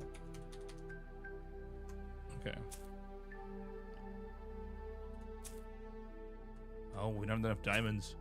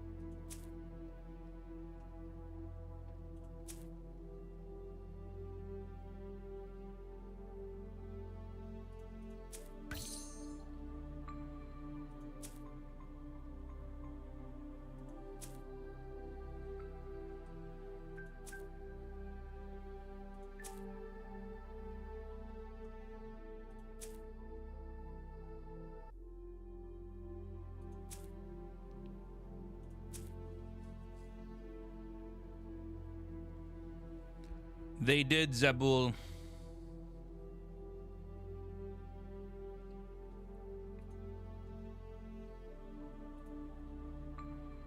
Hey, what's up, Say NSC? How you doing, buddy?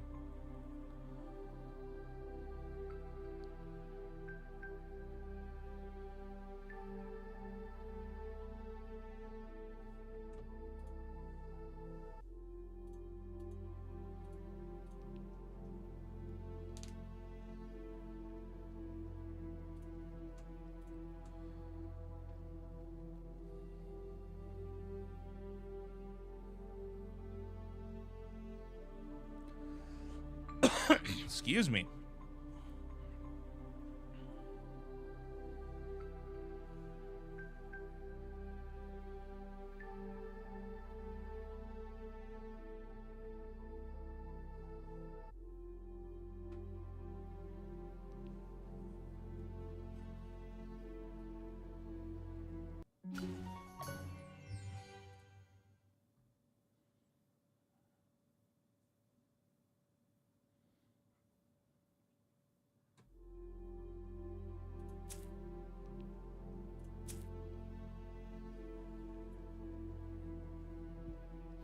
Remember when you could level up in StarCraft?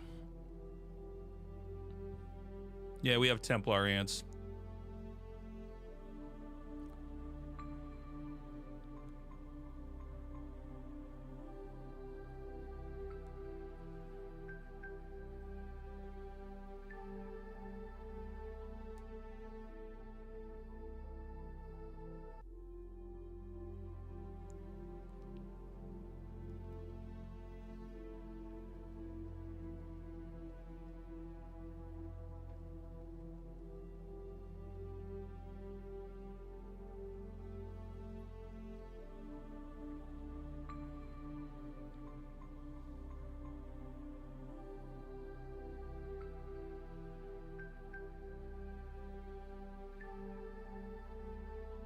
Bad micro from the Red Ant player.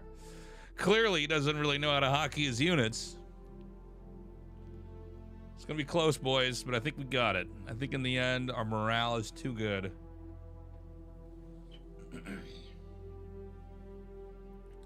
For those of you guys tuning in just now, scan the code or use the command ANT. Get the game, get to level 5. It supports the stream. Supporting the stream is a great way for us to keep doing what we're doing with our main stuff with RTS games on this channel. All right, I think we got enough from there, right?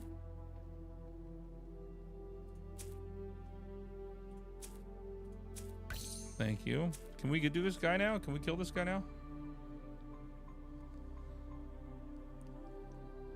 Yeah, don't be like that other crazy kid that came in here earlier, like angry. Search. Predator. Hello. Attack. Quick select. Dispatch.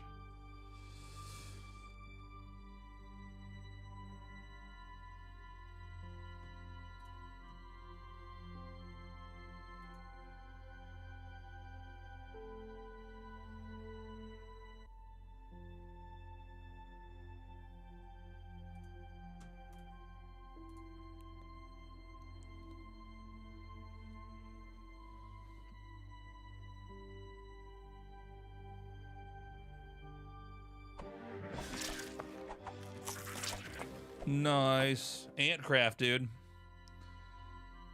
This is Antcraft 3. This is what you wanted all along, man. Actually, this is Antgate. How do you feel about that? Storm Ant. I know, Frog on Unicycle Vape. It's like so true. I'm like, what do you want me to do, man? It's crazy. People are fucking crazy.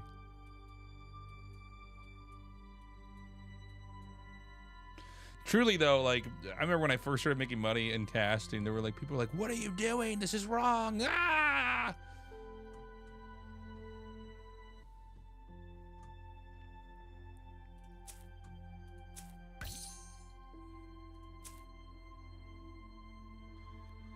Specialized ants.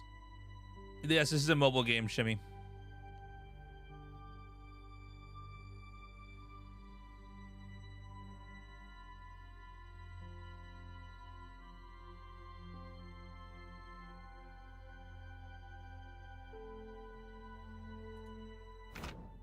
Oh, I'm upgrading these guys? Is that what we're doing?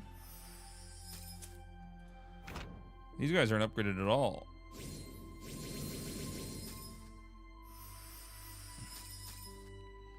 Go hunt a predator. Go for.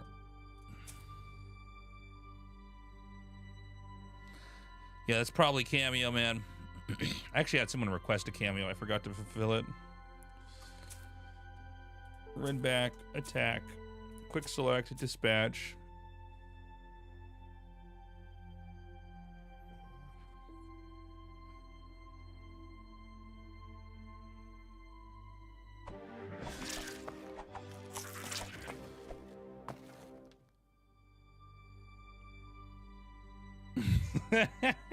You guys are funny. Claimed 2 specialized ants upgraded to level 11. Well, I think 1, 2. We'll do a little boost. Upgrade. We did it, right? Yeah, we did. Not a great way, no. But it's one of the only ones I missed. I have an incredible record on Cameo. I'm goated, man. I'm like J-Dong of Cameo, man. Not quite Flash, but it's like I'm pretty good. They get refunded if I miss it too.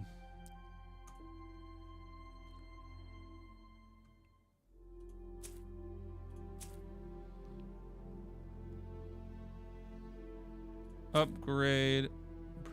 Oh, we need habitat level 3. I think the game's been trying to make me do this for a while. Upgrade it. I'm gonna get a lot of throat clearing on this channel, guys. Well, the GOM TV days, the voice was not buttery. The voice was shot. But we eventually figured that out.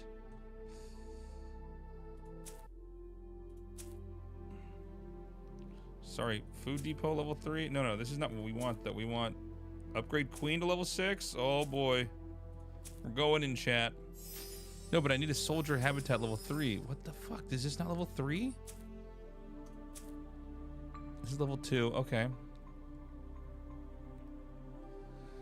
Yeah, if you don't control your voice right, it will get blown out. Some people naturally have better vocal control. Artosis never was really losing his voice. He always sounded fine. But you go back to my old stuff, and I sounded like shit.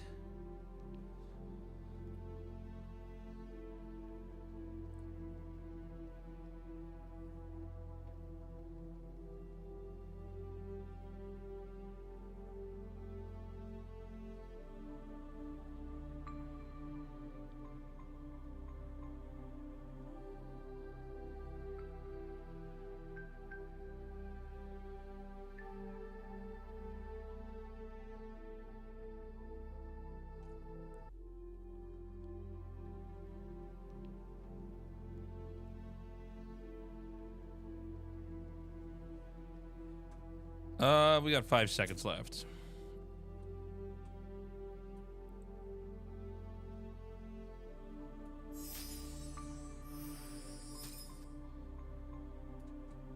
Is it time for the Queen? Can we do it? Can we do it?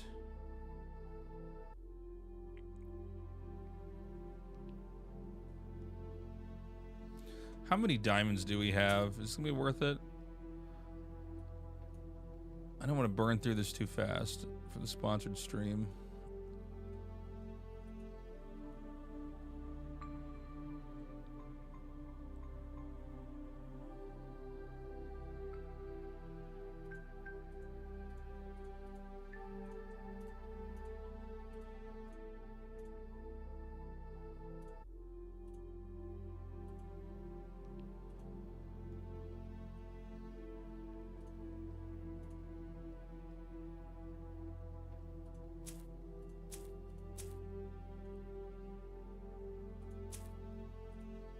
Can I not do this one? Oh, we got another level 5. Thank you so much.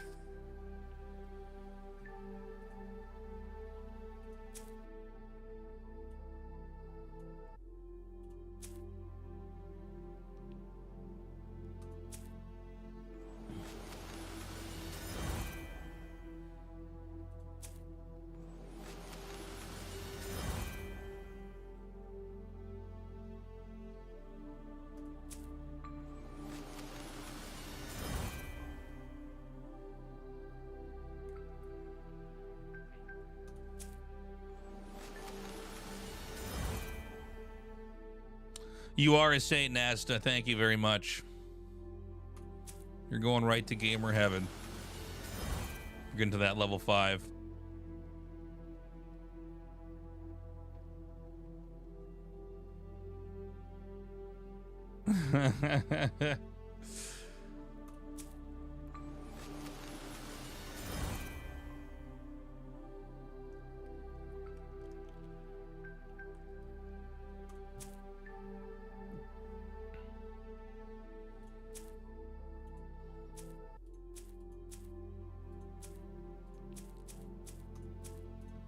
We don't have any more of these, right? Okay.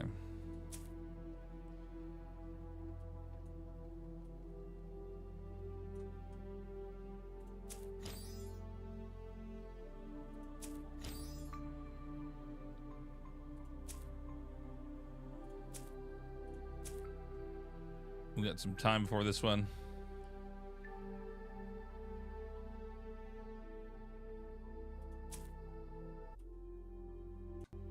We try attacking this thing. Let's see. Do we have enough?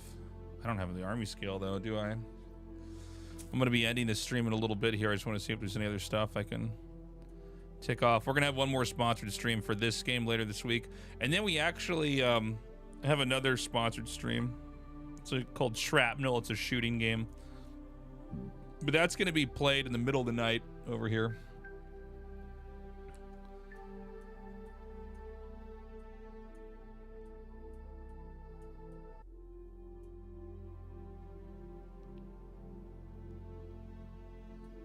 How do I get my alliance up?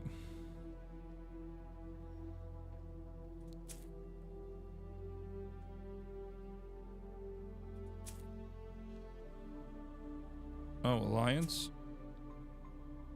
I don't think we had enough, I don't think we had enough diamonds or whatever. I think that's not the play for the sponsored stream, my friend.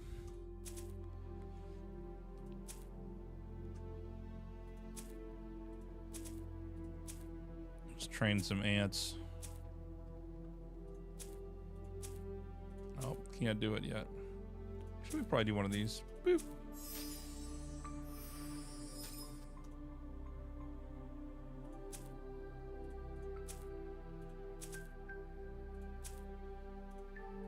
They're all upgrading, right?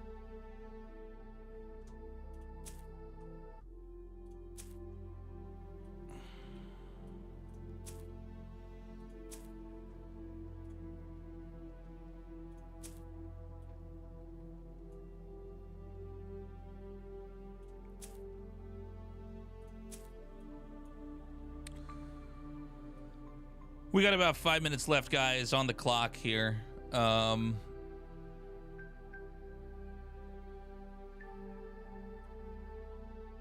But do me a favor, scan that code or use that command ant. Get to level 5 for me. It's appreciated. We did some good content earlier. We did a big reaction to the oldest RTS games all the way up to the year 2020. That'll be on my YouTube. Not tomorrow. I think the day after tomorrow. I think we did a tier list for Stormgate, which is going to be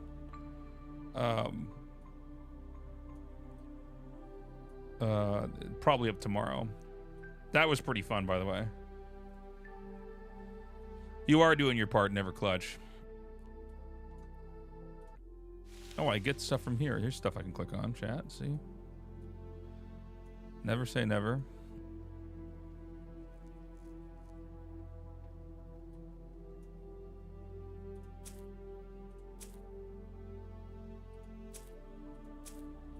use the diamonds. The diamonds. Hey, glad you're enjoying it, Never Clutch. Appreciate that.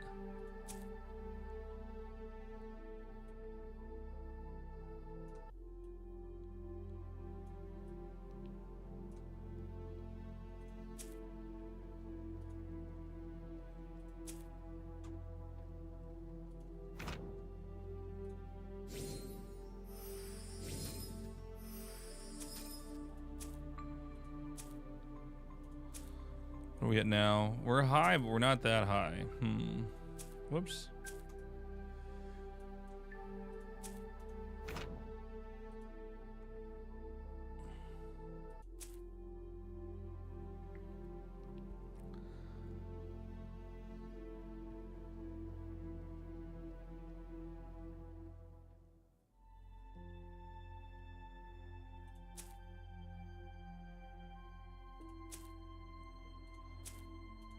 Let's go jump this hawk moth. Minding his own business. Get him.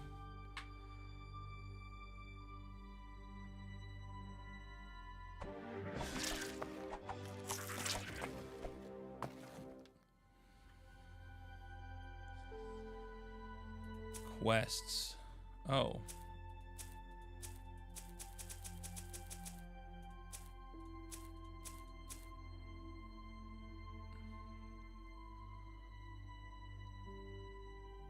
I have never been to Hawaii. I got some friends out there.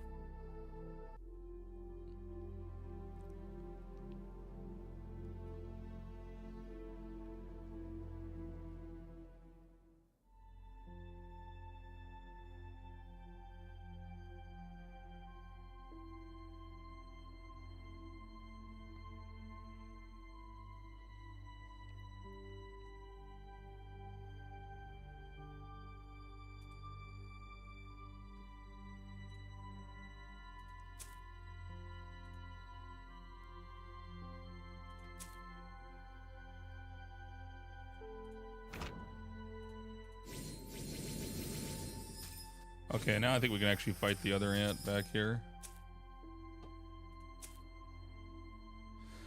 The most remote or random place I've traveled to for esports, probably Azerbaijan.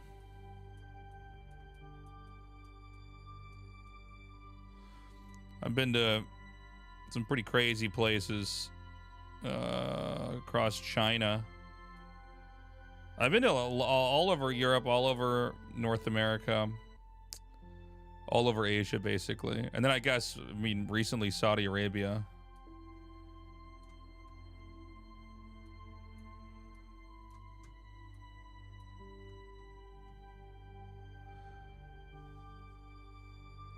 But I would say probably the most out there, probably Azerbaijan in Baku.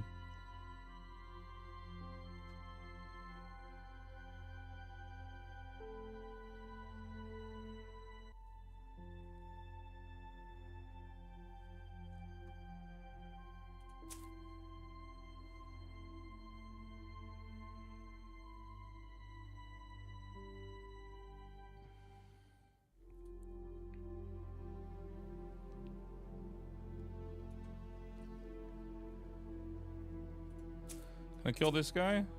Let's go.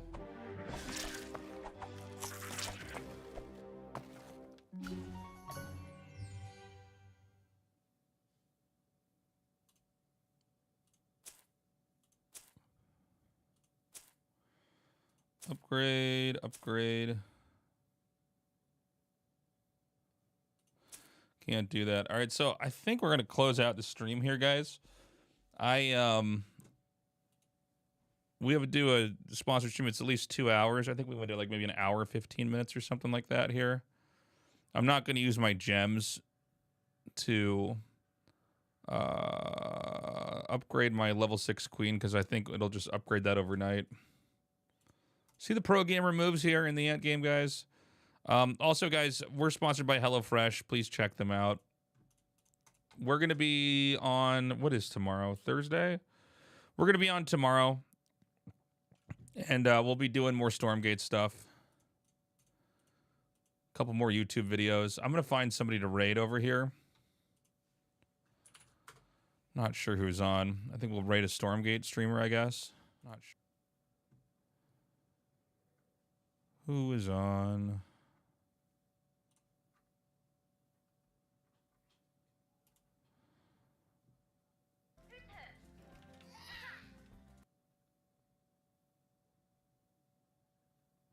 We're gonna raid Theory.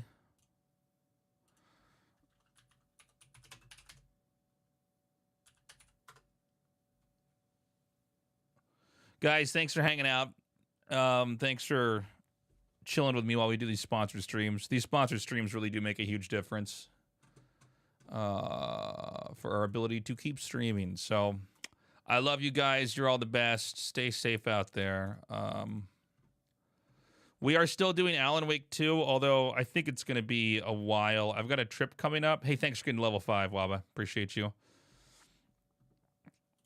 Alan, I didn't realize how long, because originally Stormgate was only going to be streamable for a week, so I thought we would already be beating that. But with Stormgate out, we can just keep making content for it. So it's kind of like, why would we not do that? Stormgate grows the channel so much more. But we are going to be going through Alan Wake. And I'll be uploading each chapter to my Let's Play YouTube. Say hi to Theory for me, guys. Have a good one. I'm going to go get some dinner. I'm pretty hungry. And I will be on tomorrow, and I'll be on the day after tomorrow, too. Bye-bye.